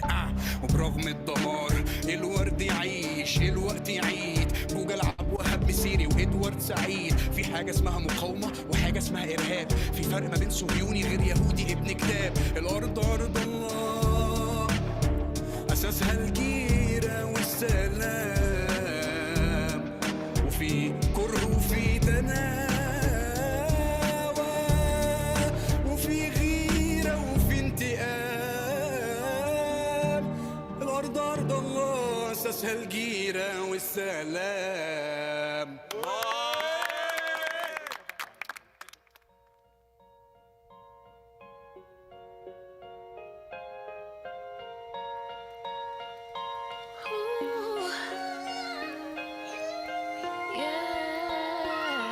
Don't you wonder what became of the children of diaspora? Those that innovated in their ways and their vernacular, those that saw the traces in the faces of the massacred. I wonder what became of them. Tell me what became of them. I wonder what became of them. Tell me what became of them. I wonder what became of them. Tell me what became of them. Lost in this city of fog, rarely seen by the sun. Just cause you're both beneath it doesn't mean that you're none. Never captains of the ship, they mistook us for some passengers. Now we're stuck here singing soul music from diaspora. Your host can't relate to your sense of dislocation, type of pain that could not be contained in a dissertation. The reason that the terrified are setting fires, the reason they couldn't jeopardize Zephaniah. Considered as a compliment if your beauty is fetishized, your history is power, that's the reason some are petrified. Colonial mimic mascot crying behind a mask, or a man with amnesia trying to find his past. Anthony Walker never had a weapon, but they still got him. Stephen Lawrence never had a weapon, but they still got him. Mark Duggan never had a weapon, but they still shot him. They call him first world diaspora problems. Don't you wonder what became of the children of diaspora? Those that innovated in their ways and their vernacular, those that saw their traces in the faces of the massacred. I wonder what became of them. Tell me what became of them. Zah Hadid was a child of diaspora, so fear not, fear not. Edward Said was a child of diaspora, so fear not, fear not. We never bow to the queen, no. We never bow to the queen, no. We never bow to the queen, no, no, no, no, no, no. We never bow to the queen, no. Never bow to the queen, no. We never bow to the queen, no, no, no, no, no.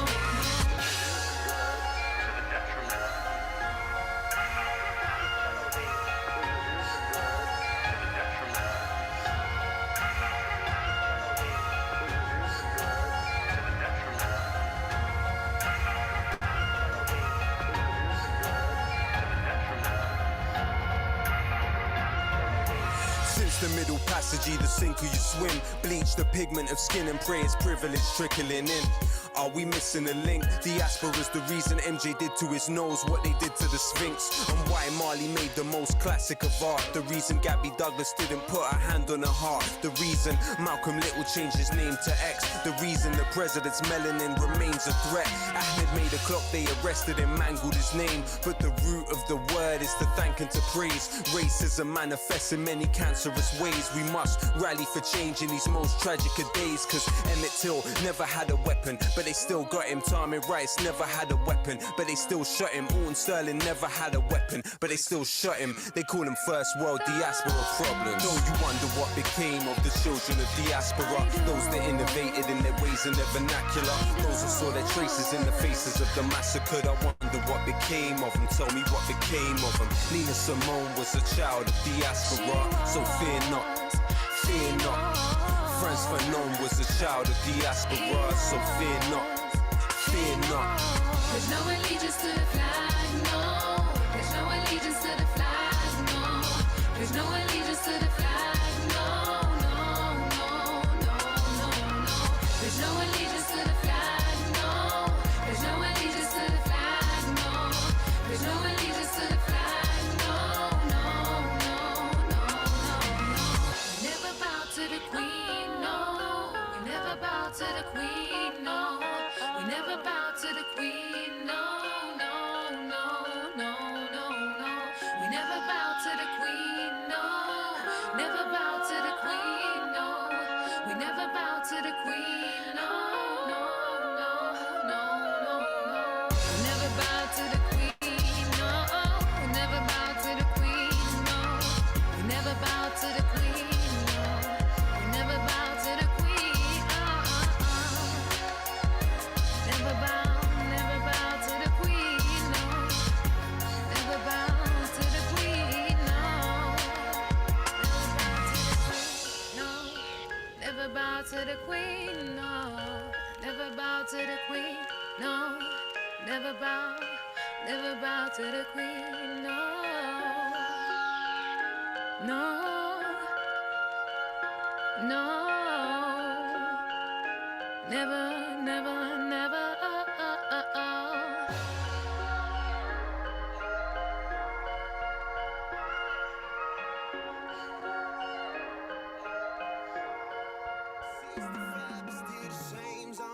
Realize the pains is overflowing, buildings falling, sending kids are running.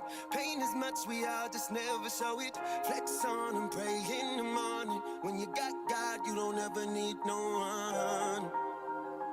No one. Yeah. Listen, and some advice I think you should take. Don't be blinded by the money that you're making. Don't get caught up in the media, just wait. Put yourself in their shoes, let's see if you could relate.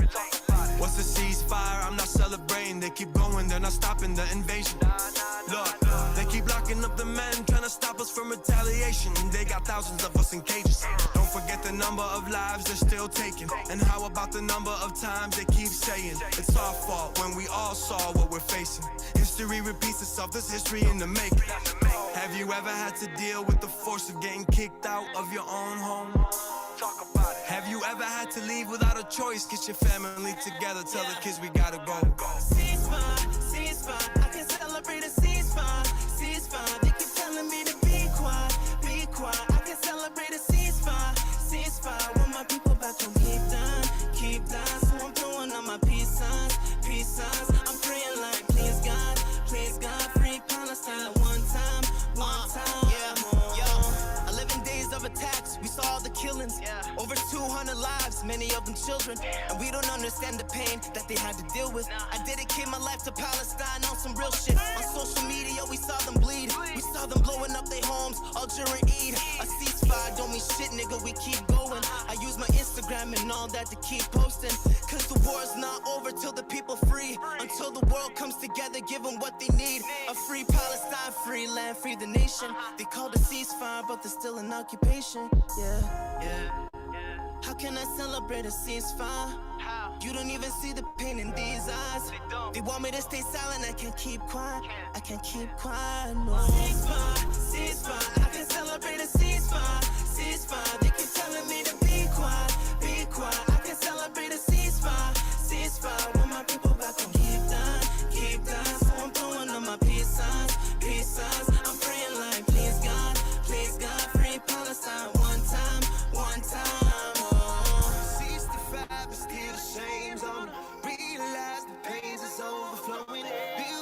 violence, sending kids are running.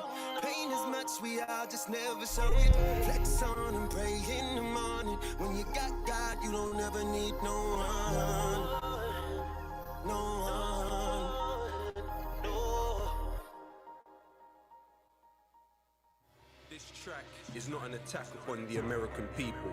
It's an attack upon the system within which they live. Since 1945, the United States has attempted to overthrow more than 50 foreign governments. In the process, the US has caused the end of life for several million people and condemned many millions more to a life of agony and despair. The strength of your dreaming prevents you from reason. The American dream only makes sense if you're sleeping. It's just a cruel fantasy. So just a time check. We want to start filling our seats again. You're welcome to bring your plates with you and finish munching.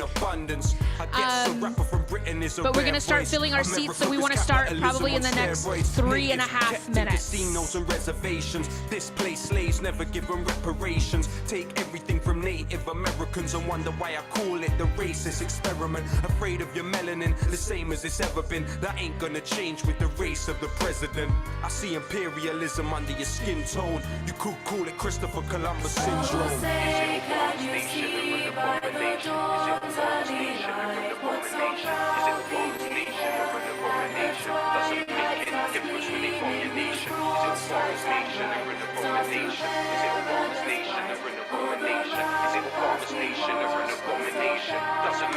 to the world's entertainer, the world's devastator. From Venezuela to Mesopotamia.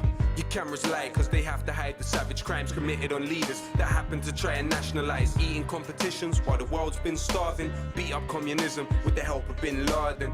Where would your war of terror be without that man? Every day you create more Nidal Hassans. Kill a man from the military, you're a weirdo. But kill a wog from the Middle East, you're a hero. Your country is causing screams that never reach your ear holes. America inflicted 1,000,000 ground zeros. Follow the dollar and swallow your humanity. Soldiers committing savagery you never even have to see. Those mad at me, writing emails angrily. I'm not anti-America, America is anti-me.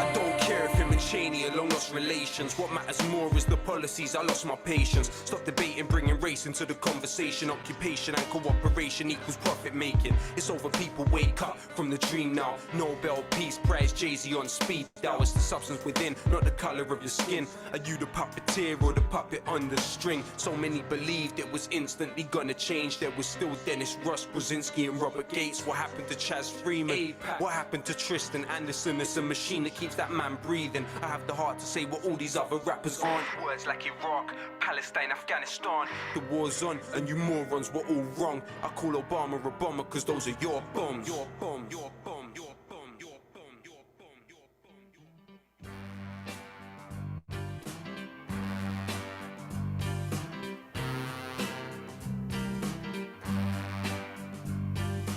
When will we be paid for the work we've done? When will we be paid for the work we've done? We have worked this country from shore to shore. Our women cooked all your food and washed all your clothes. We picked all your cotton and laid the railroad steel. Worked our hands to the bone at your lumber mill. I say, when will we be paid for the work we've done? When will we be paid for the work we've done? We fought in your wars in every land to keep this country free, y'all, for women, children, and men. But anytime we ask for pay or loan, that's when everything seems to turn out wrong. We've been beat up, called names, shot down and stoned. And every time we do right, someone say we're wrong. When will we be paid for the work we've done? When will we be paid for the work we've done? We have given our sweat and all our tears. We stumble through this life for more than 300 years. We've been separated from the language we knew, stripped of our culture. People, you know it's true. Tell me now, when will we be paid for the work we've done? When will we be paid for the work we've done? Will we ever be proud of my country, tears of thee? Will we ever sing out loud, sweet land of liberty? When will we be paid for the work we've done? Tell me now, for the work we've done. Will we ever have peace and harmony? I want to know, will we ever be paid? When will we be paid for the work we've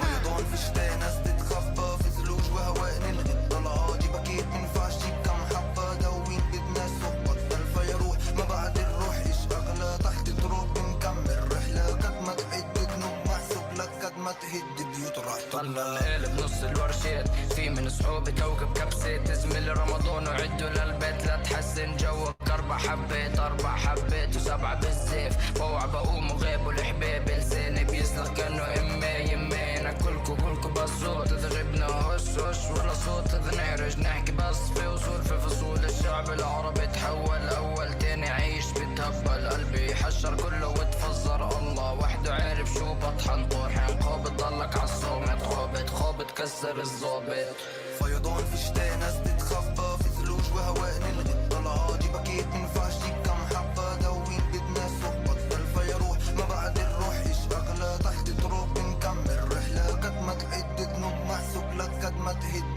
بيوت راح تبنى بحب زيتون المس بصح ليش الناس تحبها بتغدركش ولا كيكة ان الناس تعبانة كتير بتتعب صاحبي خطير على 12 بطل يحكي صاحبي حب شعره كتير بطل يحلك تشتي الدنيا تسكي في الاخضر ولا بطل يحلك هتتمازك امل تفرق السطر ما بطل تفرق في النهاية كله رايح فلنحارب حتى نفلك هو الصوت في اداء نيكلور مين هاد رمضان ما بتجيش ببلاش طوفان فيضان في زجاج يتناثر بكورولا بيضة نتكاثر قديش الدنيا فيضان في شتاء ناس تتخفى في ثلوج وهواء نلغي طلعاتي بكيت منفعش جيب كم حبة دوين بدنا صحبة الفا يروح ما بعد الروح إيش أغلى تحت تروح بنكمل رحلة قد ما تعد ذنوب محسوب لك قد ما تهد بيوت راح تبنى وردة في جنينة عطشانة برعوبها وحيدة من وحدة دبلانة وردة في جنينة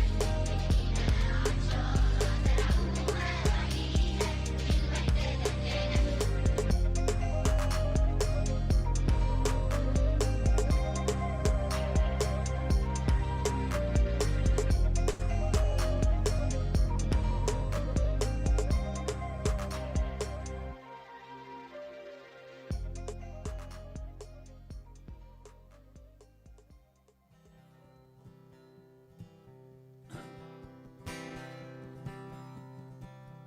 They bombed Philadelphia, killed women and children and men. It's an old story, we see it again and again.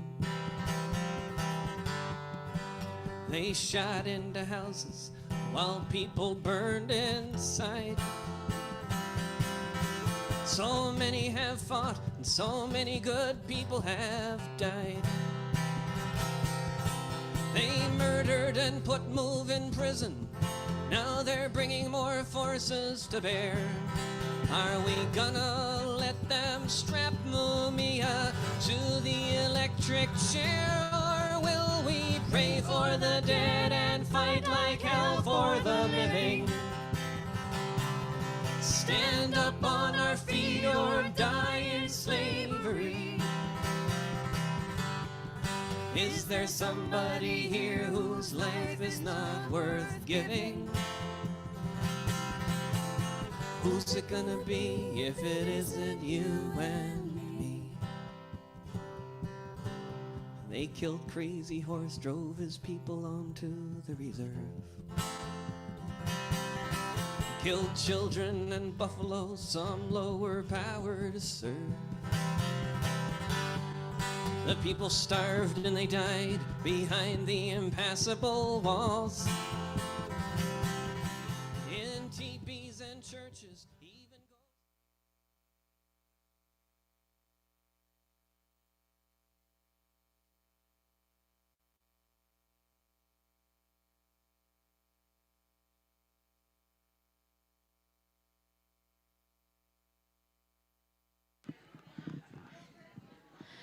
All right, everyone, if we can take our seats, we can make our way with your drinks in hand, your snacks in place, with your hearts and humanity still, with love in your heart, solidarity.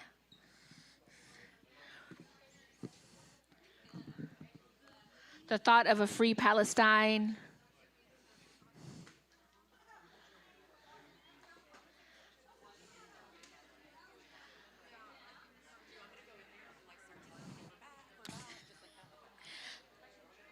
So we're going to be starting this next portion with some healthcare worker testimonials and videos.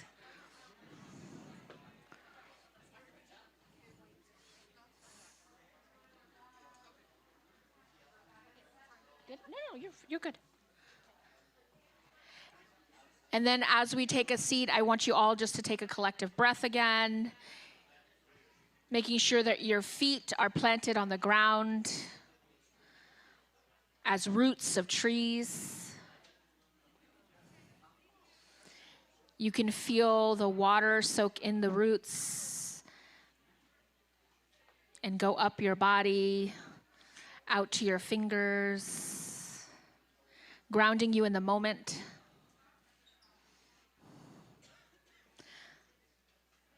So kindly just make your way to your seats. Thank you.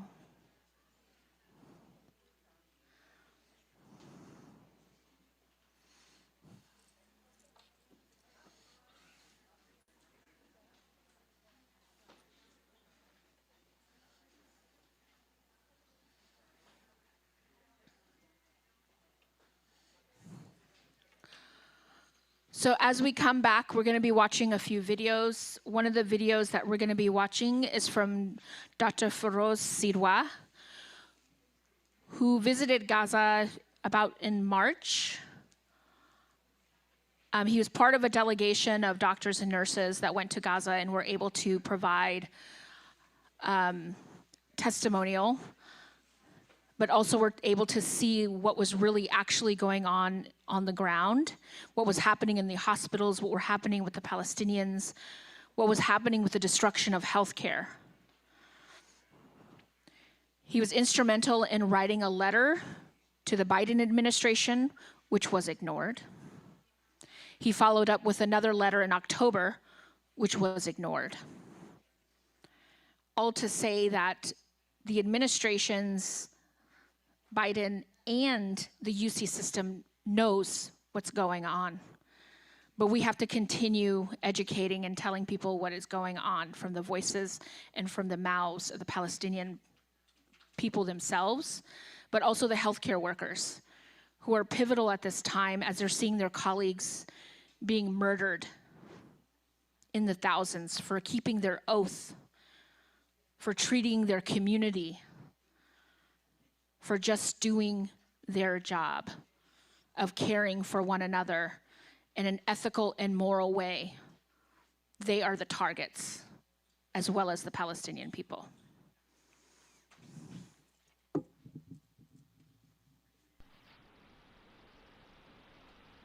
My name is Feroz Sidwa. I'm a trauma, critical care, and general surgeon at San Joaquin General Hospital in French Camp, California, just south of Stockton, east of the Bay Area.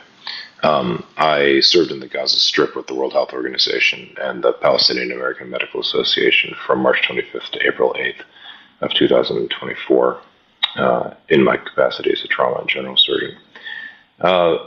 We entered, as I said, on March 25th and stayed until April 8th, just 2 weeks.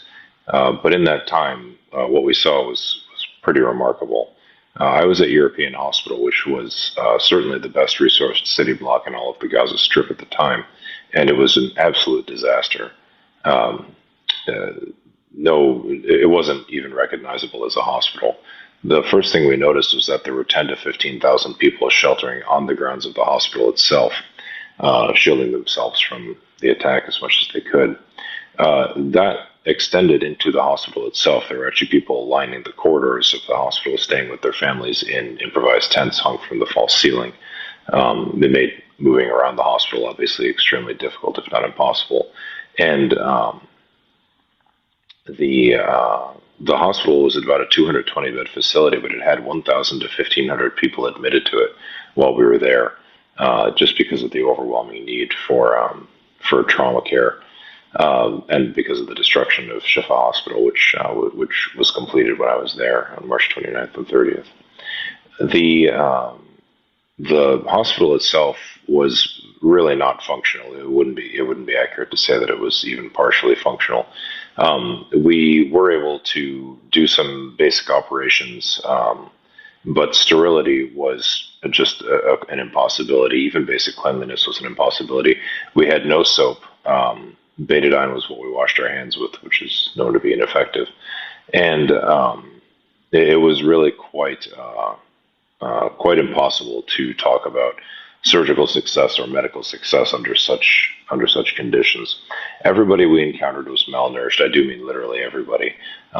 Even after just a few days, even the staff that we had brought with us, everybody had pictures of themselves on their phone, saying, don't remember me like I am now. Remember me like this. This is what I used to look like. Everybody's belt was tight. It's a conservative Arab and Muslim society, so men don't touch women. But even when I would give a man a pat on the back, my hand would just fall between two shoulder blades and onto their spine. The hospital staff actually lived at the hospital because it was just too dangerous. The Battle of Khan Yunis was still going on. The destruction of Khan Yunis was still happening. And it was just too dangerous to travel back and forth, and often it was just impossible to do so. So the healthcare workers lived at the hospital, sometimes with their families. Next door to the room that I stayed in with 6 other men, there was an anesthesiologist named Dr. Ayman. And when I noticed one day there were 3 young women in the room, and so I asked him, and he told me just casually that his house had been destroyed, his wife and his son had been killed, and that he had to continue working to show his 3 daughters that there was some hope in the world, some life beyond the murder of their mother and their brother. But you could see that he didn't actually believe this himself, but he was doing it for the sake of his daughters. This was common. This was not. He was hardly an isolated exception or isolated case. His English was quite good, so I could speak to him easily. While I was there, I was able to perform operate on several patients who thankfully did as well as they could.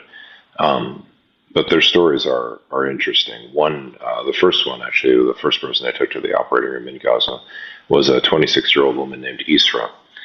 She had been, I don't know if it was her home or someone else's that they were staying at, but she had been in a home watching her 4 children play when some sort of munition came through the roof, exploded, dropped the ceiling onto her children, and she watched all of them die. She was thrown backwards into the kitchen. She came in with a huge chunk missing out of her left thigh, 4 fractures in her, or several fractures in her limbs. She had, I believe, 3 fractures in her legs. Stippling and burning of her face, burning of her hands. Really quite a bad injury, but survivable. For several days, she wouldn't even speak in the hospital, and finally, her family found her. When they explained why she wouldn't speak, I certainly could understand it. And as we left, we operated on her probably every third or fourth day that we were there for almost the entire time. She came in on the first or second day that we were there. When we left, she really begged us not to go, and it was hard to. And there was no reasoning with her. Of course, she was just frightened and feeling lost. But it was almost you can't explain to somebody why they have to stay in this Hobbesian death camp that is the Gaza Strip. Why they have to stay and you get to leave? It just doesn't make any sense. Not even to yourself. Everyone on the trip felt the same way when we left. There was a deep sense, not of regret or of failure, but just a deep sense of shame. Just doesn't seem like you should walk out of this place.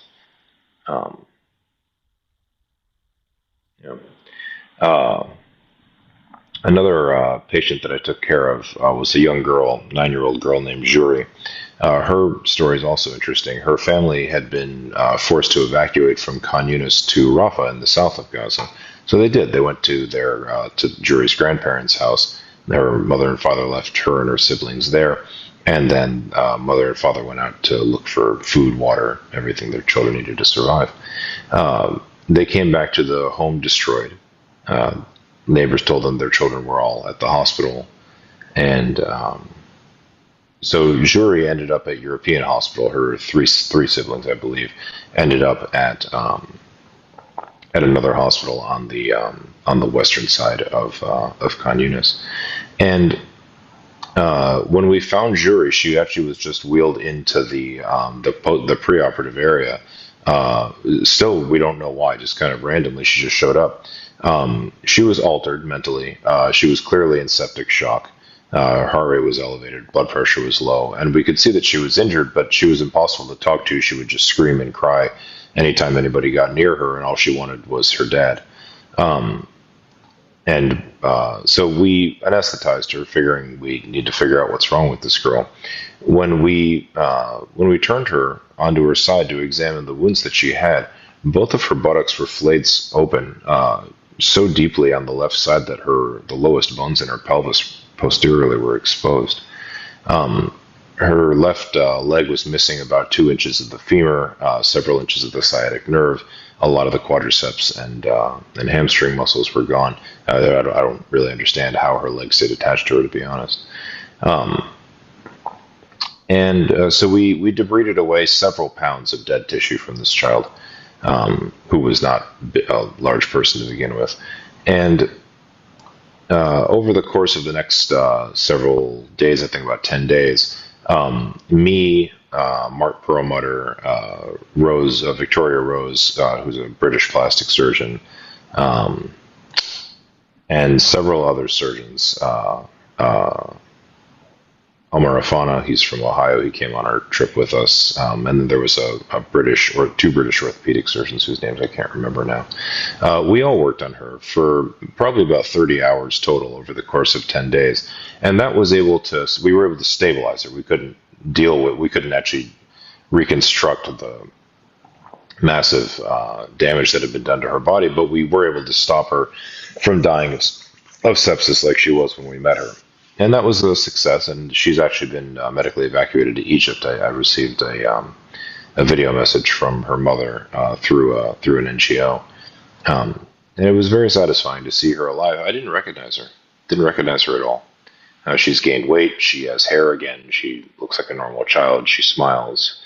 She blew me a kiss at the end of the video. It was very sweet. But she's back to acting like a 9-year-old kid and looking like a 9-year-old kid. I actually thought she was 5 years old when I met her. She was just so small. She'd been malnourished her entire life, acutely malnourished since October 7th. It's good that we were able to take care of this one child and to keep her alive, keep her as healthy as she can be. Of course, with such a severe maiming, she'll never be normal. Her leg will almost certainly have to be amputated. Her left leg will almost certainly have to be amputated at some point. But I was very glad for that, obviously. But But there are thousands, literally tens of thousands. Actually, I don't think I'm exaggerating by saying tens of thousands of children like her. Now, most of them have died of sepsis because there was nobody around to help them, or they were in their family's tent, or they were, it was just. We only see the parts of Gaza that are accessible to the world, to electricity, to what's happening in the. And then what's happening in those parts of Gaza is horrifying enough. What's happening where nobody can see anything, I really shudder to think of what's happening there. But in that article, we basically explained the same thing. The large majority of physicians who've been there, physicians and nurses, healthcare workers in general, who've been to Gaza said that they saw children shot in the head or chest on a regular basis, and we're talking about young children, not teenagers. That they saw children die of easily treated diseases. They saw women and babies starved. That they saw infants die of malnutrition related to the fact that their mothers couldn't breastfeed and there was no potable water anywhere in Gaza. Leaving aside that formula was also quite difficult to find. And we also healthcare workers reported almost universally seeing universal psychiatric distress amongst children in Gaza, up to and including the point of young children, again, not teenagers, young children being suicidal. I've personally worked in Ukraine, in Haiti, in Zimbabwe, in the West Bank. I have never in my life seen a child suicidal, driven to suicidality by trauma. That is a unique phenomenon in the Gaza Strip. Certainly young children can be driven to suicidality by psychiatric disease, schizophrenia and other such things. That's quite rare as well, obviously. I'm sure, and whoever is listening to this in their personal experience, they probably don't know any such children. But in Gaza, it was a common feature. Children regularly asked their parents why they couldn't have died with their siblings. They regularly asked why they couldn't have died with the rest of their family. They regularly asked why they had to endure more pain. They would rather just die and see their siblings again, see their friends again, see their cousins again. This was a common daily occurrence, and it's just it is. I struggle as a physician to emphasize adequately how unusual that is. That is not something that I or anyone else has ever seen anywhere else that I'm aware of. If somebody has another example, I'd like to know about it actually. But that as far as I'm aware is unique. I've never seen a suicidal toddler before, and neither has anyone else.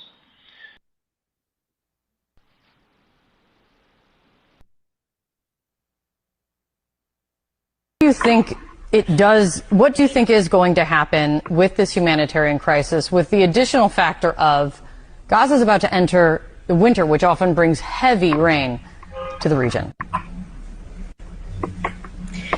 Kate, in all honesty, a humanitarian crisis is what you deal with when you have a hurricane, what you deal with when you have an earthquake. You have an insult and a humanitarian response. This is my career. This is what I do for a living. Every single person who does this for a living will tell you the same thing. This is different. This is not a humanitarian crisis. Kate, and I'm going to say it very clearly for your viewers to hear, this is genocide.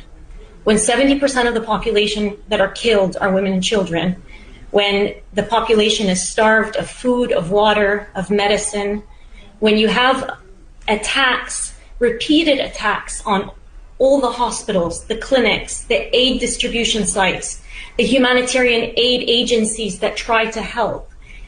More UN workers have been killed in Gaza than in UN's history.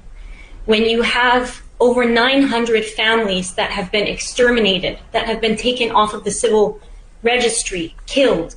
When you have over 17,000 children that have lost one or both parents. When you have bakeries, aid distribution sites, churches, mosques, schools, and in the last 3 days, in the last 24 hours in fact, a hospital today that was bombed, as you just reported, the hospital where I personally was working, and I can tell you, they are working every second of every day to try and sustain life when Israel's strategy and evidence on the ground suggests that they're doing the exact opposite. They were targeted today There was a rehabilitation rehabilitation center that was targeted in the last 24 hours, and there was an orphanage that was targeted earlier this week. These are the types of places that are being targeted. And so it's really hard to hear it over and over and over again, framed in the way that it's being framed in the media, which frankly, Kate, is very misleading. It is very misleading. 365 days of this.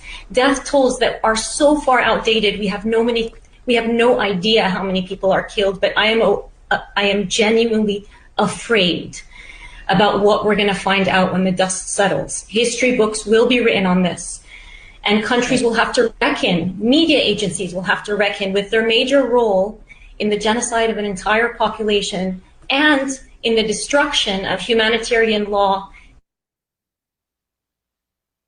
Do you think it does?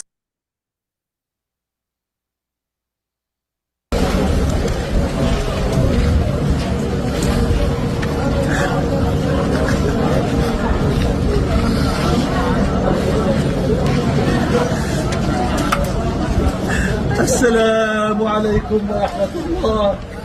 السلام عليكم ورحمة الله.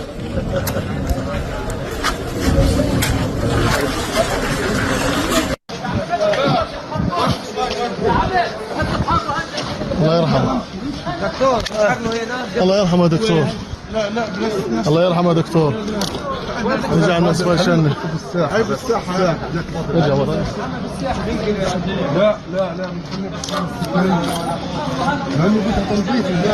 لا الدكتور حسام الله يرحمه ويجعل مسوى الشن يا رب.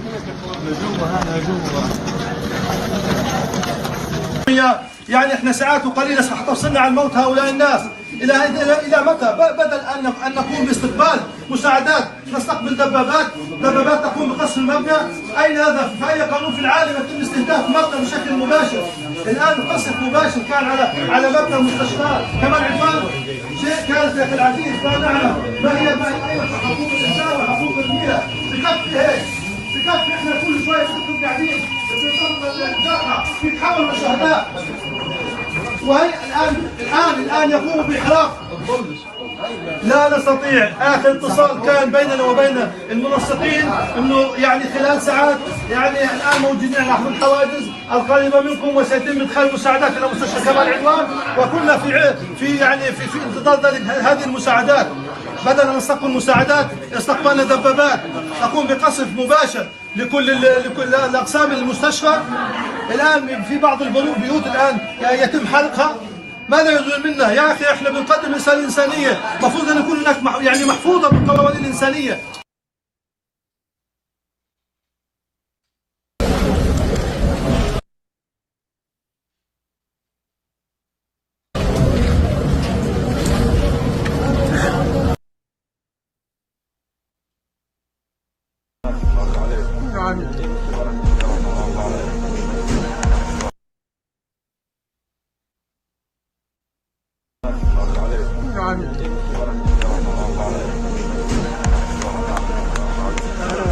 الحمد لله سلامتك دكتور.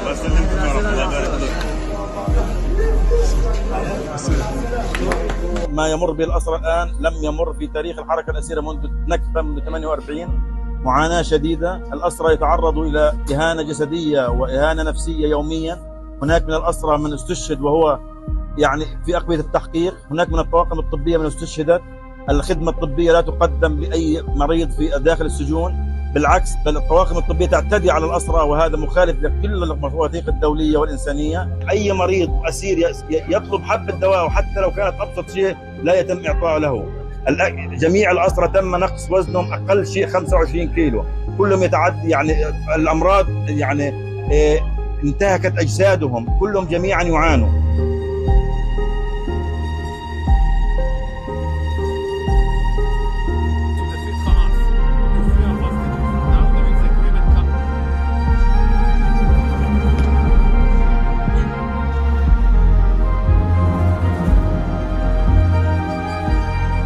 WHO has lost contact with health workers at Al-Shifa Hospital. Israel's military incursion into Al-Shifa Hospital in Gaza City is totally unacceptable.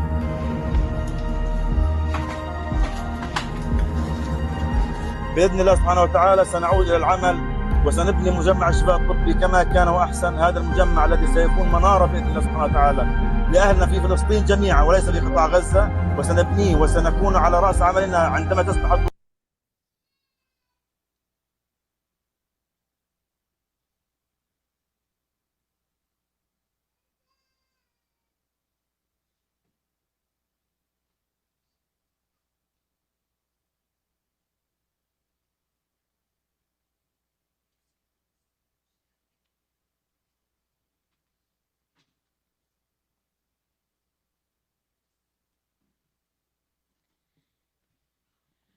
Those videos are actually extremely traumatizing. So if you need to take some deep breaths and just take a moment before we move on to the next portion, we can do that. So I think we're doing a lot of practicing on breathing today. So take a nice deep breath in, and then slowly release. And as you release, you can feel the breath rise from your feet, from your toes, to your knees, to your hips. Fill your lungs again. And then exhale.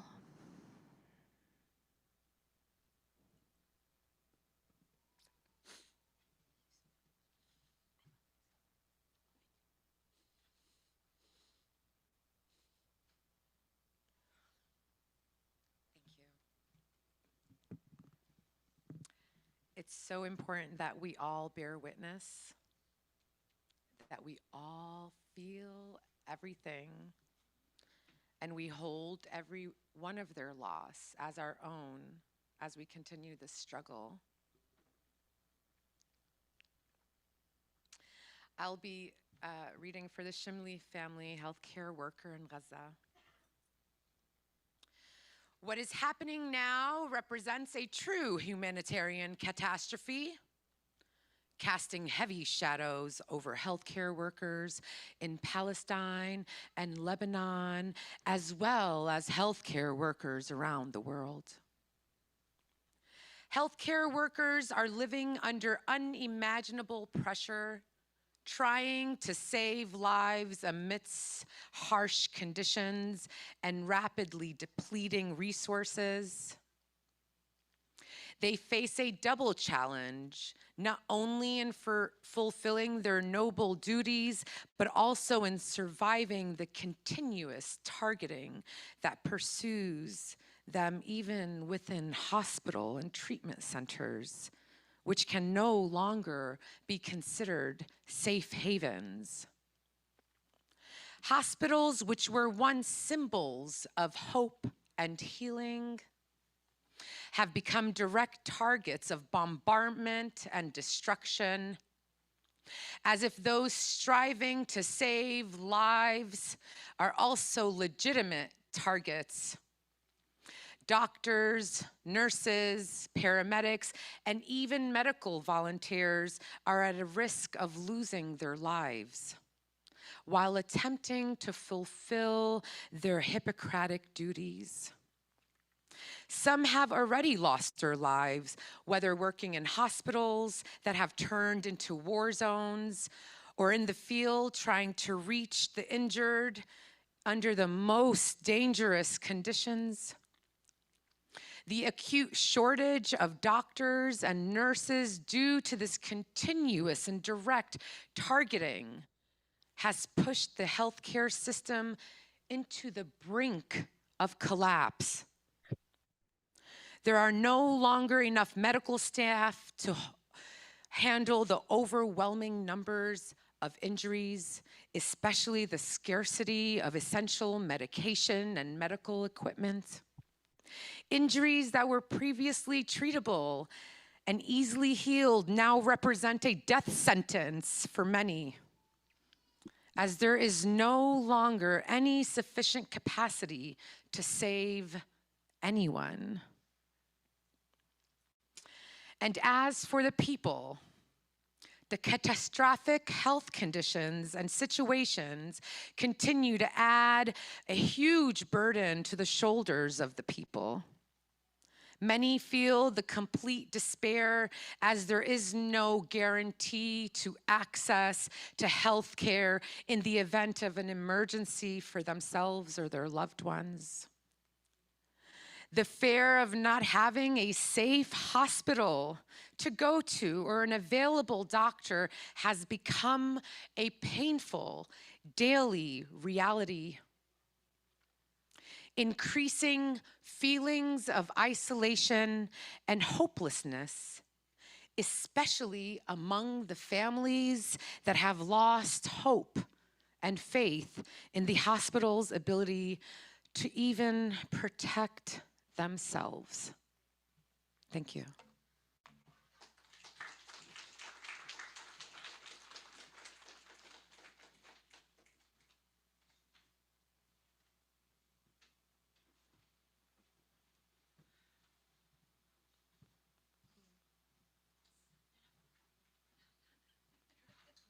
Hi everyone, assalamu alaikum. Thanks for having me. I'm really humbled to be in your company. My name is Iman Khalil. I've been a respiratory therapist for 21 years. I have done a lot of work in trauma. I've done a lot of work in emergency medicine. And I have done a lot of work in the burn unit at St. Francis Memorial, which has unfortunately become part of the UC umbrella. So the one thing I want to tell y'all, which y'all probably already know very well by now with all this testimony, is I've become very familiar with death and, you know, the trauma. But I can tell you for certain the one thing that's the difference between the death and trauma here that happens in the hospitals and the death and the trauma that happens in Gaza is the sheer terror and suffering. We don't have that here.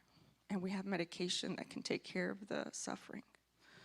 So I decided to go to Egypt to try to help the expelled people of Palestine that were in Cairo. And I did this because we were doing protests here, and the protests just became more and more violent with, from the police. We were getting thrown down on the ground, we were being shot at with tear gas bullets. And I knew I had to take stock, you know, like how much is this really helping the people on the ground in Palestine? So I decided, you know, I'm gonna go help them in Egypt. So, and my experience, I feel like, is a real testament to the community we have built worldwide, because this was just a whim for me. And when I reached out, people knew who to were able to tell me who to contact. It was from California to Houston to Colorado to Cairo, you know? It was like all these people. And so I came to know two groups. One is the Lifeblood Foundation. Those were from family friends in Houston that I went to the mosque with.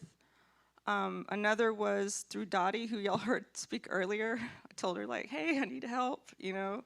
She hooked me up with her friend Laura that she met at ISM out in West Bank. And Laura was able to hook me up with Duat in Egypt, who had just come down from Gaza. My friend's Dr. Robab, who's a dentist in Houston, was able to hook me up with Dr. Yasser from the Lifeblood Foundation. So these two groups, Lifeblood Foundation, Dr. Yasser himself was a teacher. He taught English at an intermediate school in Gaza before he had to evacuate his family to Cairo. He has 4 children and his wife. They were able to come. But his mom, his parents, his siblings live in a tent in Gaza. So even though he's going through all this, right, he's able to put this Lifeblood Foundation together, organize a bunch of young Palestinian youth, they're in their 20s. Also, they've lost family. Their families are, like, they came, they're in the middle of school, no schooling, no, their family members have passed on, some, you know, but they're grateful, and they're in Egypt working to help other people And they're also not only helping the people in Cairo, they're helping people in Gaza. They're making sure they get water, they get food, getting tents built. So there's a lot of projects that they're doing on the ground. They're getting hygiene bags prepared because these people came with nothing to Egypt. They're getting blankets and mattresses prepared for them because the winters in Egypt are very cold. So there's just so much work that they're doing, and I'm so humbled by them because they've gone through so much already. And this is also part of their therapy. And one thing that was a very common word that they kept saying, when they were describing the hardships and what was going on, but alhamdulillah.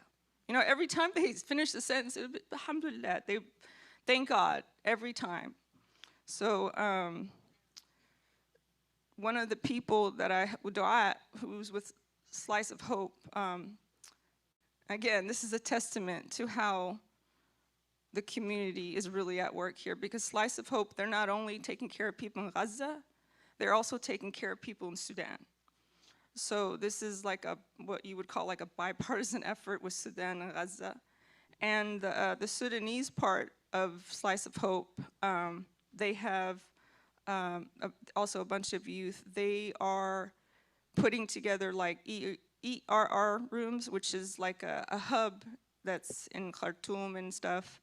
And they're able to help people with food and emergency medicine. And I'm saying this to say that this group, who has joined forces with people trying to help others in Gaza, Palestinians, was nominated for a Nobel Peace Prize. So hopefully they'll get this Nobel Peace Prize.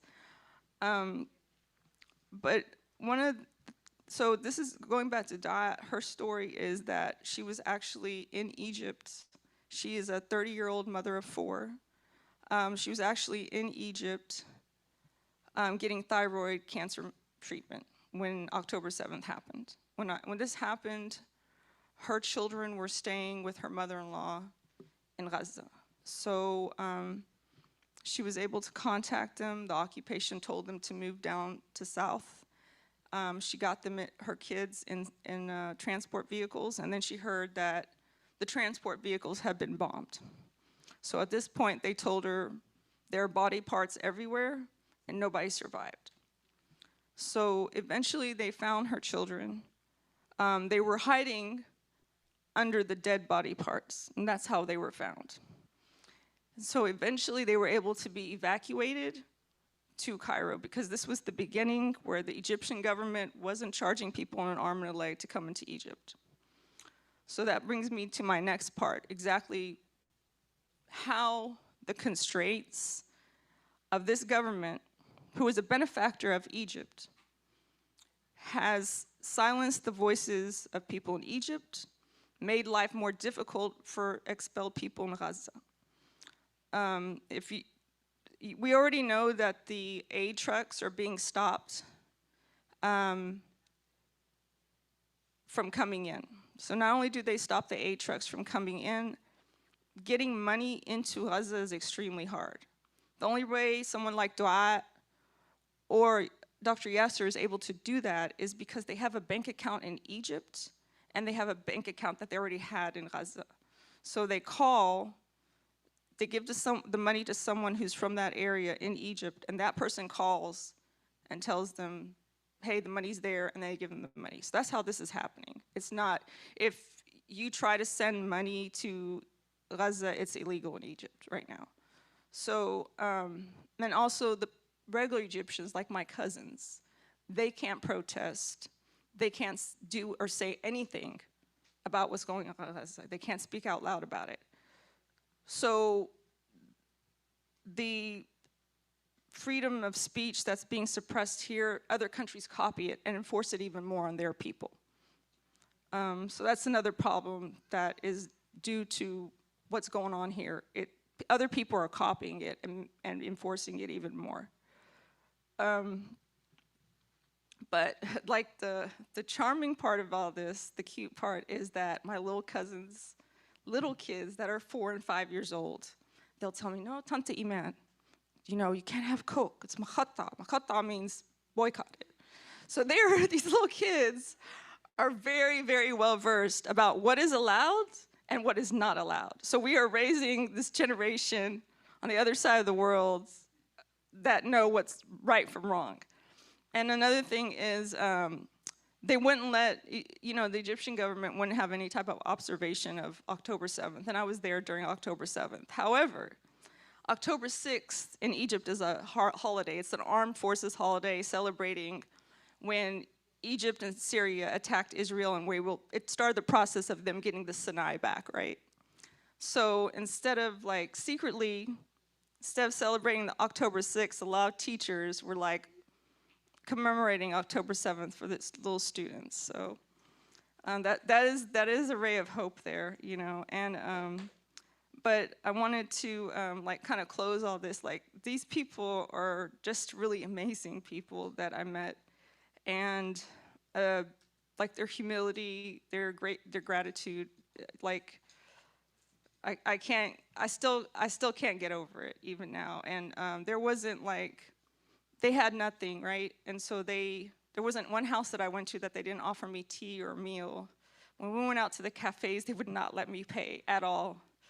And I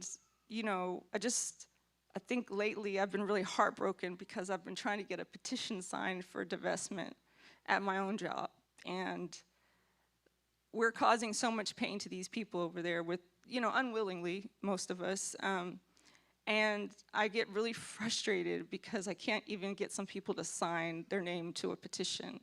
And in comparison with the generosity of these people that we have inflicted so much horror on, it's just really so stark and, really grounds us. And I just think we have a lot more work to do here as far as communicating with people what exactly we're doing over there. That's it. Thank you.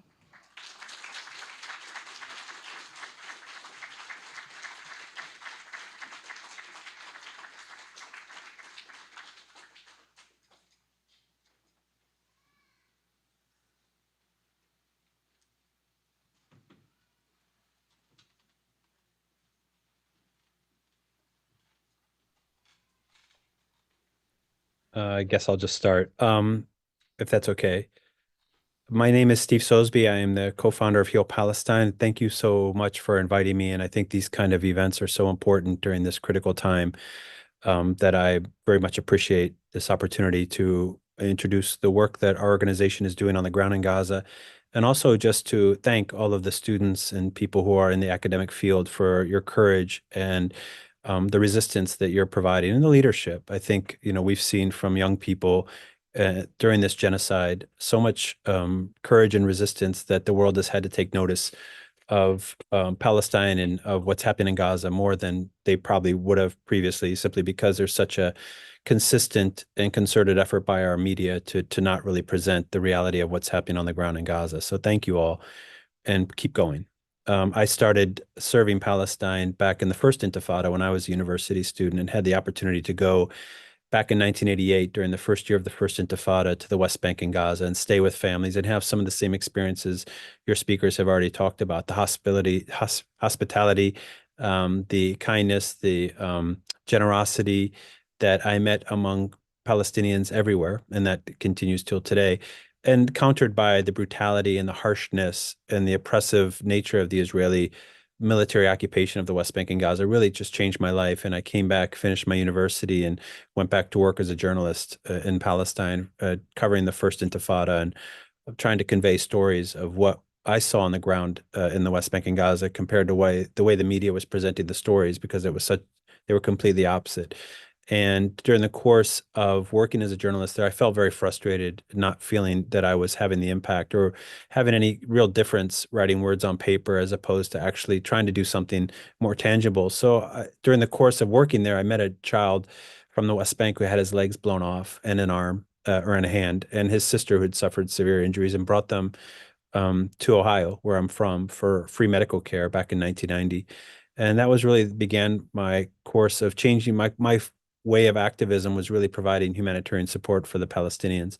During the course of building, I started an organization called PCRF, Palestine Children's Relief Fund, and for 30 years built that organization with literally thousands of people all over the world. Most importantly, my first wife, Huda, who was God rest her soul, a Palestinian from the West Bank. We met in Jerusalem. We fell in love. We got married in Ramallah, and together built the organization and was able to have a pretty impactful,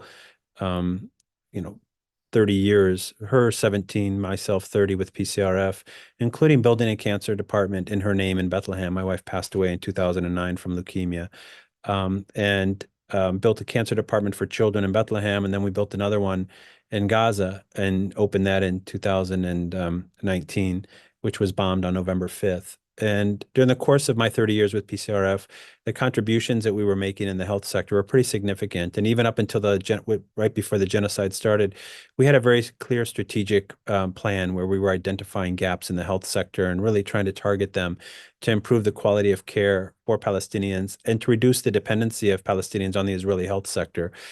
Israel took and takes today tens of millions of dollars every month from the Palestinians in the West Bank and previously from Gaza, by prohibiting the development of the Palestinian health sector to be able to provide the same services that their health sector were providing. And instead of, there was like not a normal way of payment between Israel and the Palestinians. The Israel collects taxes, as some of you may know, that are for the Palestinian Authority at the borders, the VAT taxes. And instead of transferring all of them to the Palestinians, they quite frequently hold those as hostage or as punishment. And what they did for the health sector is they would just reduce the amount that they would transfer over to the Palestinians. And there was never an audit, there was never any kind of real accountability of those expenses. So our goal as an activist organization was to improve the quality of healthcare for Palestinians so they would get the same quality of services that they would otherwise get going into Israeli hospitals or into the private sector. And of course, all of that was destroyed on October 7th. We started a new organization on January 1st called Heal Palestine, which stands for Health, Education, Aid, and Leadership. After 30 years of serving the health sector, I really wanted to broaden the scope of work that included education, that included developing a leadership mentorship program for the children of Gaza.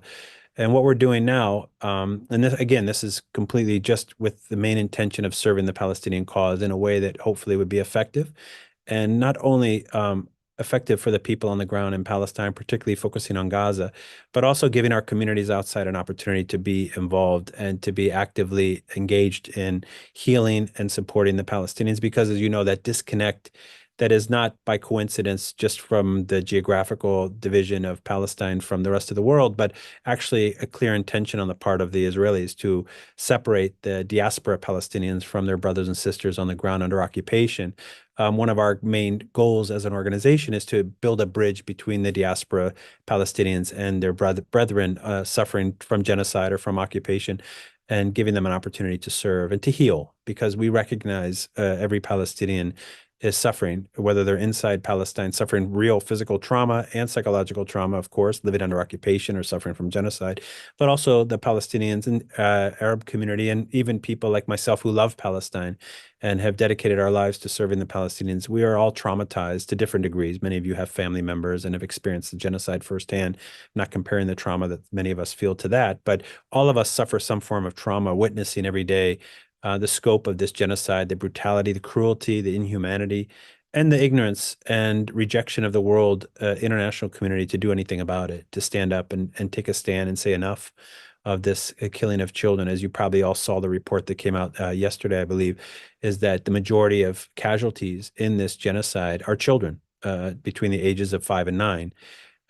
So what we're doing as an organization, what Heal Palestine is doing now in the health sector, what we're trying to contribute, given in this acute phase, because, obviously our intention is to build something and to have a long-term impact. And as we were doing before the genocide, really trying to target and improve the quality of care and have that impact that would go on for a long period of time and for generations, and for building a civil society and contributing to the establishment of a Palestinian independent entity, whatever form that would come in which Palestinians were not second-class citizens or discriminated against or treated in a different way because of their nationality, their race, their identity, their ethnicity, their religion. What we're trying to do now is really address the acute phase of trying to help save lives. And that's really, it's an existential crisis for the people of Gaza and to some extent for the West Bank as well. We saw today the Israeli government coming out and saying very clearly that their intention now with the Trump administration is to gain Israeli sovereignty over the Judean Samaria, as they call it, the West Bank. And that's a very frightful political course that I wouldn't be surprised if that's the course the American government would take, and who knows where that ends. But as an organization now in the area of what Heal Palestine is doing in the area of health, because HEAL stands for Health, Education, Aid, and Leadership.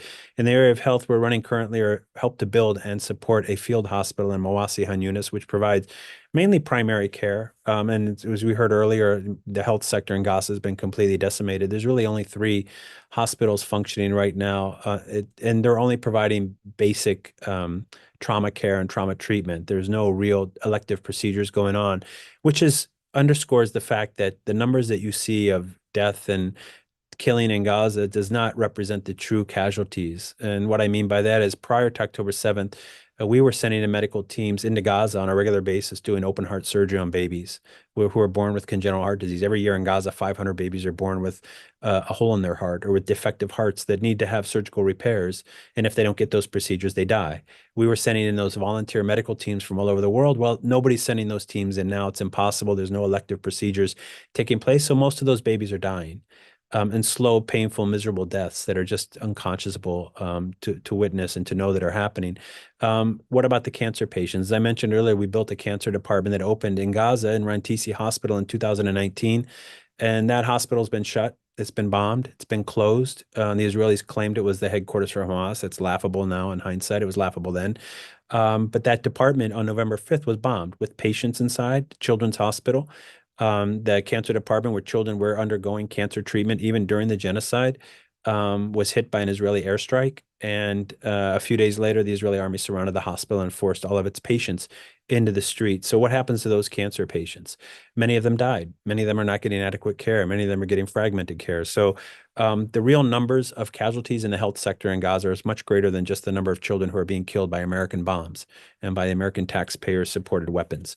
So what we're trying to do as an organization in the health sector is provide health services through our field hospital. In addition to that, we do have a mental health program on the ground in Gaza by a team of psychiatrists, psychologists, and social workers. In addition to that, we are running a global healing program where we're bringing injured children out for free medical care in the United States. We have 20 injured children here now in the U.S. being treated. Unfortunately, we were in the process of getting 4 kids out through an evacuation this week, but every one of our patients, including a girl who was coming to the San Francisco Bay Area, were rejected by the Israeli military, outright rejected, not any kind of opportunity to appeal. And these were cases submitted by the U.S. State Department. So imagine even the U.S. government is coming and asking that these patients be allowed to travel for treatment in the United States, and the Israelis rejecting them and saying no. Children who are injured, children who have significant injuries, including we have an 8-year-old boy who has part of his head missing as a result of an American bomb that was in an airstrike, rejected. Not permitted to travel for treatment. So but we do have 20 kids now in the U.S. being treated, and we have several coming from Egypt who were evacuated back in May and in April, who we've arranged free medical care. And education, which is obviously critical. As you all know, education in Gaza has not ensued at all since October 7th, and the impact that has on children in Gaza is permanent. You take a child out of school for 1 year, you're not able to make that year up. It doesn't matter if you give them accelerated tutoring. It doesn't matter if you do any kind of effort to catch them up or even extend their education a year further ahead. You're not going to be able to, because development at that age of 8 years old, 10 years old, 14 years old, whatever the age is that those kids should be in school and having their brains absorb knowledge and learning, you don't get that back. And so there's a significant long-term damage that's being done to the entire population of Gaza, not just, of course, from the trauma they're experiencing. And as I was mentioning earlier, we do have a mental health program in Gaza because every single Palestinian in Gaza is traumatized from what they've experienced under this genocide. The death, destruction, displacement, hunger, starvation, just the overall absolute unimaginable suffering that every single Palestinian in Gaza has endured has resulted in widespread psychological trauma. So we're trying to undo that, but that's only really what we're trying to do is give kids opportunities to develop coping skills, because there's no way to adequately deal with psychological trauma that's being inflicted upon them. In the area of education, as I mentioned, we're opening classrooms now, mainly in the South. to get kids back into school and give them some kind of opportunity to learn, employing teachers and giving them an opportunity to get back to working as much as possible. And this is a huge challenge because land is so limited, space is so limited, and shelter is so limited. But we've already got 170 kids in a classroom now. We're opening several others in the next couple of weeks, and our goal in the it was muted. I'm not sure how that happened, but our goal in the future is to be part of the rebuilding of the education system. We have an advisory board for every one of our 4 pillars, which helps guide us and to ensure that the volunteer experts in their area of health or education or leadership.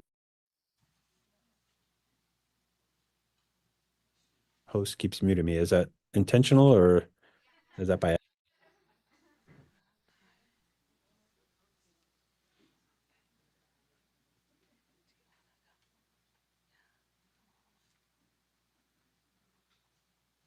Thank you. Sorry, Steve, we had to cut you off. Oh. We're running like severely behind, but I think if you wanted to get information about Heal Palestine, you can follow up on the IG and their website.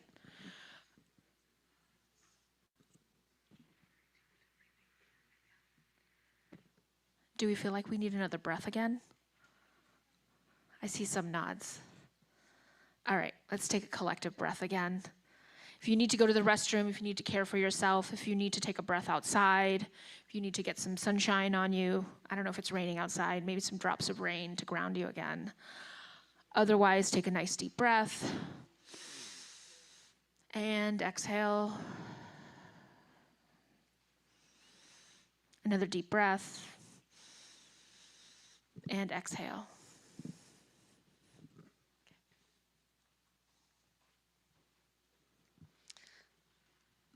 We're going to keep moving on testimonials. Just wanted to take a moment to set us up for our last sort of series of testimonials here, and thank all of these healthcare workers and folks who are supporting initiatives regarding healthcare for your incredibly brave and painful testimonies. And we know that each of those testimonies that you shared, for each of those, there are thousands and thousands more unshared.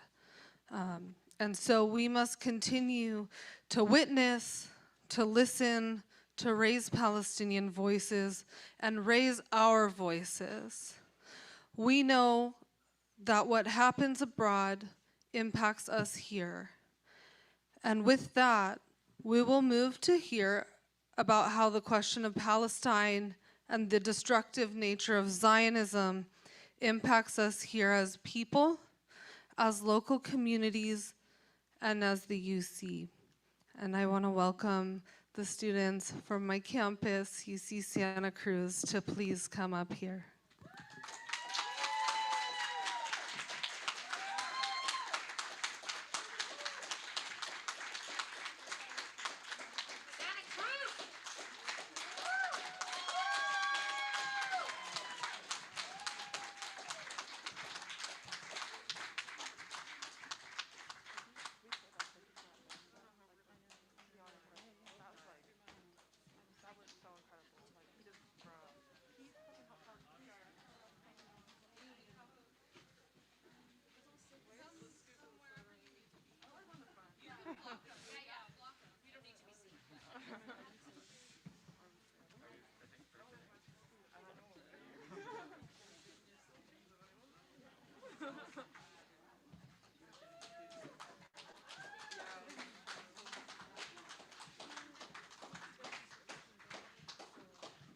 Hi, while we're all getting settled in up here, I just wanted to give a round of applause to Steve for his speech. That was amazing.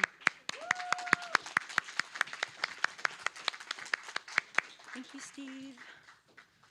We want to sit.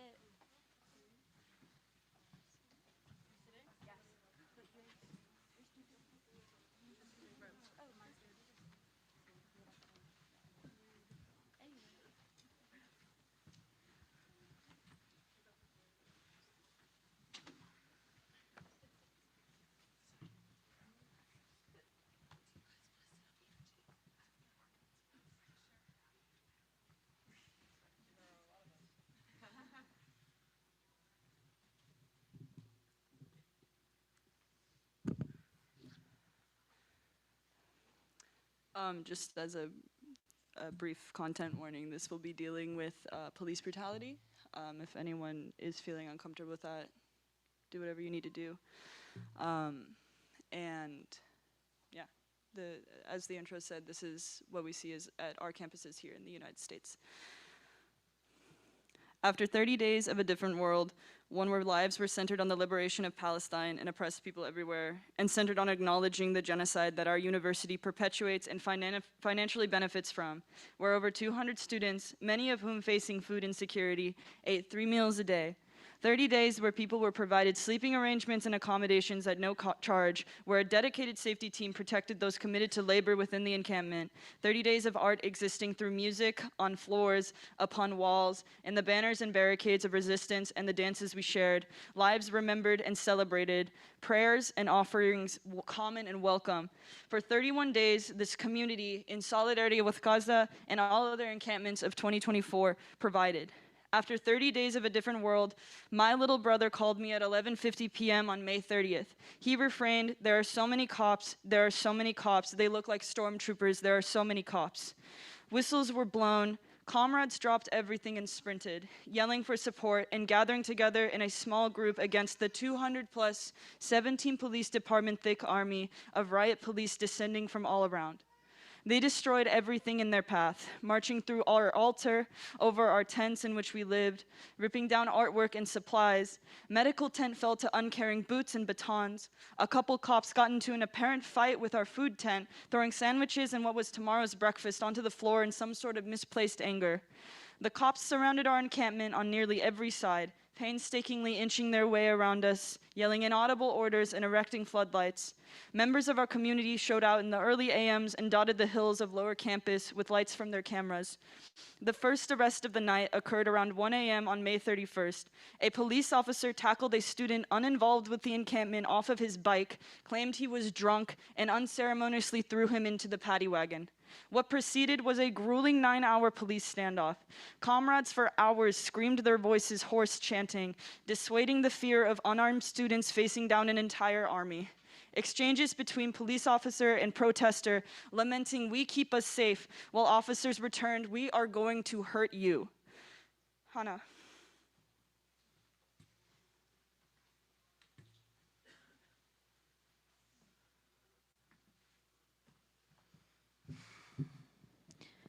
At around 3 a.m. on May 31st, after hours of relentless antagonizing from rows and rows of faceless police officers, an officer in front of me began stabbing his baton repeatedly into my breast area. I remember yelling at him before the assault, asking how his family and his children would feel about not only his act of brutalizing students, but his complicity in upholding and protecting a system that is committing genocide and dropping bombs on the homes of families just like his. Despite my cries of pain and inability to move, he shifted his aim from my chest to my ribs. Officers to my left began attacking my comrades, attempting to pull people out of the line to arrest them. Seeing that I was being pulled forward and unable to step back, he seized the opportunity to apply even more force. He began stabbing my ribs with full force, lifting me to my toes with each blow. After going hours without food and water and being sleep deprived from the consistent psychological torture inflicted by the UC, I used every bit of my energy I had to scream at him, begging him to stop, crying out that he was hurting me. He didn't stop, but instead he moved his baton to under my rib cage. I remember feeling a sensation of my rib cage lifting, putting unbearable pressure on my chest. As if the jabs weren't enough, he began twisting the baton left and right, and even through thick layers of clothing, he teared the surface of my skin on my lower abdomen. Eventually, he stopped as the line of officers were cycling out. The only thing keeping me physically standing in that moment was the physical support of my comrades around me. I stood there for about 15 minutes, hoping that my inability to breathe would figure itself out. Getting worse by the minute, I left the line to offer support from the inner circle. After 15 more minutes, with my capacity to breathe degrading and a sharp pain persisting with every attempted breath, a peer convinced me to seek emergency attention. We rushed to the hospital where I was given pain medication and underwent tests to ensure no internal damage was sustained. Weeks after the assault, I was still struggling to breathe properly with major bruising on my ribs and stomach.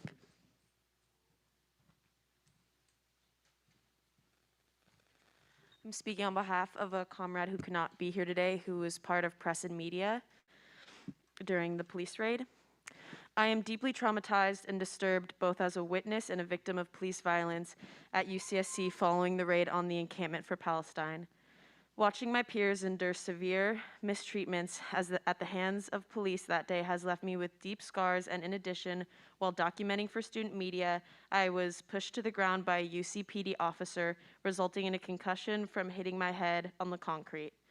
The recovery process lasted 2 months, during which I suffered from sharp stabbing head pains, persistent nausea, extreme sensitivity to light and sound, and significant difficulty focusing on reading and screen use. The physical and emotional toll of that experience set me back academically, forcing me to take 2 incompletes in my courses.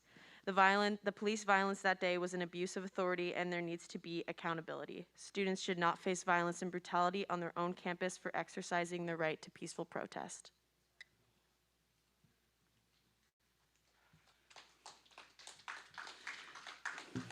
Throughout the night, police rushed the line about every 20 minutes, flailing their batons, grabbing hair, necks, tearing off clothes in such a frenzy that their supervisors had to physically drag them back into position and break them away from the students. Sunrise broke around 7 a.m. as police demanded press leave the altercation and positioned their bodies around especially brutal arrests to avoid exposing their violence. Femmes of color especially were pointed at, told "you're next," and then ripped from the line. Organizers leading chants and waving flags to uphold morale, and those breaking line to reposition comrades in an effort to ensure the safety of everyone were also explicitly targeted. Parker?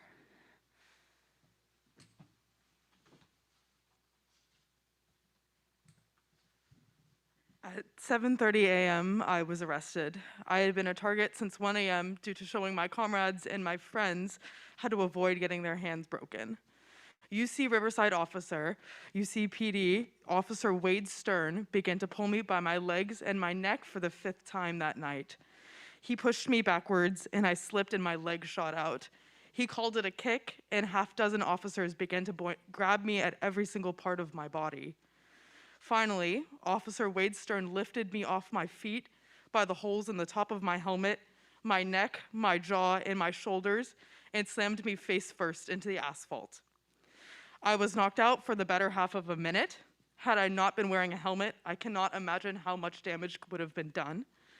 I was pressed into the ground, breathing in gravel. I had rocks in my mouth, and my arms were wrestled behind me as they pressed down on my back and my hips.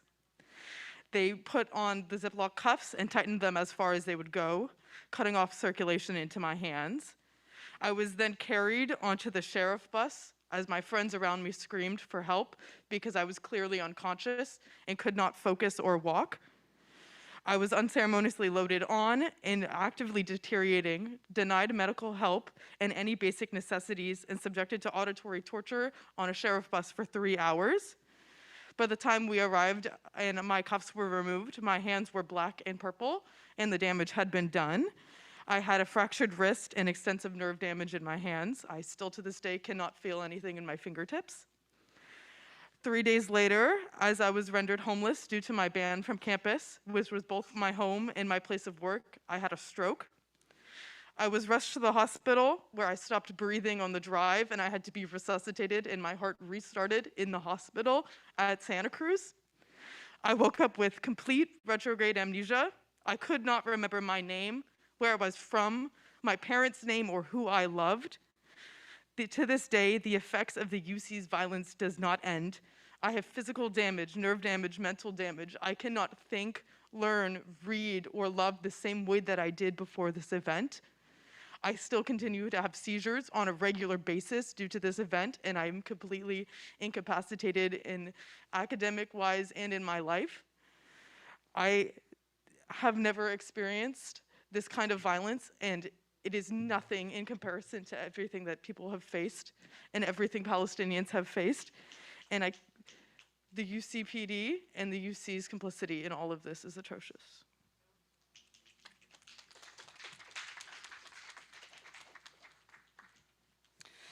At 8:30 a.m., the final arrest circle was illegally kettled at the base of campus. Comrades were subsisting at this point off of bites of food, sips of water, and zero sleep. I was told after being ripped from the line by 3 officers that them hauling me out was going to hurt. After clearing the circle, the police and UCSC invited in bulldozers to raise the camp and took squad pictures among the destruction. Protesters were thrown into 3 different buses with 3 different flavors of abuse, from auditory torture, forcing protesters to take out tampons and piss on buses, constant homophobia, transphobia, and egregious racial profiling. A complete dehumanization of protesters that stayed peaceful throughout the night. No, that doesn't even matter. It does not matter. But still, some without access to food, water, or bathroom from 12 in the morning to 9 in the morning. They were kept on these buses from 6 a.m. to 12 p.m. without the ability to relieve themselves. Just a taste of what the fuck is happening in Palestine. Just a small amount. And the people here who are all up on this stage, that was something they looked at. They looked at Palestine and they said, no, this is not going to be happening, especially if we are at an institution that is actively benefiting from this oppression. We are willing to take up this labor because it is an ounce, a fraction of what is happening across this whole entire world. Lila?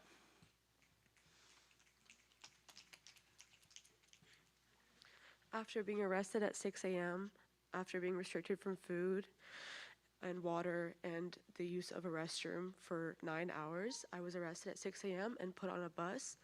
After being placed in a cell with the females and the whatevers, we were then shuttled off to the county jail.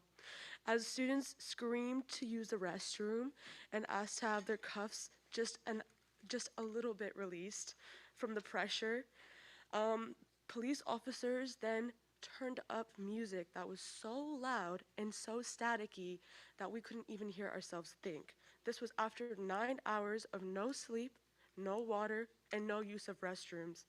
Then, as we were taken to the county jail, we sat in a parking lot for 2 hours, and we were just told to sit there and wait.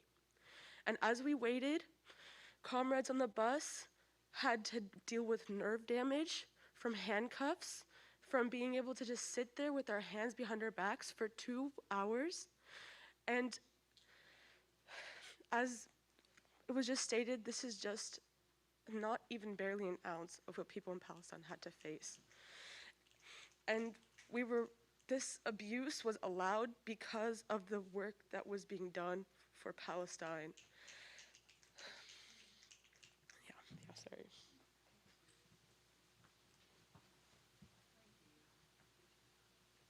I'm gonna scoot this over so everyone can be seen.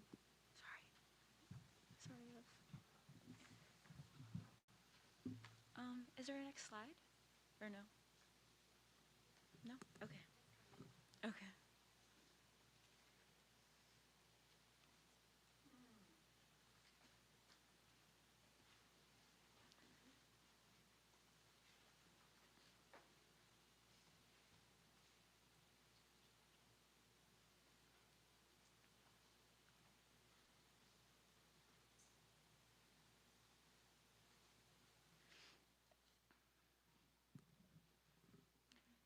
The university lied. Of course. The university said that plaintiffs will receive extensive accommodations to minimize any purported harm. Lies. Lies. The university said that plaintiffs were not caught in Dragnet. Lies. Lies. The university said that UCSC made individualized determinations as to the threat passed by each plaintiff's continued presence on campus. Lies. Lies. The university said officers did not use excessive force during the arrest. Lies. But if you don't ask us, let's ask the students. Who here was arrested? Who here experienced police violence? Due to the arrest, who lost on-campus housing? Who here lost access to their meal plans and was hungry? Who here was left with medical bills? Who here did not receive online accommodations for their schoolwork or finals? Who here failed their classes? Who here lost access to on-campus healthcare? Who here was denied an individualized hearing? Who here has not stopped and will not stop fighting for the Palestinian liberation movement?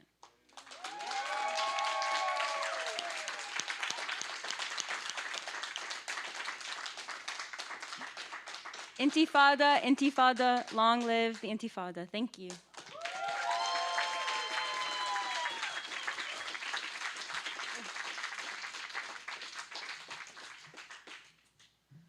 Oh, do you want to do it?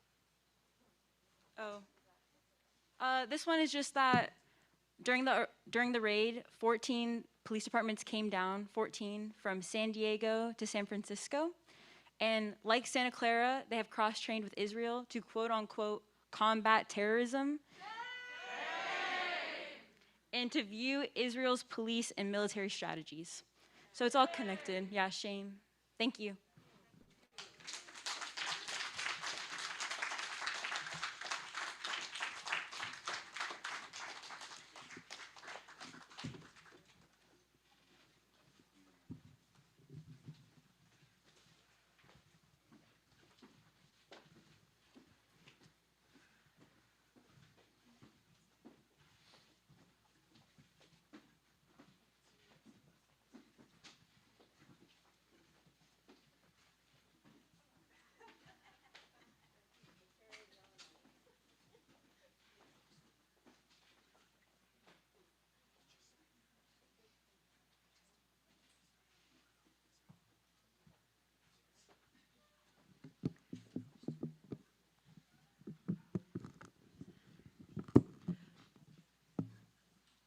You know,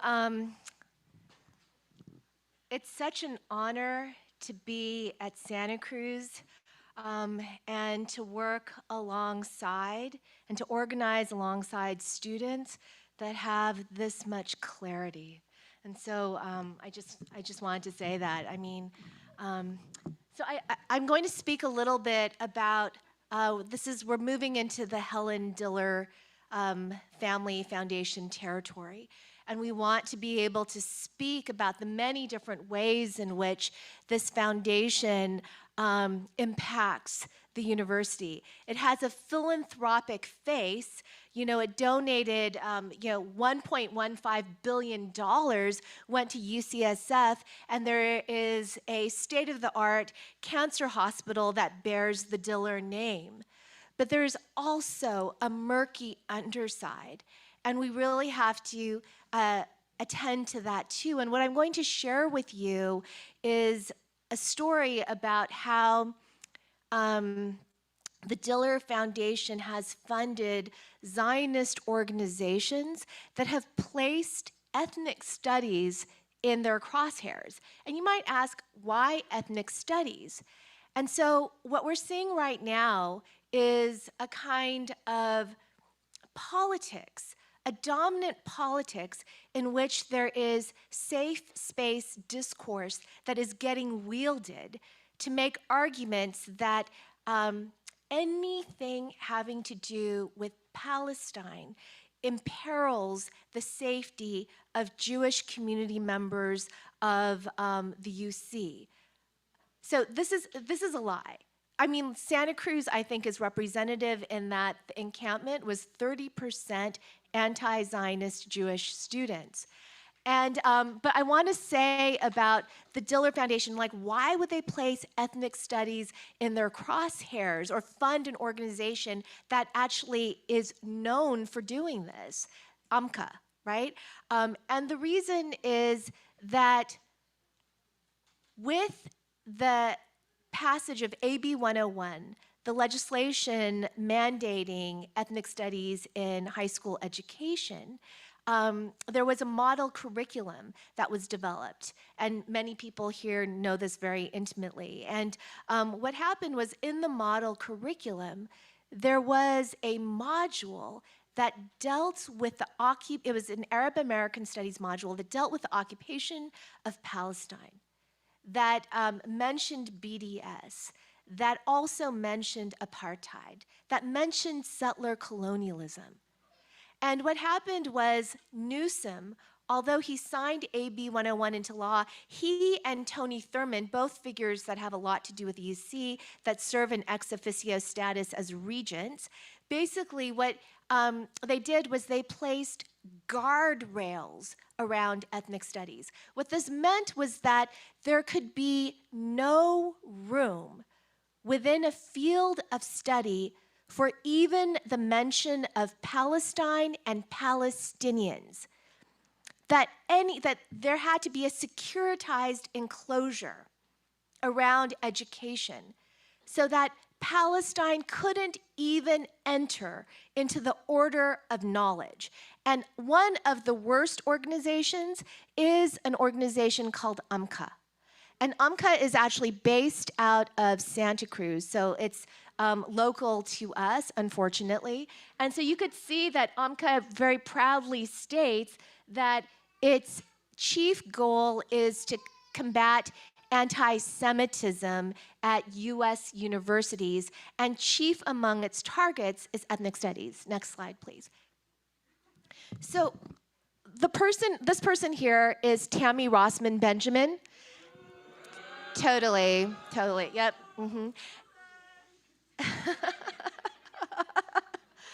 So Tammy Rossman Benjamin, before ethnic studies even existed as a program or a department at Santa Cruz, kept targeting Middle East studies, because there could be no area of the university where there could be any critical study of Zionism or Palestine, right?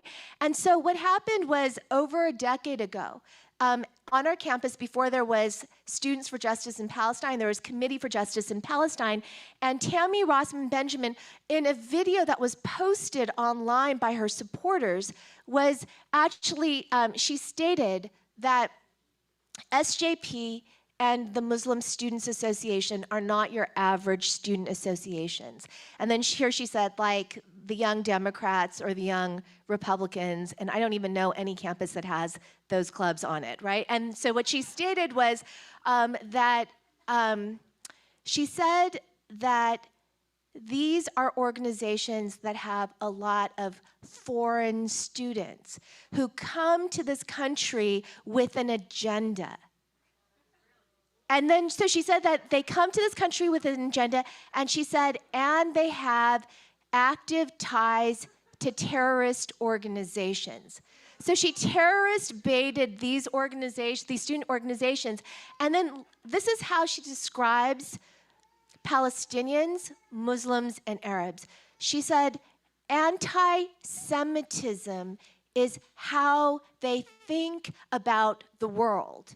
And so, like, what she's basically saying is that there could be no, like, anything. She's basically making an identitarian claim about Palestinianness, saying that it is, by definition, anti-Semitic. So anything having to do with Palestine has to be securitized. It has to be enclosed. It has to be excluded. It cannot be admitted into the university. It cannot be in the realm of public and critical conversation. It can never, ever enter into the order of knowledge. Next slide. So these are the priorities of UMCA. Confronting anti-Semitic critical ethnic studies. Okay, like, in other words, if ethnic studies gets anti-imperialist, no way. And here's the other thing. Ethnic studies, it centers the study of structures and systems of power from the perspective of the communities that are the most impacted. That's dangerous, okay? And then, like, countering academic BDS and anti-Zionist faculty, and then protection for Jewish students, right? And then here, you don't count if you're anti-Zionist and you're Jewish, okay? Okay, next slide. And so these are some of the areas that UMCA has targeted in recent years: Area A through G/H ethnic studies at the UC. UMCA infiltrated the process. The Daily Bruin reported about this. CRES at UC Santa Cruz. This is a department that I used to chair, and I worked with students to help bring into being, and the UC Ethnic Studies Faculty Council. And in fact, she writes letters to the Legislative Jewish Caucus with 150 different sort of Zionist organizations, and she also writes to the Regents. And this matters because with the Legislative Jewish Caucus and the Regents, this has a shaping influence on the UC. These are the ways in which the UC is complicit. Next slide. The UC aligns with organizations like this that are funded by the Helen Diller Family Foundation. So she talks about the anti-Zionism of critical ethnic studies, and she says that so she conflates anti-Zionism in that usual move with anti-Semitism. And she says that, okay, ethnic studies is polarizing. Okay, I would say no, because I think that we all have a stake in each other's freedom, okay? So, but she says that, but it's particularly threatening to, and she makes this claim, Jewish students. And so the safe space discourse, time and again, she's someone who actually filed a Title VI lawsuit with the Office of Education many years ago. It failed. She continues to wage a kind of lawfare against anything and everything. Okay, yeah. Let's go to the next slide. So here, because I'm affiliated with the UC Ethnic Studies Faculty Council, CRES, and Area A through G/H, she put me in the crosshairs. It's not me, but it's ethnic studies as a space for critical study of Zionism, as well as Palestinian knowledge, right, and experience. And so she said that that basically I was making claims. She said because of her efforts, some school districts have been adopting her anti-Israel curriculum, including Hayward, Santa Ana, and Castro Valley. Okay, wait, no, you know what? I wish I could take credit for this, but I can't be everywhere at once. This is not me, okay? Next slide. And then she said, so she wrote to the Regents, and she said, Professor drafting California's Ethnic Studies Standard runs it's for being part of the Institute for the Critical Study of Zionism. And then, isn't it lovely that they added a photo of me? Only, I hope you could tell that's not me. And then, in the feedback loop, you could see that the Canary Mission took that photo and use that too, okay? I feel sorry for that person. That person is a real estate agent in Beverly Hills. Okay. I think that this is it. Is there another slide? I think this is it. Oh yeah, so anyhow, I forgot to say this. So last year, UMCA actually spearheaded a campaign to get me fired and propelled 2,000 people in an AstroTurf campaign to write in and to say that I was blatantly anti-Semitic and dangerous, that I was brainwashing youth, that I spread hatred, that I've created a toxic and terrifying environment, that I indoctrinate people, and that I spread false information. Who knows during these times? These are the things that we have to contend with. But I feel, I just want to give you a small sense, and really even, this is what I'll say, is that, you know, during times like these, it really, we have the courage that comes and the strength that comes from our comrades. And with attacks like this, we have to think about this beyond the sort of individuals who are attacked. What is being attacked and why? This reminds me something of what Vicky Wong was saying. What is the source of the attack? What are they attacking and why? And we have to ask that question too. But I'm going to pass things over to Jaws.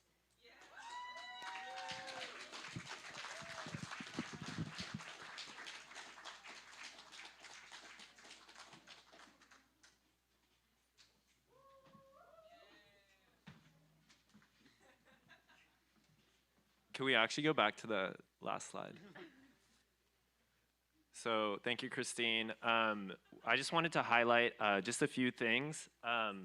the Tammy Rossman Benjamin person literally is just a like disgruntled former UCSC employee that just hates UCSC and is so focused on us that she created an entire organization to attack anti-Zionist formations on campus.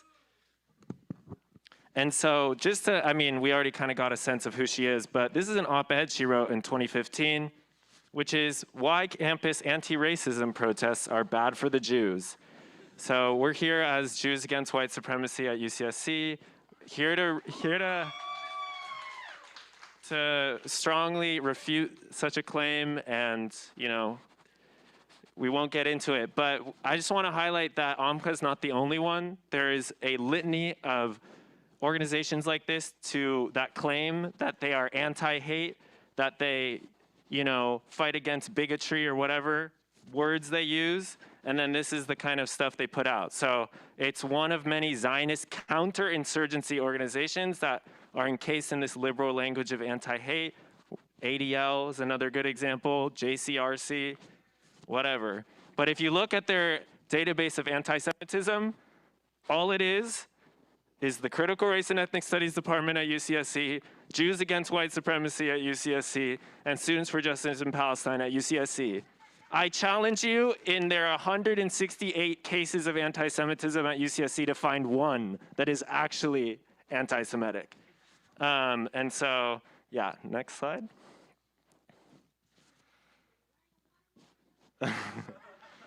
So the reason we're focusing on AMCA is that we're going to move into the Helen Diller, also known as Killer Diller Foundation, because obviously the Helen Diller Foundation funds AMCA, and AMCA is a good example because on the one hand, UCSC is taking money from the Helen Diller Foundation for Jewish studies for their foundation from an organization that is taking the same money and giving it to organizations that are actively fighting students and formations at UCSC. So it's like this weird, like, campus is taking money for its benefit, and then also this money is also implicated in literally attacks against students, faculty.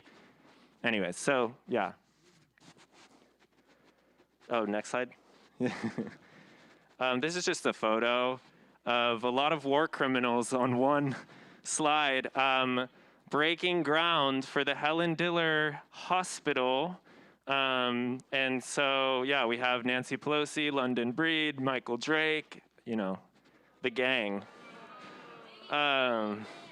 Exactly. And so, as you can see, Helen Diller on the one hand does shit like this, but then we're gonna dive deeper into what they actually fund.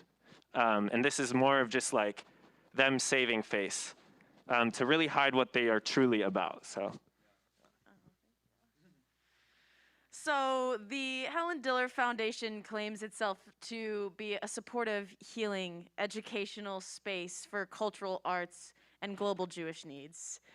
These are all lies.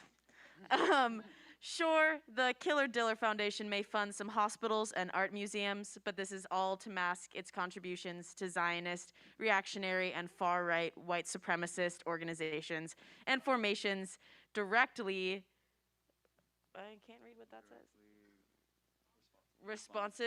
Responsible for the genocide in Palestine.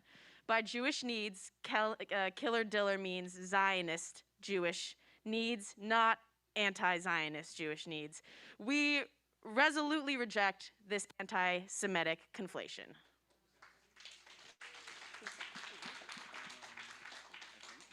Oh. Yeah, so this is just a fraction of the orgs that are funded by Helen Diller from 2010 to 2021. Here's just a little highlight reel of where the Helen Diller money is going. So as you can see, they donated $130,000 to Christians United for Israel, which is the, I believe, the largest private Zionist organization in the US. Founded and led by insane televangelist John Hagee. If any of y'all are familiar with how batshit insane he is, it's nuts. Yeah, they gave $40,000 to the AMCA initiative, which we've learned about as a Zionist counterinsurgency organization on college campuses. They gave $50,000 to Friends of the IDF, which is a benefit organization for the genocidal veterans who fucking kill Palestinians every single day. Need I say more on that?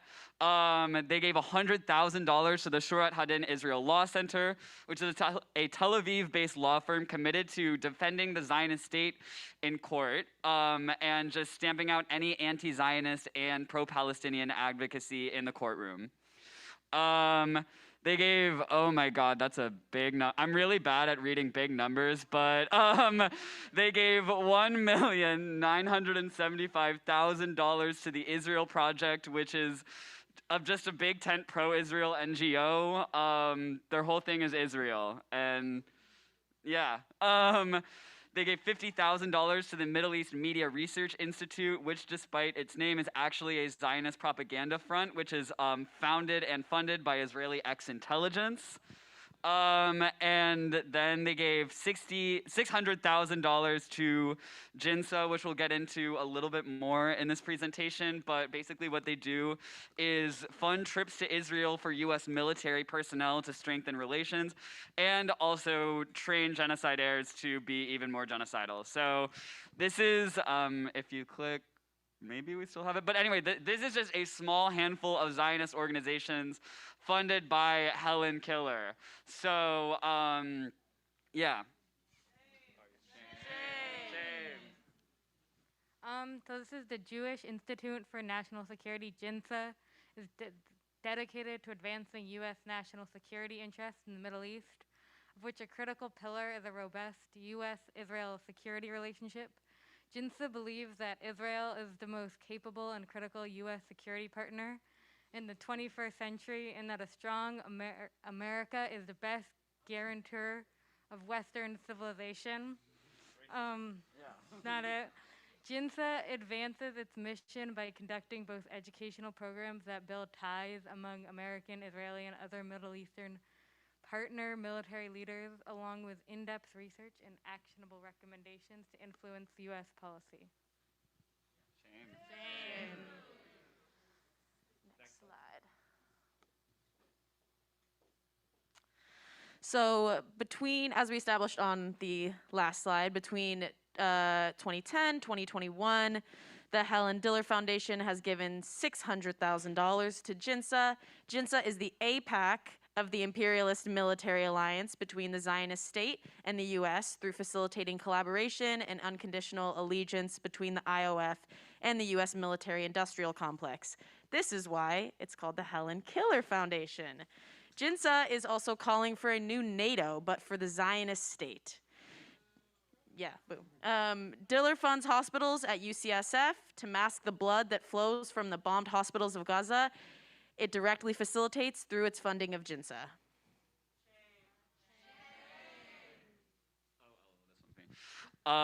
We just wanted to do another highlight reel for some more organizations that are funded by Helen Diller. Something that all of these have in common is that they are registered as hate groups by the Southern Poverty Law Center. Yay!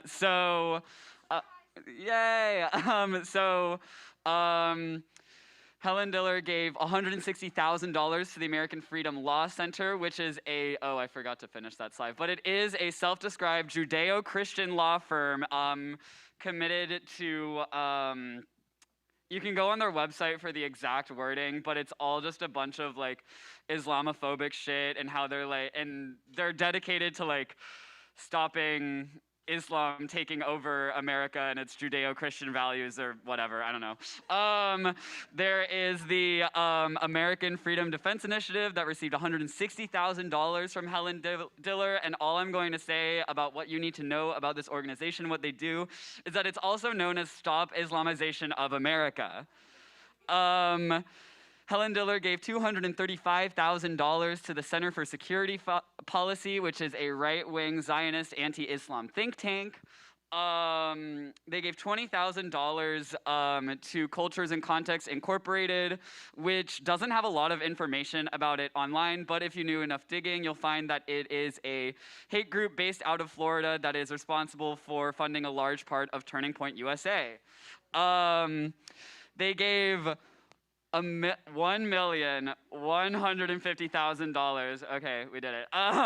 To the David Horowitz Freedom Center, which is another right-wing anti-Islam think tank, which is responsible for propagating a lot of very, very Islamophobic publications. And then, speaking of Turning Point, Helen Diller gave $25,000 to Turning Point USA. For those unfamiliar, those are the conservative dipshit assholes who go around college campuses being assholes, and famously brought Kyle Rittenhouse to speak at the University of Memphis. So, shame. Next slide.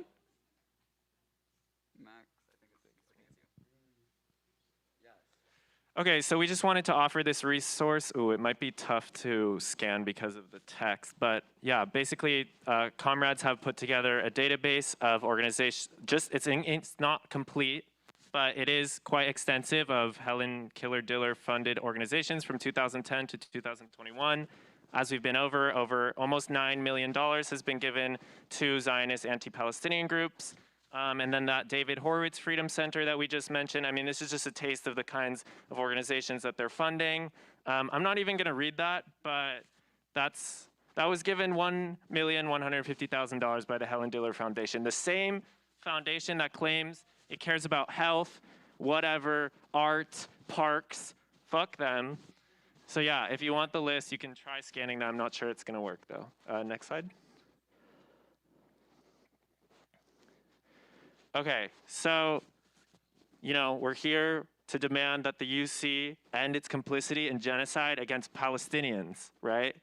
And that includes divesting from Diller, right? Jewish Studies Department at UCSC, the UCSC Foundation, and countless other academic departments across the UC receive direct funding from the same formation that oils the imperialist Zionist machine and wages war against any and all movements for justice, whether it be CREZ at UCSC or Students for Justice in Palestine nationally. So divest from Killer Diller.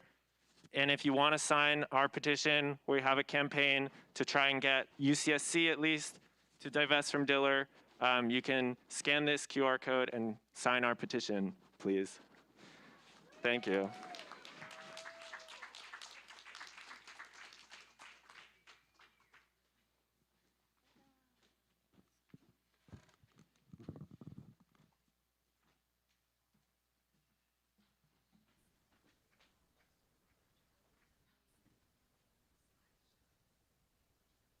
Hi, my name's Erin McElroy. I'm here in solidarity with all of you at the Tribunal today. I'm part of a project called the Anti-Eviction Mapping Project, and we're based in the San Francisco Bay Area and produce a lot of data around evictions and also landlord geographies and corporate landlords across the Bay Area. And so I wanted to offer a little bit of information about Prometheus Real Estate Group, which I know is part of the focus of the Tribunal, just to explain a little bit more about who Prometheus is, their kind of eviction histories, their anti-tenant kind of histories over the last decade or so, and some of their connections to the UC system. So I'll just get into it, but I'll say to you that if you want to find out more about particular corporate landlords in San Francisco or Oakland, you can check out our site, EvictorBook. It's just evictorbook.com, and look up addresses or shell companies like LLCs to figure out who particular corporate landlords are and their eviction histories and the different properties and corporations that they own or that they're a part of. You can also just check out more of our work. Like antievictionmap.com. But yeah, so Prometheus Real Estate Group is a corporate West Coast landlord based in San Mateo, and it first began investing in the Bay Area back in 1965. Today, they are the largest private owner of multifamily properties in the San Francisco Bay Area. So that's pretty substantial considering how big the real estate industry is in the Bay Area, that they're the largest. And their portfolio includes 13,000 apartments around the region, though they do also have some properties in Seattle and Portland. So they're kind of in the process of stretching up and down the West Coast. They're a $2 billion company, and they're owned by Jackie Diller Sapir of the Diller family, who and the family and its foundations are part of this major sort of Zionist and anti-Palestinian lobbying force, which I know is a subject of the tribunal today. And I'm not going to speak as much to all that because I know that others are, but I want to kind of draw some connections together in terms of that and their real estate interests and just kind of context of gentrification and housing injustice in the Bay. But also just for quick context before like getting into housing worlds, Jackie Sapir is also president of the Helen Diller Family Foundation. He's grant support programs at UC Berkeley, at UCSF, and other institutions in the Bay Area and globally. Some of these grants have supported UCSF's Comprehensive Cancer Center, the UCSF Helen Diller Medical Center at Parnassus Heights, and more.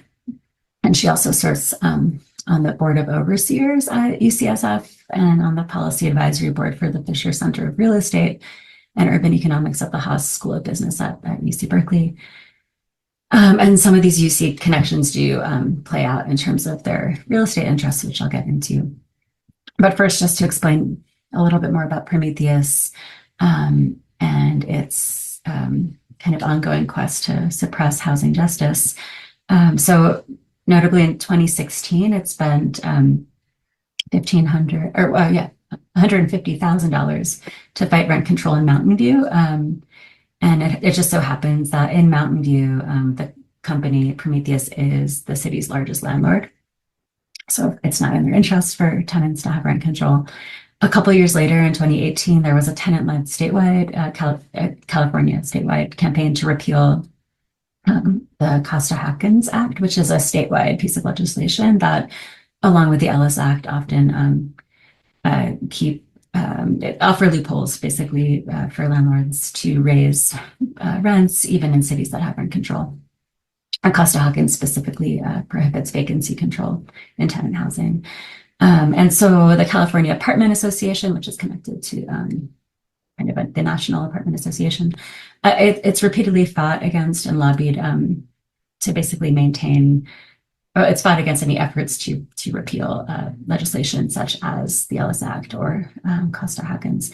And the association is mostly supported by wealthy landlords.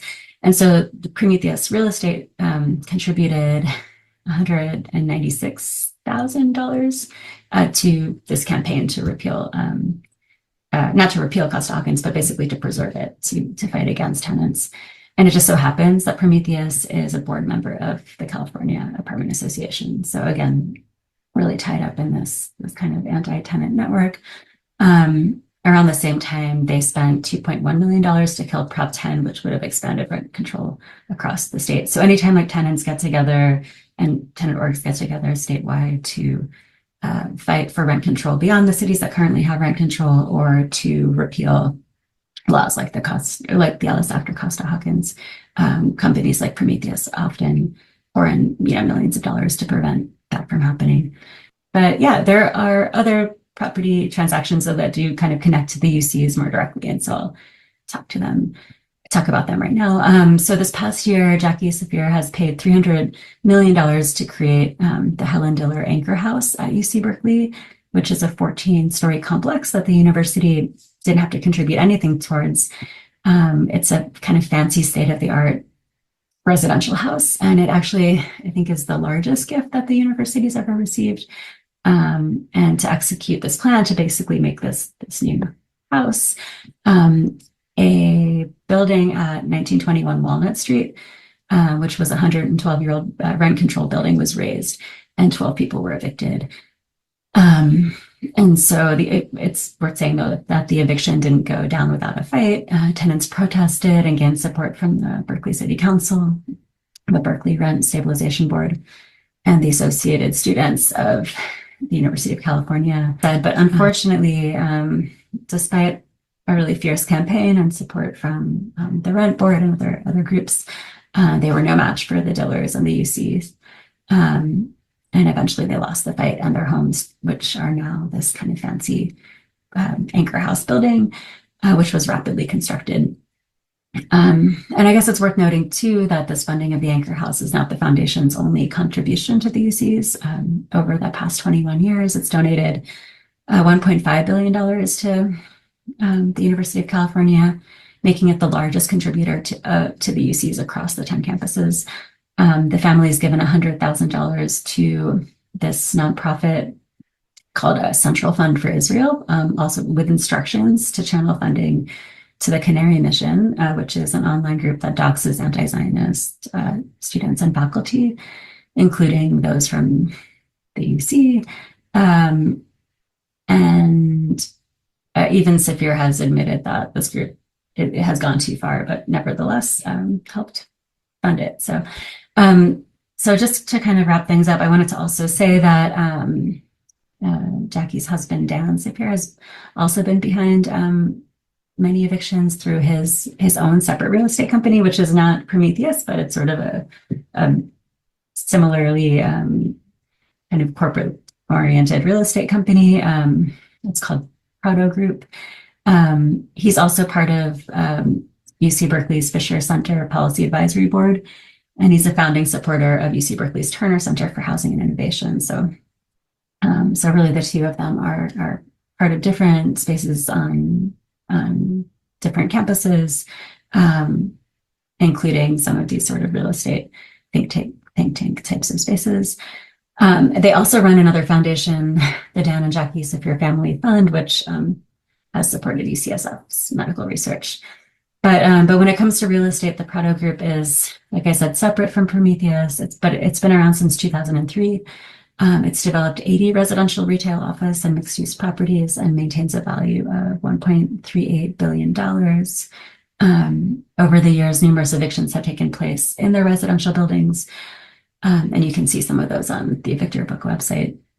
Recently, the company absorbed 20 buildings from that were previously owned by Veritas Investments, which is San Francisco's largest and most notorious landlord with a rampant history of evictions and abuse.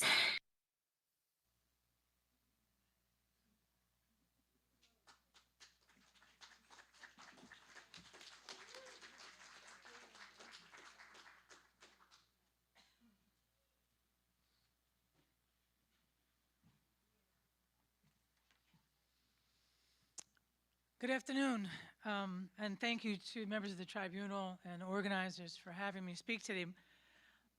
My opportunity is to speak to you about the extent that the university has gone to suppress the community surrounding people's, what can I say? Regarding the allegation against UC leadership that it has deflected accountability and violently oppressed its own workers and students who seek justice in Palestine. We can also include the oppression of the community surrounding the UC and the intentional suppression of the counterculture that has opposed UC practices for at least 55 years, or in the 55 years since the creation of People's Park. Since its creation, People's Park has stood. Thank you, yes, for People's Park. Since its creation, People's Park has stood as a symbol of resistance to war, colonialism, and gentrification. It was born out of the struggle to end U.S. aggression against the people of Vietnam, and it has consistently provided a place to those opposed to war so that they could speak freely and organize in support of liberation and justice.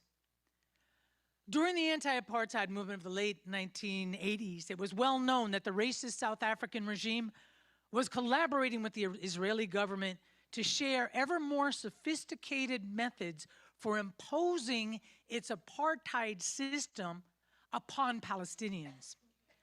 Those two despicable regimes supported each other and were both opposed by the anti-apartheid movement here, and both of those regimes were supported by the University of California through its financial investments and cultural exchanges. Community activists from People's Park actively supported the liberation of Black South Africans as well as the liberation of Palestine. They were a consistent presence at campus rallies and actions, and the community provided logistical support to those movements as well as experience and political analysis. Over the years, People's Park has been the site of large community gatherings to oppose militaristic ventures, including the U.S. invasion of Grenada, including the invasion of Panama, including the wars, the first Iraq invasion, including the invasion of Afghanistan and the second Iraq war. It has also been the site of opposition to police brutality and forced displacement of poor and unhoused people from this area.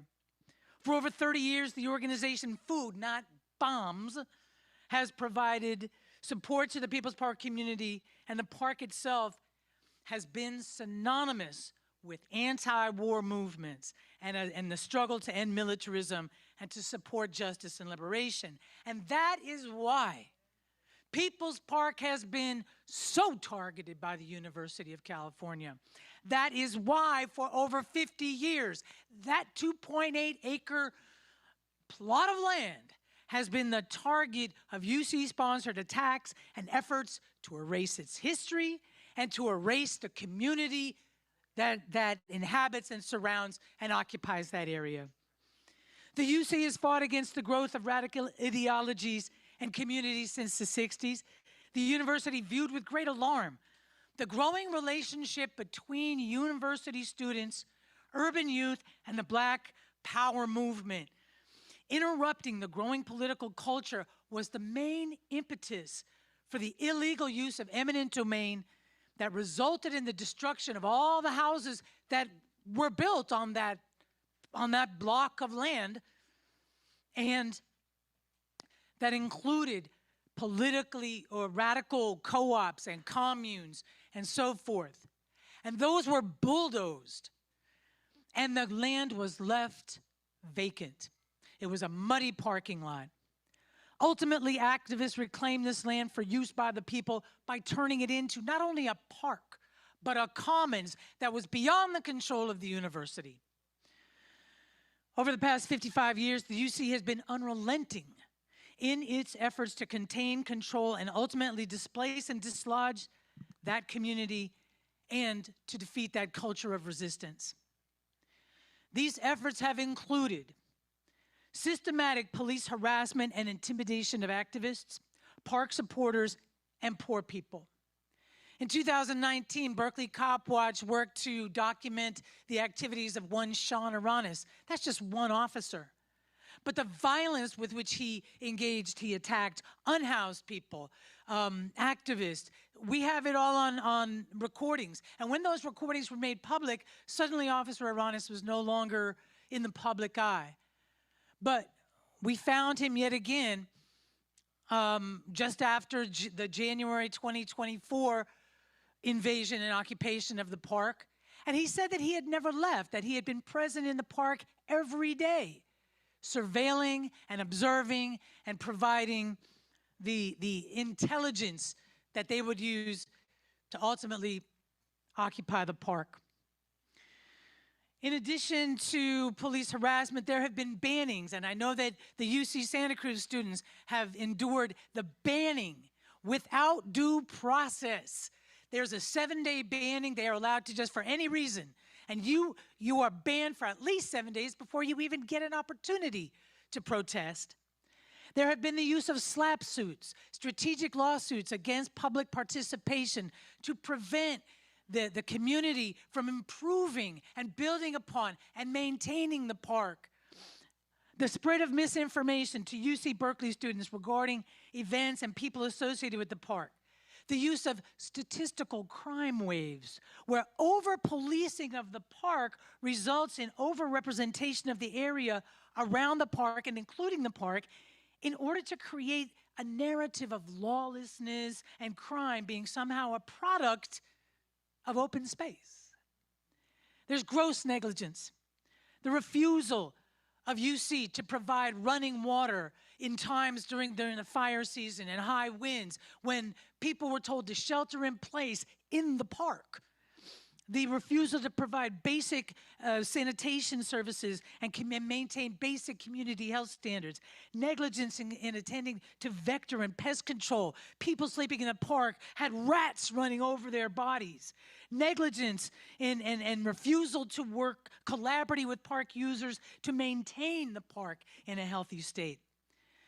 The university has created false narratives that the park had to be used for student housing, despite that there were many other sites available for that purpose. The university is guilty of a blatant disregard for the history of our community, for the 1984 designation of the park by the city of Berkeley as a historic landmark, and the 2022 inclusion of People's Park on the National Registry of Historic Places. But most dramatically, we've seen the overwhelming use of physical force to defeat and destroy the community and the supporters of People's Park. I was there in 1990 when 900 police officers were recruited to forcibly install a volleyball court with officers who used so much violence that Berkeley hadn't seen. The use of rubber bullets was introduced by the University of California for the first time, in the normalization of munitions used against the civilian population. The overwhelming use of force on August 3rd, 2022, with hundreds of officers pitted against an assembly of approximately somewhere between 100 and 120 park users. It was the dead of summer. Students were gone. There were poor and marginalized people standing up for the right to their history, standing up for their right to exist.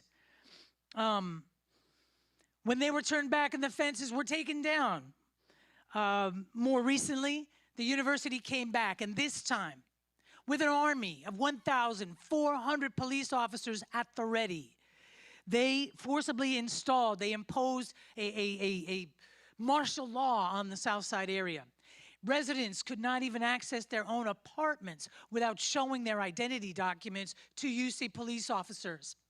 There now stands a 2-story high, these cargo containers that not only take over the streets, the sidewalk, denying access for people with disabilities and so forth, but it stands as a monument to the level of force that the university is willing to impose in order to stop the counterculture, to break the back of Berkeley, to break the back of narratives that challenge the university, that challenge capitalism, that challenge militarization, that challenge the privatization of the university, and challenge the corporate educational complex.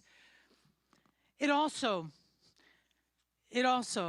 has had incredible consequences for the park community.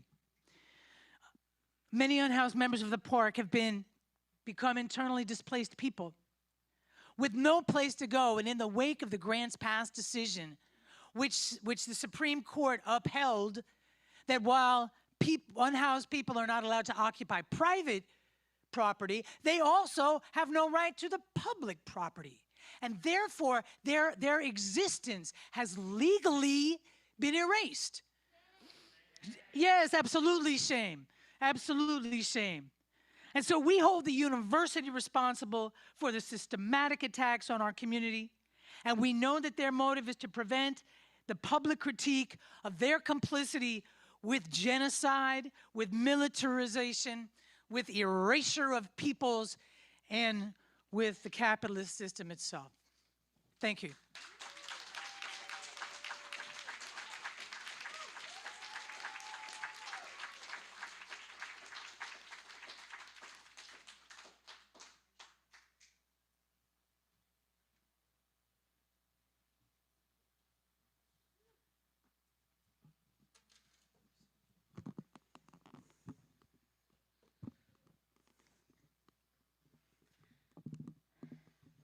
I'm going to face the judges for this one. Sorry, I can't face you on Zoom. Mari Kompuche, Inchita Rosita. And for the last 401 days, we have bore witness to the systematic destruction of health institutions, the targeting of healthcare workers, our colleagues, the implementation of starvation as a tactic of genocide, and genocide itself. It was Dr. Hammam Allah of Al-Shifa Hospital who was martyred on November 12th of 2023 that said, "And if I go, who will tend to my patients?" He went on to state, "We are being exterminated." And as I walk through halls of silence at UCSF, despite the constant alarms, the ever-present murmur of voices of patients and colleagues, my heart aches for my colleagues who look like me, that took an oath of care and to heal our communities, yet were murdered due to that very oath. What does it mean when the very institutions that state that they will uphold healing and care of the BIPOC and marginalized communities intentionally ignores a genocide of the Palestinian people? Performative. It's doing land acknowledgments while holding bones of ancestors kind of vibe. It was June Jordan who first said, Palestine is a moral litmus test for the world. What do I tell my community when they show up to an institution that ignores the largest human rights violation happening right now? How do I tell them that DEI only applies to UC-approved people of color or marginalized communities? How do I tell my community that UC will care for your baby, but not for the 1,000 babies of Palestine? How is that health equity? How did UC forget their oath? The repression we face isn't new. We've seen it through history. When the ruling power, the colonizer, the supremacist decides we should not exist. They label us less than, savages, terrorists, disposable, children of darkness. We're told that we make them uncomfortable. Redefining impossible is the slogan of UCSF, but I say redefining racism and oppression and repression is theirs. I was told the watermelon that I was wearing daily on my uniform made someone uncomfortable. As an Indigenous woman, my very existence makes them uncomfortable. It makes the oppressor, the colonizer, uncomfortable. Because my existence, the Palestinian existence, is the ultimate form of resistance. Palestine exists. Palestinians exist. I braided my hair today, crossing each strand with the whispers of my ancestors that tell me we are the survivors of genocide. And we must be in solidarity with our indigenous siblings of Palestine. I braided my hair today to give me the strength to speak out about the moral disease of colonialism and oppression and the racist ideology of Zionism. I braided my hair today so I could stand here and say my words, not with a whisper, but the thunderous roar of humanity. I braided my hair today for a free and liberated Palestine.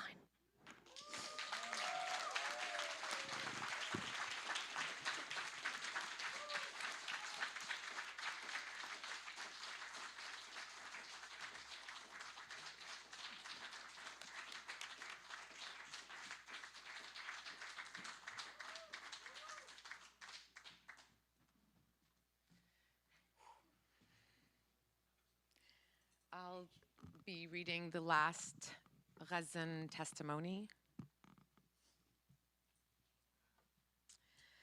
The Palestinian conflict did not begin on October 7th.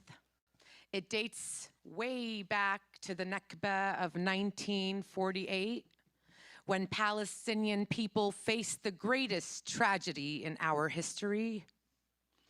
The historical moment saw the displacement of thousands of Palestinians from their lands and homes, destroying dreams and emotions, leaving behind deep wounds that still bleed today. Since then, the Palestinian people have suffered from occupation, discrimination, from ongoing attempts to co-opt and erase our identity, our culture, and our histories.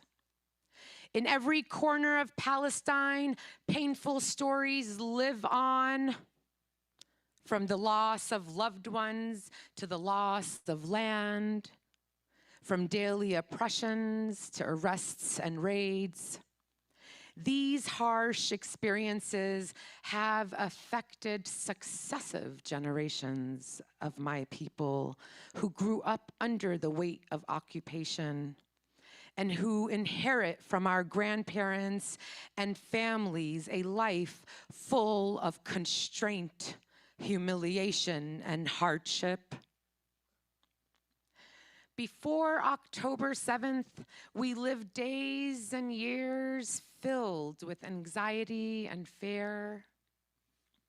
As the occupation gradually steals our lives and dreams from us, the sounds of explosions echo in the distance, and the foul smell of death seeps into our homes. We tried to live with all of our might despite this brutality imposed on us by life.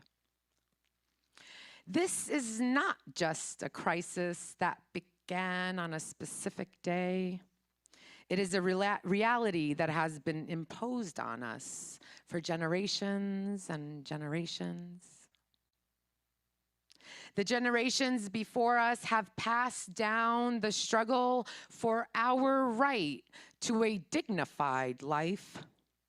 And here, we must continue to fight. Today, I want to remind the world that our story is a story of a people holding on to life, refusing to submit, and only seeking their right to live in peace and dignity like any other people. We do not want to be a part of a cycle of violence. Rather, we seek to achieve peace based on justice and equality. The Palestinian people deserve to live free, with dignity, away from fear and chaos, and we deserve to build a future in our homeland. This struggle is a defense of the right of the Palestinian people to exist and live in peace. History reminds us that Palestinians are not just victims. We are resistors, carrying our hopes and dreams despite all of the adversaries. The struggle for Palestine is a struggle for right and for justice and for a better future for all people of the region. We want the world to recognize that we are seeking hope, not death, and that our voices must be heard. They resist to make Palestine a land of hope and peace. Palestinians continue to resist to make Palestine a land of hope and peace, not of death and destruction. Love, Shmili from Gaza.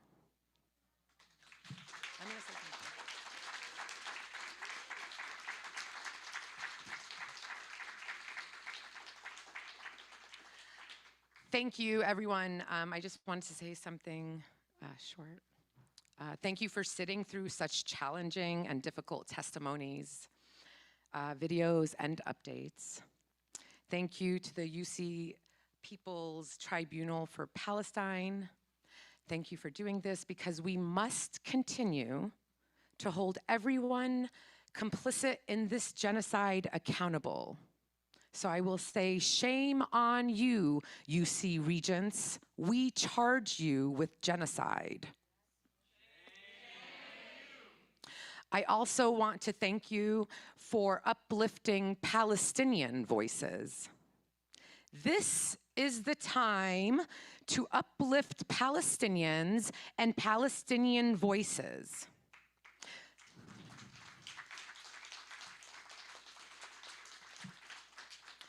Palestinians are experts in life.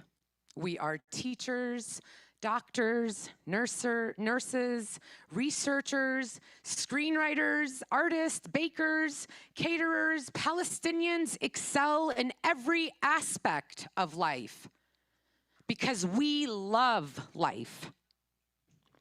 And for over 100 years, Zionist and US imperialism have been trying to silence and erase us.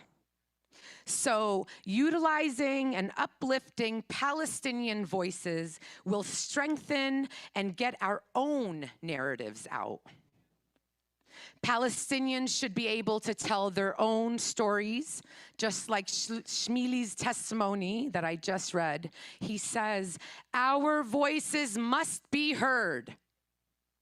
You see, we've been silenced for far too long, and the time is now because they cannot erase us or co-opt our culture or our history, for even through all of this horror, we remain and will always belong to Palestine.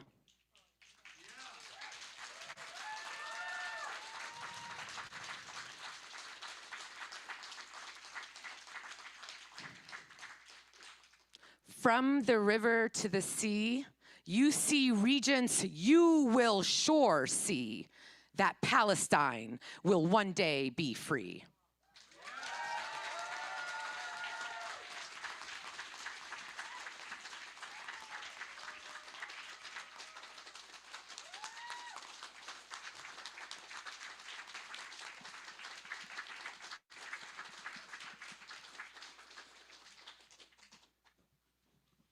We're going to have one last quick comment, and that's going to end our testimonial session. Assalamu alaikum.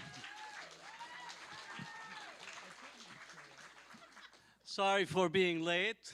This is my third event for the day, but it's so important for us to continue to do the work that we're doing Tribunal on charging the UC with complicity, charging our local governments, our state, our country of being not complicit but co-partner in the production of this genocide, to speak of the European Union and their members of being co-producers and participants in the genocide. But I also want to say that today the Organization of Islamic Cooperation met and issued their final communique or press release. And I would say that they are greatly concerned and they're worried. I say maybe they should go and see a psychiatrist. There are 55 majority states, and they're meeting, they're in the neighborhood. They are also co-participant in the genocide for the Palestinians, and we need to call them out for it, because the supplies that arrive to Israel, the agricultural supplies coming from Jordan, the complicity of the United Arab Emirates, the region in there that is so rich in oil and natural resources and gas, I know they would bring the world to a halt if they had the will, if they have the determination, but more importantly, if they have the backbone. And I see they don't have any. Maybe they were born without a backbone, and maybe we should wish for a genetic mutation for them to develop one. Because that is the reality that we are seeing. Let me say that the Gaza and the Palestinians are free and the rest of the world is occupied. The Palestinians are free and the Arab and Muslim world is occupied. The Palestinians are free, and we are seeing today that we have a political system that is paid for, advertised, and brought to you courtesy of AIPAC. Democrats and Republicans, I put on Twitter that AIPAC won an election and AIPAC lost an election because both products were sponsored by AIPAC. And we need to actually make sure that as we organize for a different politics and take almost every place and every neighborhood for us to actually free ourselves from the shackles that are there. Now, we're coming to a difficult period. Trump will actually announce the annexation of the West Bank because that's what Miriam Adelson paid $100 million for. And we need to understand that annexation means that we are moving into an official apartheid structure in the West Bank. It was a de facto, but now we're moving in an official apartheid structure. For all those who are in our universities, our places, and so on, continue to sell the liberal package for us, now they have no clothes to cover themselves. So the liberal imperial Zionism of always telling us that down the street there will be a two-state solution that is done for, courtesy of Netanyahu, US political elite on both parties, European elites, and the rest of the Arab and Muslim world that is participating in this charade that we are in.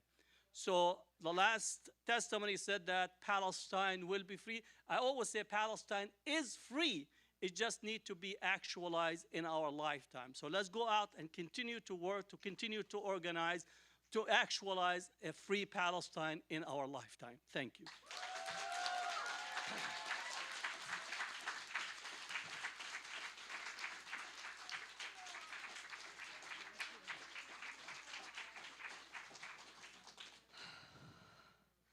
Thank you for staying on this long and listening to all of those powerful testimonies. I hope that this broad-based collection of testimonials today reflects the multitude of fronts and the vast terrain of Zionism's reach. What is also so powerful from our last lineup of speakers is the rigorous knowledge, relentless solidarity, and the people power that we have and continue to build. We will not stop here. We know that Zionism is a racist, white supremacist ideology. We see Palestinians bearing the brunt of this settler genocidal violence, not just from the past year, but for the past 76 years, and for the past 100+ years since the Zionist project was conceived.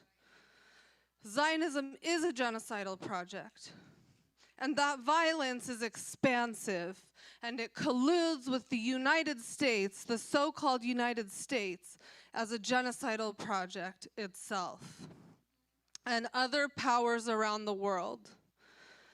And these powers are colluding. We had amazing examples of how that's functioning locally, with land confiscation, with gentrification, and with the Zionists funding those initiatives here. We know that Zionist violence is going to continue to try to consolidate power and expand its operations among the world powers and the ruling class. And we are here to build people power and to say, no, we are not going to let this rich and powerful few determine the future of our people and our children.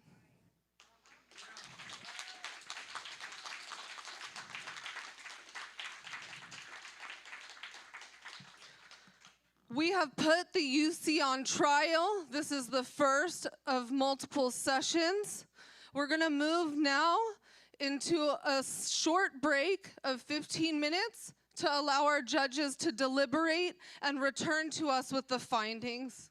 So please take time to get some fresh air and regroup, and we'll be back and see you here in 15 minutes.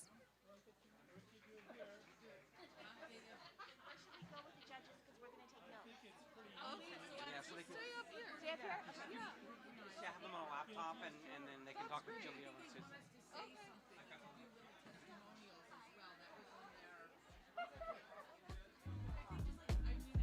You should have been downtown. The people are rising. We thought it was a lockdown. They opened the fire. Them bullets was flying. Who said it was a lockdown? Goddamn lie. Oh my, time heals all, but you out of time now. Judge gotta watch us from the clock tower. Little tear gas cleared the whole place out. I'll be back with the hazmat for the next round. We was trying to protest and the fires broke out. Look out for the secret agents, they be planted in the crowd. Said it's civil unrest, but you sleep so sound like you don't hear the screams when we catching beat down. Staying quiet when the killer. Hey, Suzanne, can you hear me? Got opinions coming from a place of privilege, sicker than the COVID. How they did them on the ground. Speaking of the COVID, is it still going around? How are we supposed to deliberate? Is there any format, or are we just gonna each tell our own position? Pardon me? They didn't really give us any instructions, as far as I know. Us? Deliberating?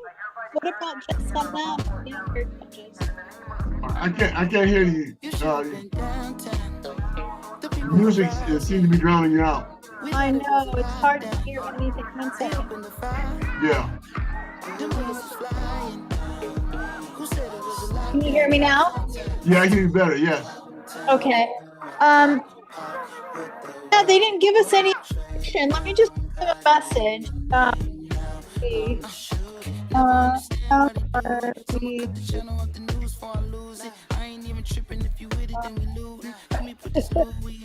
Anyway. People say they can hear us talking, so that's funny. We got an open mic going on here as well, so that's an issue.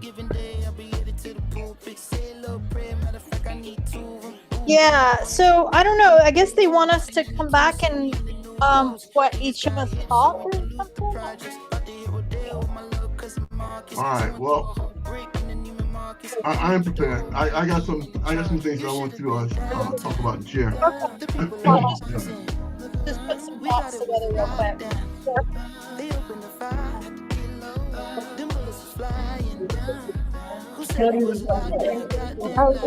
I can't hear. What?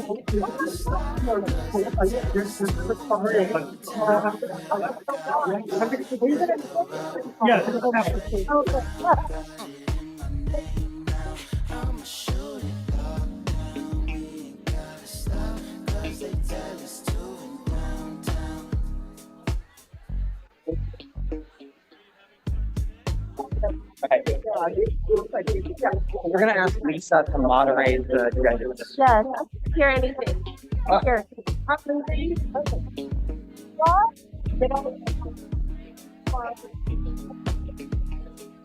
I'll be tomorrow.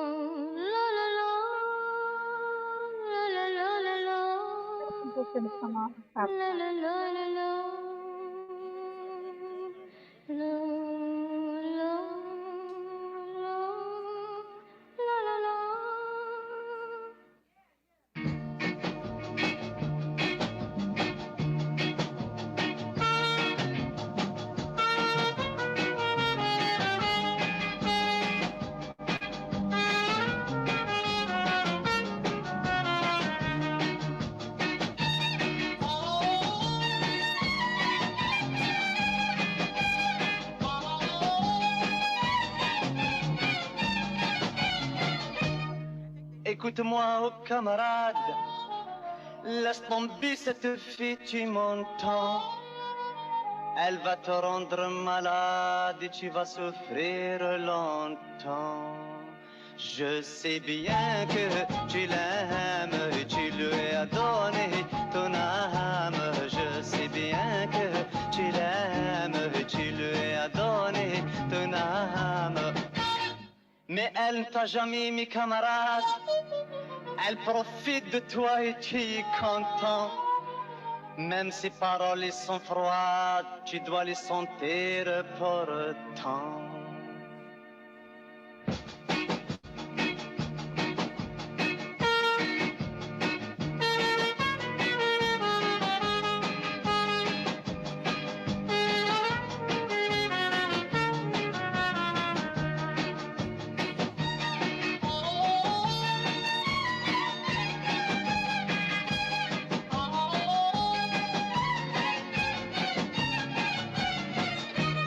Regarde-toi bien dans la glace et réfléchis, c'est important.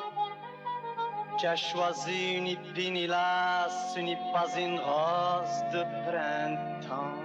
Je sais bien que tu l'aimes, tu lui as donné ton âme. Je sais bien que tu l'aimes, tu lui as donné ton âme.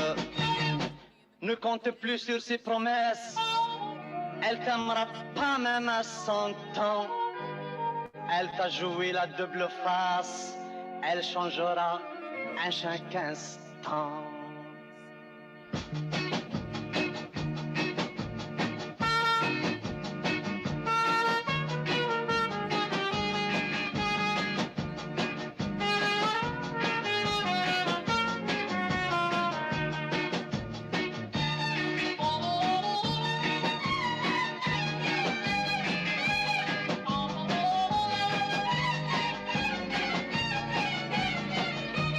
Combien elle t'a pris pour un imbécile, mais toi tu trouves tout ça c'est bon. Ne me dis pas non, c'est inutile, car pour moi tu es un con. Je sais bien que tu l'aimes, tu lui as donné ton âme. Je sais bien que tu l'aimes, tu lui as donné ton âme. Sois un peu fier, laisse-la tranquille. Elle se moque de toi, ça se voit, non. Je te comprends, ce n'est pas facile, car où tu marches, tu crées son nom.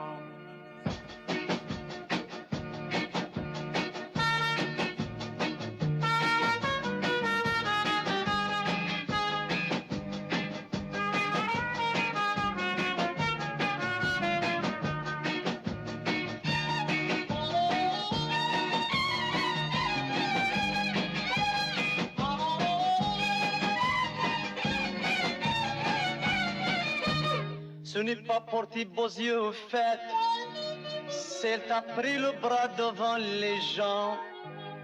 Toi tu veux jouer Roméo et Juliette, mais elle ne pense qu'à l'argent. Je sais bien que tu l'aimes, tu lui as donné ton âme. Je sais bien que tu l'aimes, tu lui as donné ton âme. Tu deviens soulard à cause d'une fillette, toi qui te crois intelligent. Excuse-moi, vraiment tu es bête, ce n'est pas de ta faute, monsieur Péjean.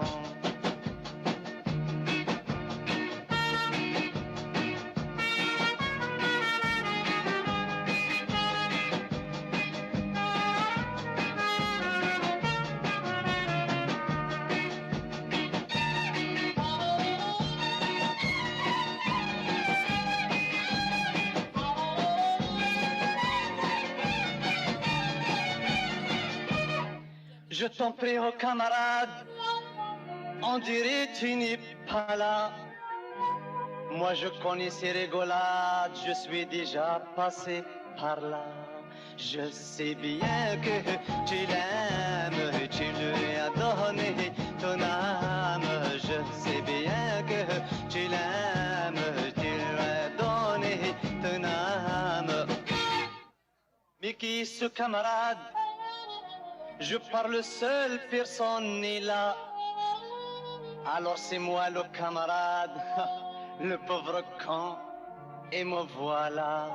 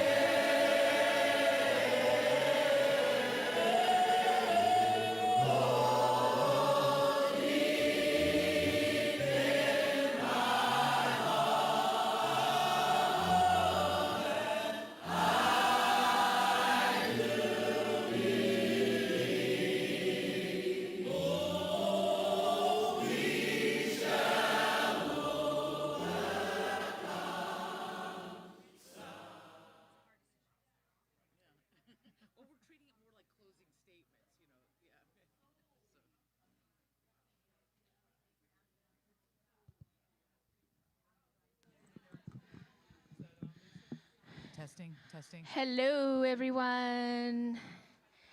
The judges have made their determination, their final decision. So we're going to start making our way back so that they can let us know if we were compelling enough, if all the testimonials were compelling, the poetry, the images, the videos, the statements. So bring your snacks again. Thank you so much for hanging on with us as we've gone through this tribunal. It has been a labor of love, solidarity, liberation.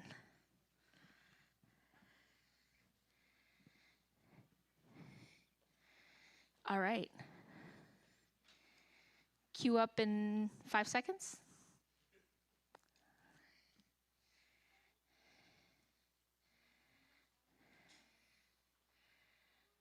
All right.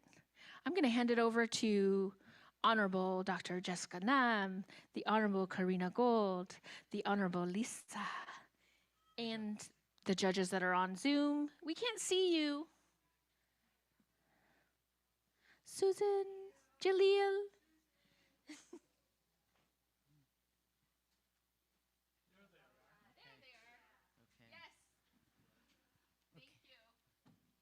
Okay, we're each going to take a few moments. My name is Lisa Hajar. I've been honored to be one of the judges on this tribunal, and I would say it is in my opinion, it is a very clear case in which this tribunal. Could you please speak up a little louder? I can't hear you. Oh, okay. Whoa. Okay. Thank you.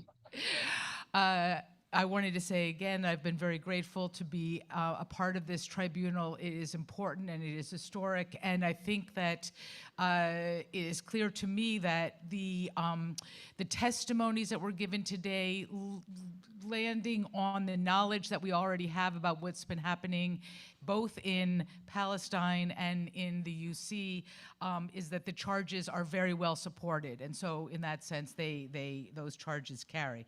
Well, some of the things, just in terms of what really struck me today about this, and I have been thinking, like all of you probably have been thinking about what's been happening in Gaza and Palestine nonstop for 402 days and long before that. But among the things was just the testimonies coming from doctors and healthcare workers who've had experiences or are working in Gaza, and also the people who have survived and provided testimony for this tribunal. It's incredible just to really reflect upon just a few tiny things that struck me. Was like one thing that I actually probably knew in my heart of hearts, but I'd never heard anyone say before, was just this pervasive child suicidal ideation, which is just, sort of understandable.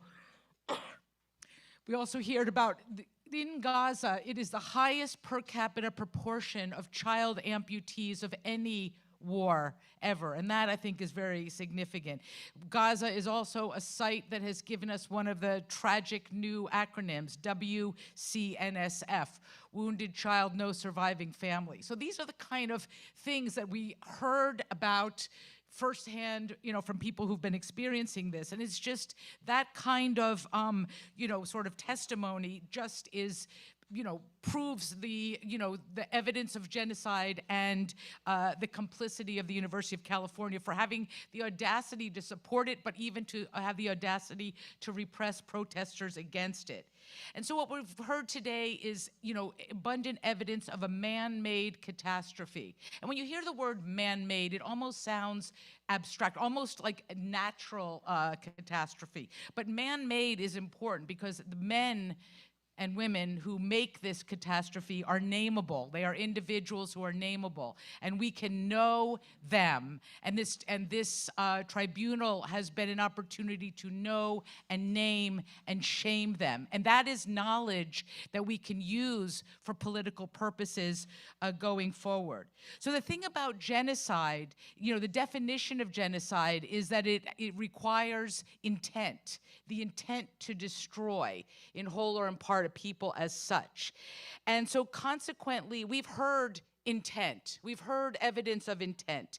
But the Genocide Convention, the fact that the Genocide Convention calls upon states, governments, to prevent and punish genocide. In that sense, the prevention and the punishment are duties of states. But abetment and complicity with genocide is not limited to states. And in that sense, that's where we are with, sort of the activism all around the world, including in the University of California.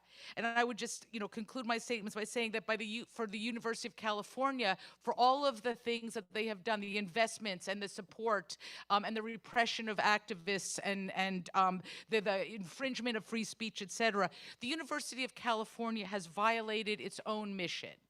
As the Third World Liberation Front told us, they're not virgins at this. They've been doing this for a while, but we are at a moment now where it is one of the most intensive in scope, scale, and casualties, a disaster that has that's befallen people around the world. And so if we cannot protest this, and if we cannot use our voices to try to stop this genocide, then no one will be free, because Palestine is paradigm.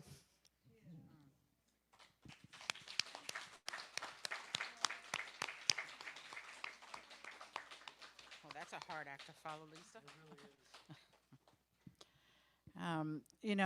Thank you all so much, and thank you for this esteemed panel of judges and for all of the beautiful minds that came together to pull this off today, but also to all the beautiful minds that are in this audience and in Zoom world, and we'll listen to this later on. I think it's really important that we've had a time together to actually really reflect for many hours. And I think that hasn't happened, for some time, or at least I haven't been a part of that in the last 402 days. That, when we started this off in this breathing exercise, and I'm so happy that we continue to do that breathing exercise throughout this time, but, Professor Lisa actually brought on to one of the things that I wanted to talk about was this idea of young people and the suicidal ideation, right? And I think that was, and the one story that the doctor talked about when there was the gentleman who was in the hospital, and he woke up from a coma just to find out that he had no feet, and everything was okay with his health, it looked like, and then he died because his heart was broken. And it takes me back to the stories of our own people on our own land who had died. That was part of the reasons that they died. The part of the genocide was they couldn't fathom the destruction that was happening on this land and to who they were as human beings, that these monsters had come and they had changed everything in a short amount of time, that many people died of heartbreak.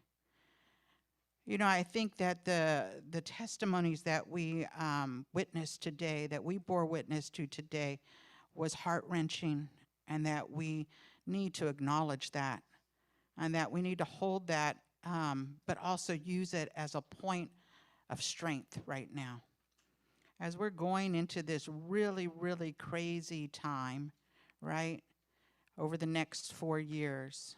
And I know that, there's been a lot of people that are freaking out about this guy that's coming into office in this colonial state of the United States. And I keep thinking about how resilient we are as human beings, how resilient we are that we continue to survive, that our ancestors have survived and continue to survive these waves of genocide that keep coming at us, and that we keep seeing all of these beautiful manifestations of poetry and artwork and voices and people using their bodies on the line in order for us to continue to say to the next generations that we are still here and that we stand side by side. And so, yes, the UC is complicit. And I will say that they have continued to fall in line with the settler colonial values that started out this country, that this country is complicit, because they created genocide. One of the people that's on the emeritus on the UC Regents is Gavin Newsom, who apologized for the genocide of California Indian people, and yet they're stifling the words and the education of a UC system to educate our young people, right? So we have to say that they're complicit. This muzzle that they're trying to put on us, this way of them trying to create this othering again, right? We are not otherings anymore. We cannot be set aside in those kinds of ways that we have saw across the world, millions and millions of people that have stood up for our relatives in Palestine, and that we will continue to do that until Palestine is free in the way that they want to be free. And that, so sitting on this panel and listening to these young people who had to deal with the police brutality, to see that violence that have been used against Black and poor and brown and red people since time began in this country, to see those young people have to deal with that at a place of education, a place where there should be a freedom to learn about what's happening in the world, to look at the laws that have been created in a very short amount of time, that there are no Black or brown or poor people in this country that have been able to change laws to benefit them in that short amount of time that has happened with the Israeli people in this country. We have to look at all of the different things that they're complicit in. We have to stop the military wars, the military bombs from going over there. The United States government continues to do that and has continued to do that since it began on this country. And so I find them complicit, the UC Regents, I find the UC system, I find this United States government complicit in the genocide of our Palestinian relatives. And I thank you so much for allowing me to be a part of this, and humbly, I am going to pass this on to Jalil and then Susan afterwards. And so I thank you so much.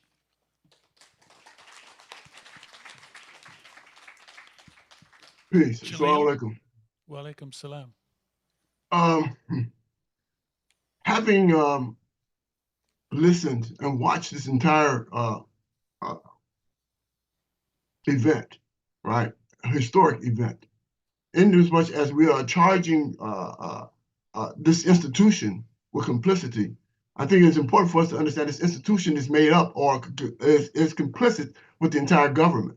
Right, it's part of the makeup of the government. It's part of the foundation which this government is operating on in terms of how it teaches us young people to be compliant to the ideals of genocide. Genocides that evolved from this very onset of the foundation of this country, the genocidal annihilation of the indigenous. Right, my great grandma was a Greek from Muskogee Creek from Alabama. All right, and so I understand the nature of this system of white supremacy and capitalist imperialism. And so for me, it is important for us to address this issue of complicity by understanding the laws that it applies to. As for example, the 1948 Convention on Genocide. We have not read that, and I think it's important that we do so. So we have everyone in the audience and on Zoom who understand the law itself. It states that killing members of the group, 1, 2, causing serious bodily harm and mental harm to members of the group. 3, deliberately inflicting on the group conditions of life calculated to bring about its physical destruction in whole or in part. Right? 4, imposing measures intended to prevent the births within the group, killing our babies. Right? 5, forcibly transferring children of the group to another group, as they did with the indigenous. Taking the children and giving them to missionaries and changing their names, cutting their hair, taking away their culture, right, and destroying them, right? We know that this is the history of this country. And so why are we surprised that they engage in these practices today and these institutions of the country is also in compliance with this history of this country? We also know that the operations or the application of genocide is in fact criminal, right? That one can be charged with crime for engaging in this practice. It says that genocide is punishable.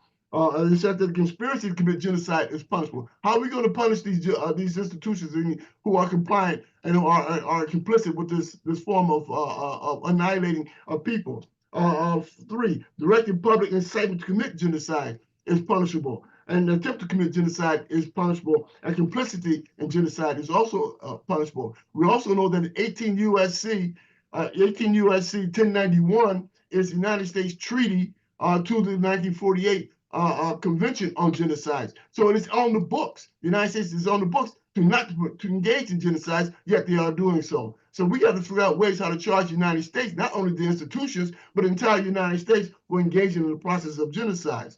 2021, 25th, 2021, the United States was found guilty of genocide against Black, Brown, Indigenous people in the International Tribunal. You can go to spiritofmandela.org and you can find the information pertaining to that International Tribunal. We had international jurors find the United States guilty of genocide. Now, you note that if that had been done in China against the Uyghurs, the international world would have been up in charge, up in arms against China for doing it. Why not this corporate entity that we call the United States? But more importantly, it's important for us to understand in terms of the fight that's going on in Gaza today and in Lebanon and parts of the Middle East, is that they have an inherited right to fight for the liberation and independence, according to international law. The United Nations Declaration of Granting Independence of cultural countries and peoples affirmed states specifically the inherent right of colonial people to struggle by all means by their disposal against colonial powers, which suppresses their aspirations for freedom and independence.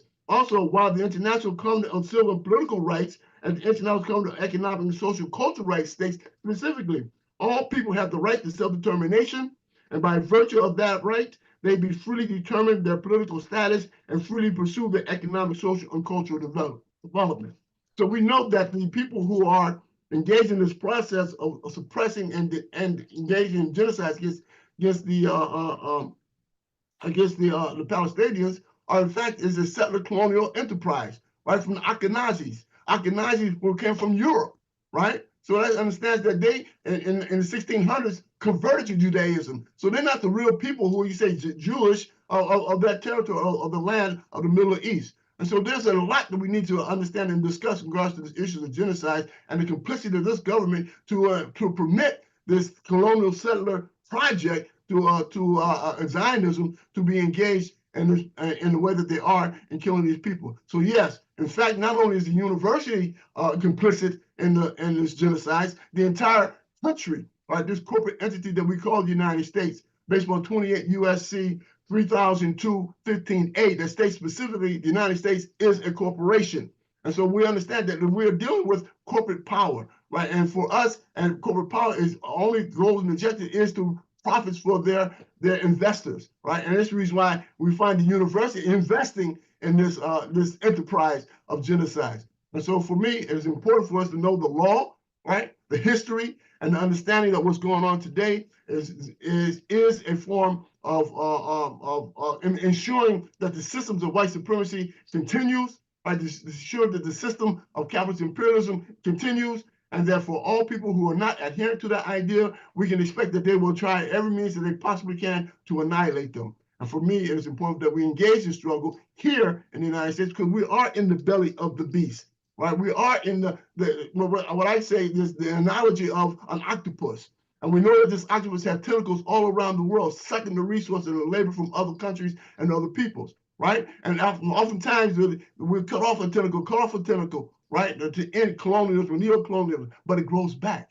Why does it grow back? Because this empire, the head of the octopus, has not been dealt with. And that's us. That's our duty. That's our responsibility. So I'm grateful for what's happening here because we are training a new generation of young people to engage in struggle, to fight back, essentially, right? And ensure that the system of capitalist imperialism, the system of white supremacy, the system of genocidal annihilation of people of color comes to an end, right? We have to end the empire. And we also know that this empire is not destroyed from external forces, right? Empires are destroyed from internal forces. right? And that's what our duty is. That's our responsibility. And the world is waiting on us, all right? So, and I stated earlier that we will not free Palestine. The Palestine is freeing us because we remove the blinders, remove the shadow of what has been going on in this country and what's been going on around the world. And for us, it is imperative that we begin the process of organizing ourselves, especially with this new administration come in, to organize ourselves to fight back. And so for me, I'm grateful for this opportunity for being engaged in this process here. Right, and I exhort you to go to spiritofmandela.org and join our campaign to build what we call a people senate, because this is the way that we're actually in solidarity with the Palestinian people by building our own revolutionary struggle here at home. Thank you very kindly.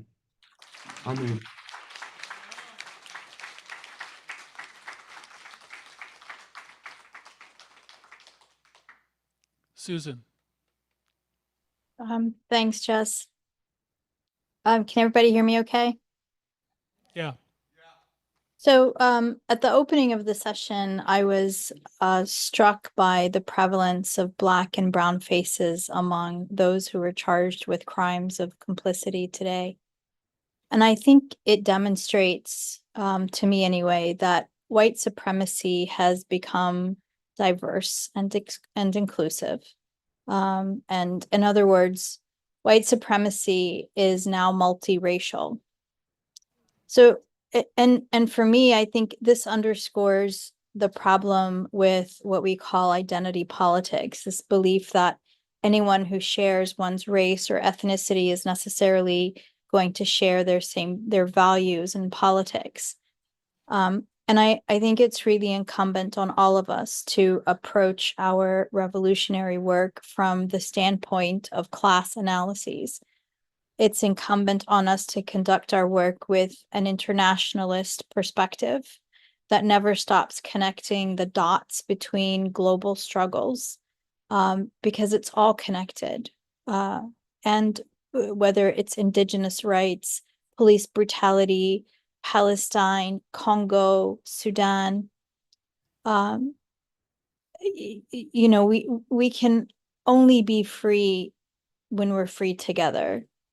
And this is one of the lessons that Malcolm X and SNCC and the Panthers left for us. Just because someone is Arab, I don't assume that they're in solidarity with Palestine. That has been demonstrated. Gaza has pulled off all the masks. I don't assume that everyone who is Black and understands oppression is going to be anti-genocide. My point is that as these university administrators demonstrate, our people aren't always the ones who look like us. I want to thank everyone who testified today. It was hard to listen to some of these accounts, even though there was nothing new to those of us who've been following closely the daily details of this Holocaust. I saw extraordinary suffering when I was in Gaza. I'm going to tell you about one image that that haunts me more than anything else to this day. I think there's not been a single night when I have not thought about this little boy. He was probably about 10, 9, slight. He came in with both of his hands dangling, barely attached, and part of his face was blown off as well. He had apparently soldiers were leaving booby-trapped cans of food, and hungry kids were picking them up. And this was in the beginning. I think they learned the word got out and that they stopped opening those cans. But this boy, this had happened to him, and he could have been saved if the hospital wasn't so depleted, if they had antibiotics, if they had adequate equipment or care, but they didn't. They amputated both of his hands. They did their best with his face, and in the end, he died a slow and agonizing death. But when he was going into the hospital before they took him into the operating room, I looked at this little boy, and and our eyes locked. And I think, and in a lot of ways, I feel like,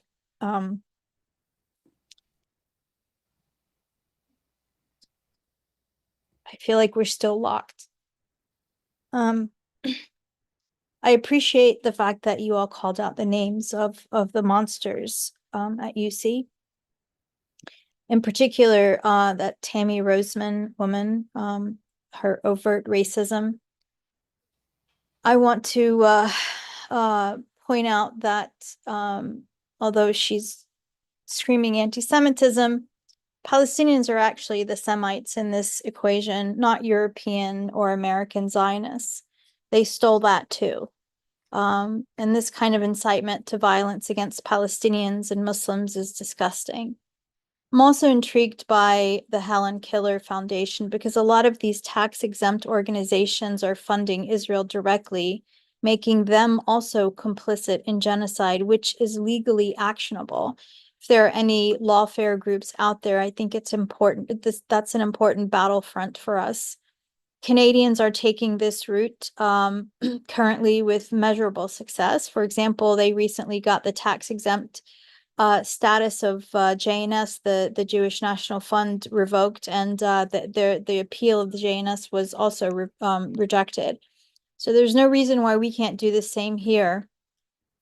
Billionaires like Helen Diller or Killer Diller, whatever, often set up these charitable foundations in order to avoid paying taxes. And then they turn around and use the tax-exempt money to fund either their criminal ideologies or fund organizations that feed money back to their companies. Then they get on these medical boards and all manner of cultural institutions to further control various aspects of society, and thereby becoming the gatekeepers of public imagination and public discourse, even on the boards of these schools. Because the people who end up getting funding are those who promulgate their own ideologies. The people who end up getting hired as university presidents are ones that comport with their ideologies. And it's a way to globalize the harm that they do. And even if these billionaires don't all know each other, they share a class consciousness and they act in concert for their shared interests. And I think we can do that too. We absolutely can act with a class consciousness, but we first have to shed these various ways that they use to divide us, whether it's race or ethnicity or gender or sexuality. And I know it feels like so much is stacked against us because our enemies have so much money and so much influence, and they have the police under their control and all manner of death and harm technology. And they use the law as a tool to further their own imperial interests. But you have to know that they're actually very frightened of us. It's important to remember that if they weren't terrified of us, they wouldn't be instituting all manner of these belligerent protocols that lay bare their hypocrisy, laws and new rules that contravene the Constitution that they claim to uphold. The students frankly terrified them, and they had to spend all summer trying to figure out, how to stop it. And they came up with the most absurd and transparently hypocritical actions. And also this election, we taught them a lesson as well. So it might not feel like it, but I believe we are winning as long as we don't stop, as long as we stay the course, understanding that this is a marathon, it's not a sprint. And I personally get my inspiration from our brave fighters who are holed up without food or water, who are watching their brothers and sisters and families get murdered around them at every turn. And they continue to fight, knowing that every time they go out to engage with the invaders and colonizers could be their last moment on earth. But they go out time and time again, refusing to give up. And in the face of that, who are we to give up? I draw strength from their fortitude, and I hope you will too. I hope you will always be inspired by them. I believe that Palestine will be free someday.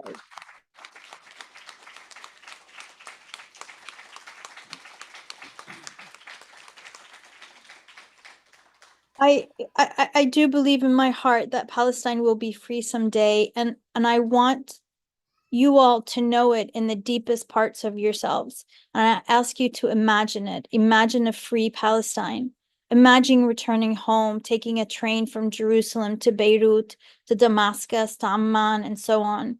I believe we must imagine the freedom that we deserve and that we want. These people whom we charge today and whom I find guilty and complicit are ultimately history's debris. They believe that they are important in this life, but they have betrayed humanity and they have sacrificed our common morality for personal convenience or to boost their careers. In the end, they become empty vessels, soulless and ultimately insignificant. They will not be part of the future that we're going to create together. The system that we're living in is not inevitable.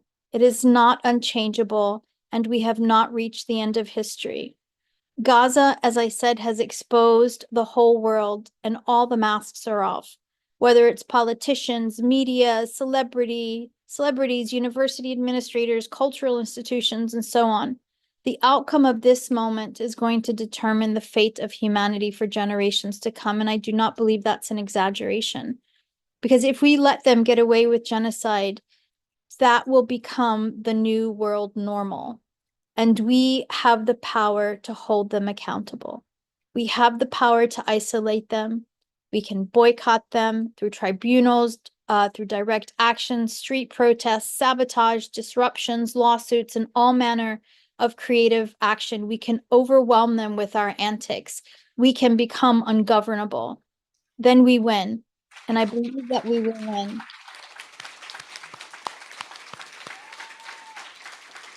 Let me just close with, we can restore this country as well to her indigenous origins, to alter school curricula, to begin the history of this land long before that genocidal rapist Columbus arrived on these shores. And we can restore Palestine to her indigenous origins also, millennia of fabled stories that are embedded in our DNA and in our heritage. Free Palestine.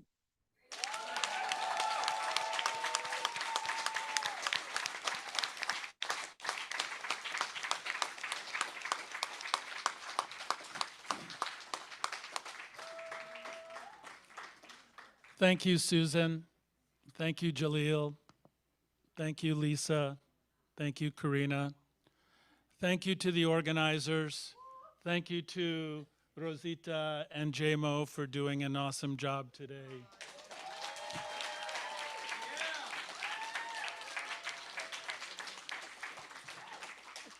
Thank you to all the presenters who came today and gave your testimony. It was truly inspirational.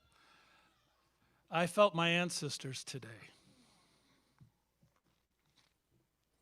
Generations before, generations going forward.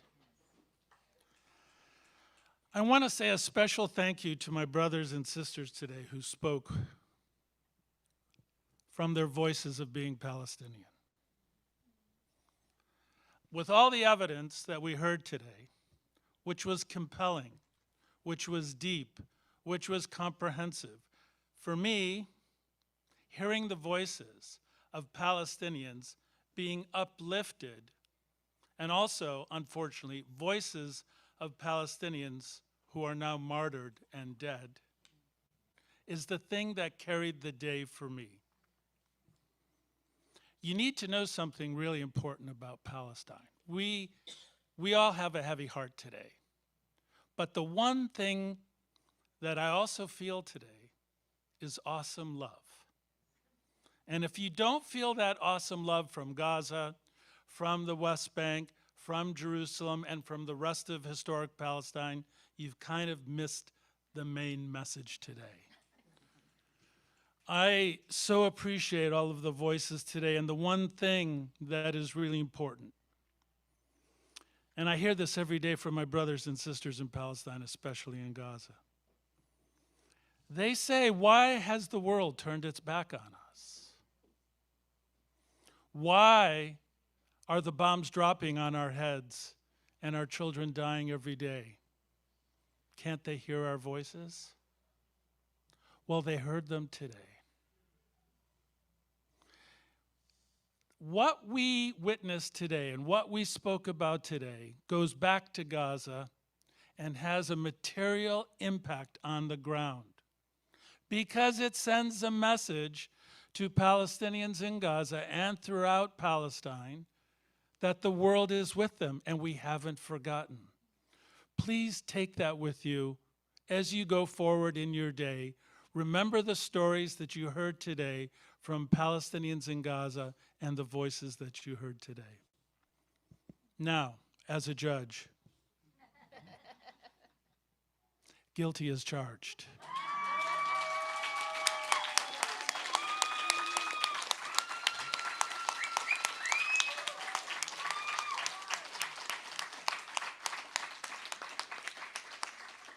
Gavin Newsom, guilty as charged.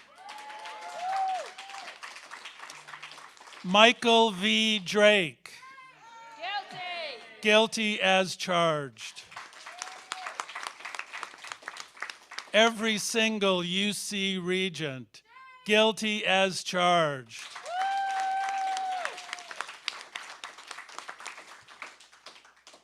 And as Susan said, in that special place in hell, where the debris of the morally depraved and bankrupt will go.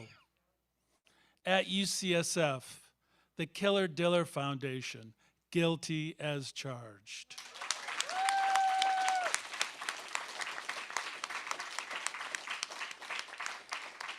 And for the smiling faces of the UC leadership, all of whom were called out today with their shining shovels, digging up indigenous land with the Helen Diller smiling faces, guilty as charged.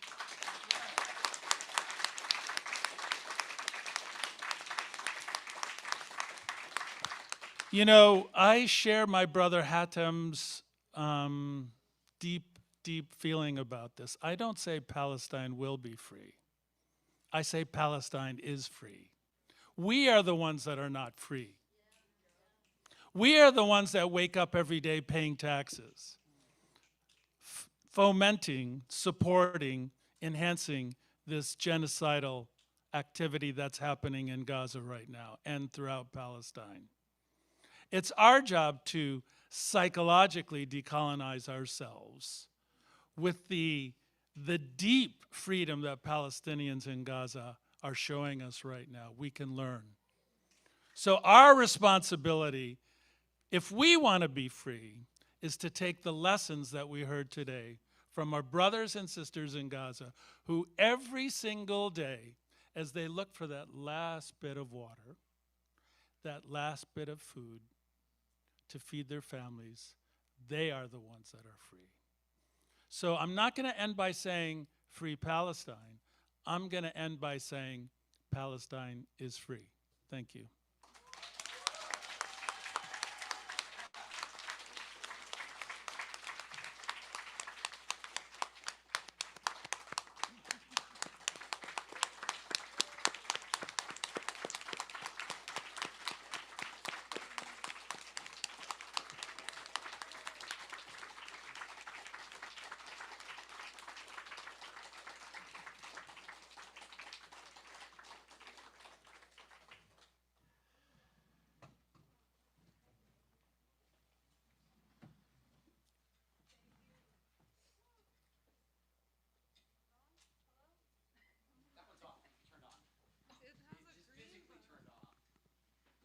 Hello.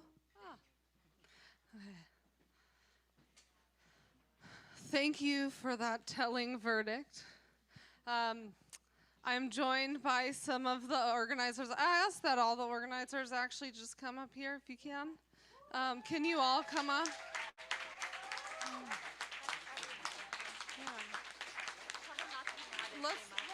Don't be modest, don't be shy. Everybody come up. You're first.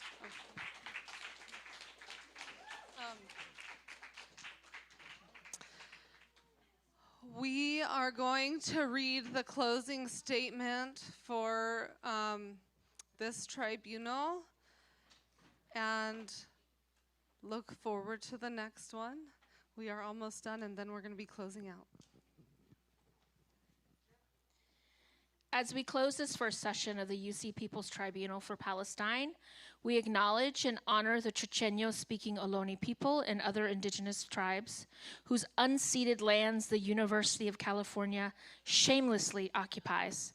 We honor the bravery of those who stepped forth to offer their testimonials, the wisdom of our judges, and the labor of all of those who made it possible for us to gather in this revolutionary undertaking. Our collective organizing against the University of California did not begin here, and it will certainly not end here. This university, like other imperial institutions, has proven incapable of meeting the most basic obligations to safeguard Palestinian life in the face of genocide and ongoing Nakba. Instead of serving the people, UC leadership has demonstrated that it seeks to rule tyrannically by force. We understand that to enact justice, we must first prefigure the worlds in which we want to live. In organizing this tribunal from the grassroots, we have worked in unity across all UC campuses, strengthened by the steadfast commitment and solidarity of community members. We acknowledge and appreciate that we all have something to give to the collective project of building a more just world. Looking forward, we recognize the importance of a multiplicity of struggles, tactics, and strategies. Here we offer 3 pillars upon which our efforts will be built and invite you to join with us in the struggles to come. First, we commit to solidarity with those in Palestine and in the Palestinian diaspora who have always been at the forefront of the struggle. As we fight for justice in Palestine from within our own countries, societies, and institutions, we must respect and honor the resistance that has made possible the survival of the Palestinian people in the face of over a century of Zionist aggression. All of our varied tactics and strategies must serve the goal of Palestinian liberation as defined by those most directly affected by Zionist violence. Second, we commit to fundamentally remaking the University of California so that it truly serves the needs of the people and the mandates of justice from Gaza to Oakland and beyond. In so doing, we build on the struggles of past and current movements, from the Third World Liberation Struggle to the anti-apartheid struggle to cops off campus, all of which have fought for a university that serves the people and not the powerful. To build a just and democratic UC means wresting control from morally bankrupt regents, bureaucratic administrators, and cynical politicians, all of whom have repeatedly proven themselves unworthy of the public trust and have resorted to fascistic violence to quash dissent.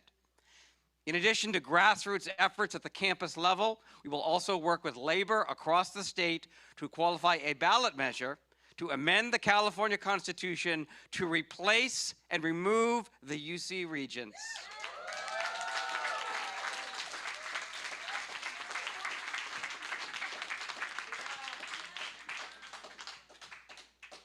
Third, we commit to working in partnership with other justice-minded people worldwide who seek to democratize and gain control over their own institutions, no matter how big or small.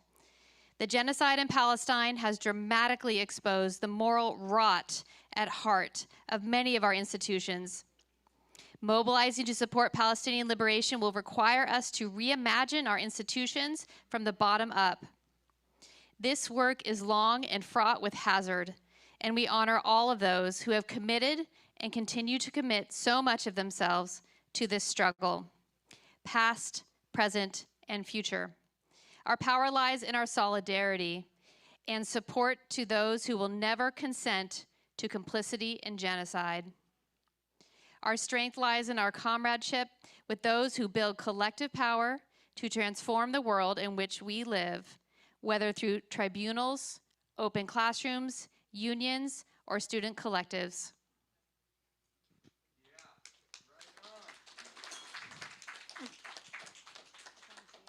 Okay, y'all, I have the closing, but the closing is an opening, and we are just getting started. So this tribunal will reconvene at UCLA in spring of 2025 with a focus on the University of California's financial complicity in genocide and the ongoing Nakba, and the use of state-sanctioned police violence, including by police that have trained with the Israeli security forces to silence dissent. We urge you to continue your own struggles and to connect with us via our website, which has a list of actions that you can take in support of Palestine, the Palestinian people, and our efforts to liberate the University of California.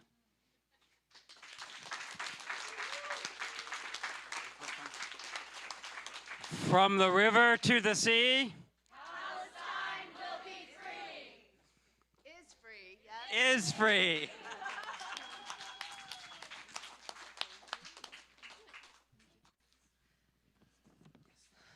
Before we move to our closing cleansing ceremony, we have some thank yous.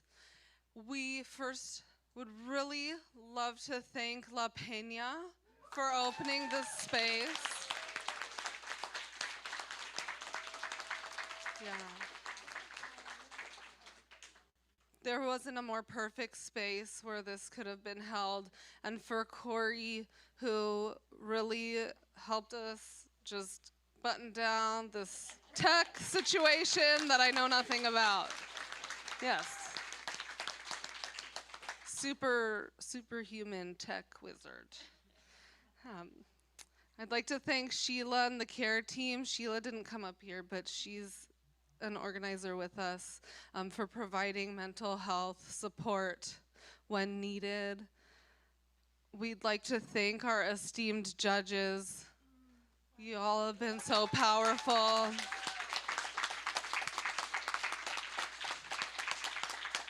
Lisa, Karina, Jess, Jaleel, and Susan. This wouldn't have been possible without you. Thank you for giving us your time all day.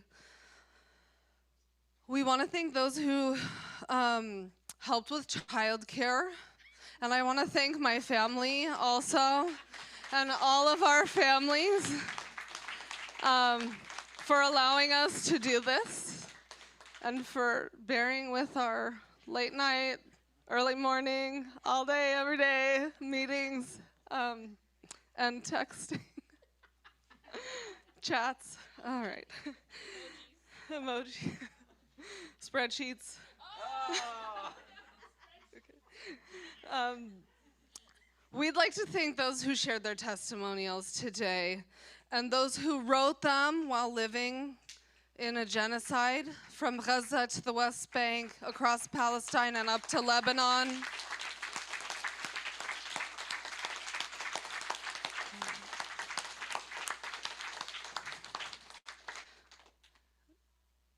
Your words were incredible.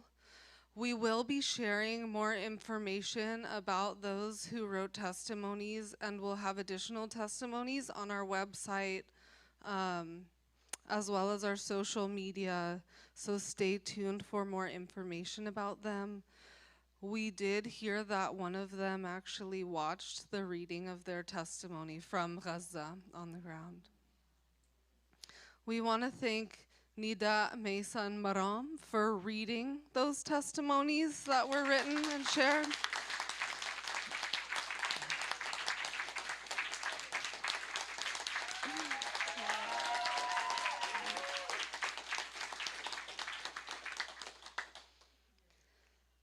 And we want to thank the indigenous people of these lands for hosting us here and for being in community with us here. And we want to move to closing with you all. Karina, thank you, Karina, for helping us to do this together.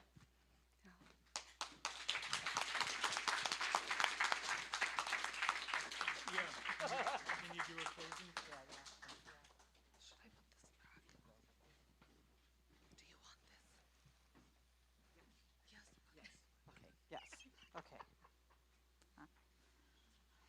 Hey, relatives.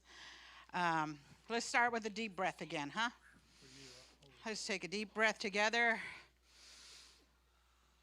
and let it go. We thank all of our ancestors for being with us today, for helping to hold us up, to helping us to breathe, help us to do the work that we're about to embark on again. I want to say a special blessing and prayer for all of our warriors across the world that are standing up against fascism, that feel alone, that for each and every one of us that sometimes feel alone in this work that we're doing as well. I want you to take this moment to look around. Seriously, look around at each other. People from all walks of life are sitting in this room, and that we can remember that we are not alone. Just as we send that love and prayers to our relatives that are in Palestine, our relatives that are in the diaspora here fighting for their relatives in Palestine, that we are not alone. That as we send out those good remembrances of this gathering together, that we tell these stories, that we don't hold them in, but that we share them across all of the people that we know that couldn't be here today. And when we sit there and we have coffee, and over the next few months while there is holidays that are happening, that we talk to our relatives who are sometimes the most difficult to get through to.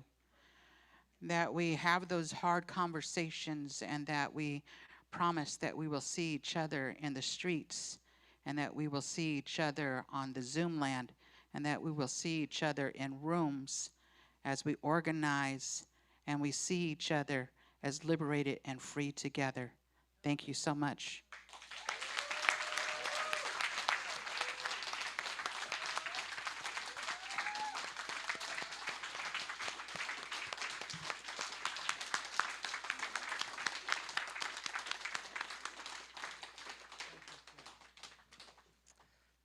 And that concludes our first tribunal. Thank you, everybody.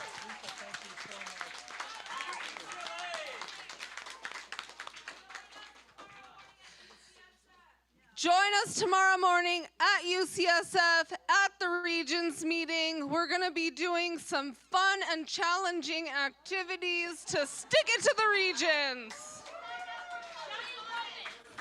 And sign up for public comment. We know those All power signers to are the signing people. up for public comment. All So. power to the people. All power to the people. You see you with genocide. We charge you with genocide. We charge you with genocide. We charge you with genocide. We charge you with genocide. Woo!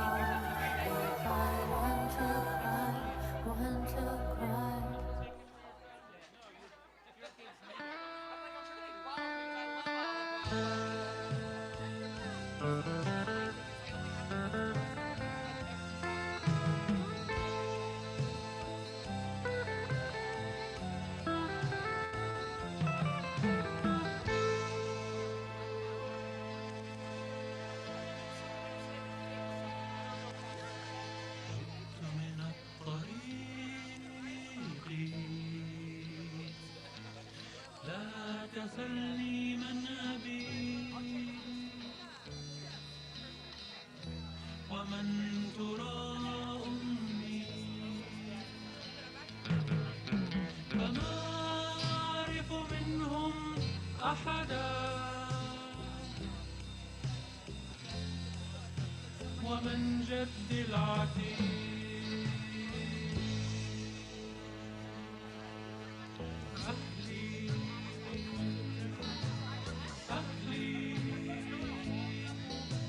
عظام الأرض من تكوينها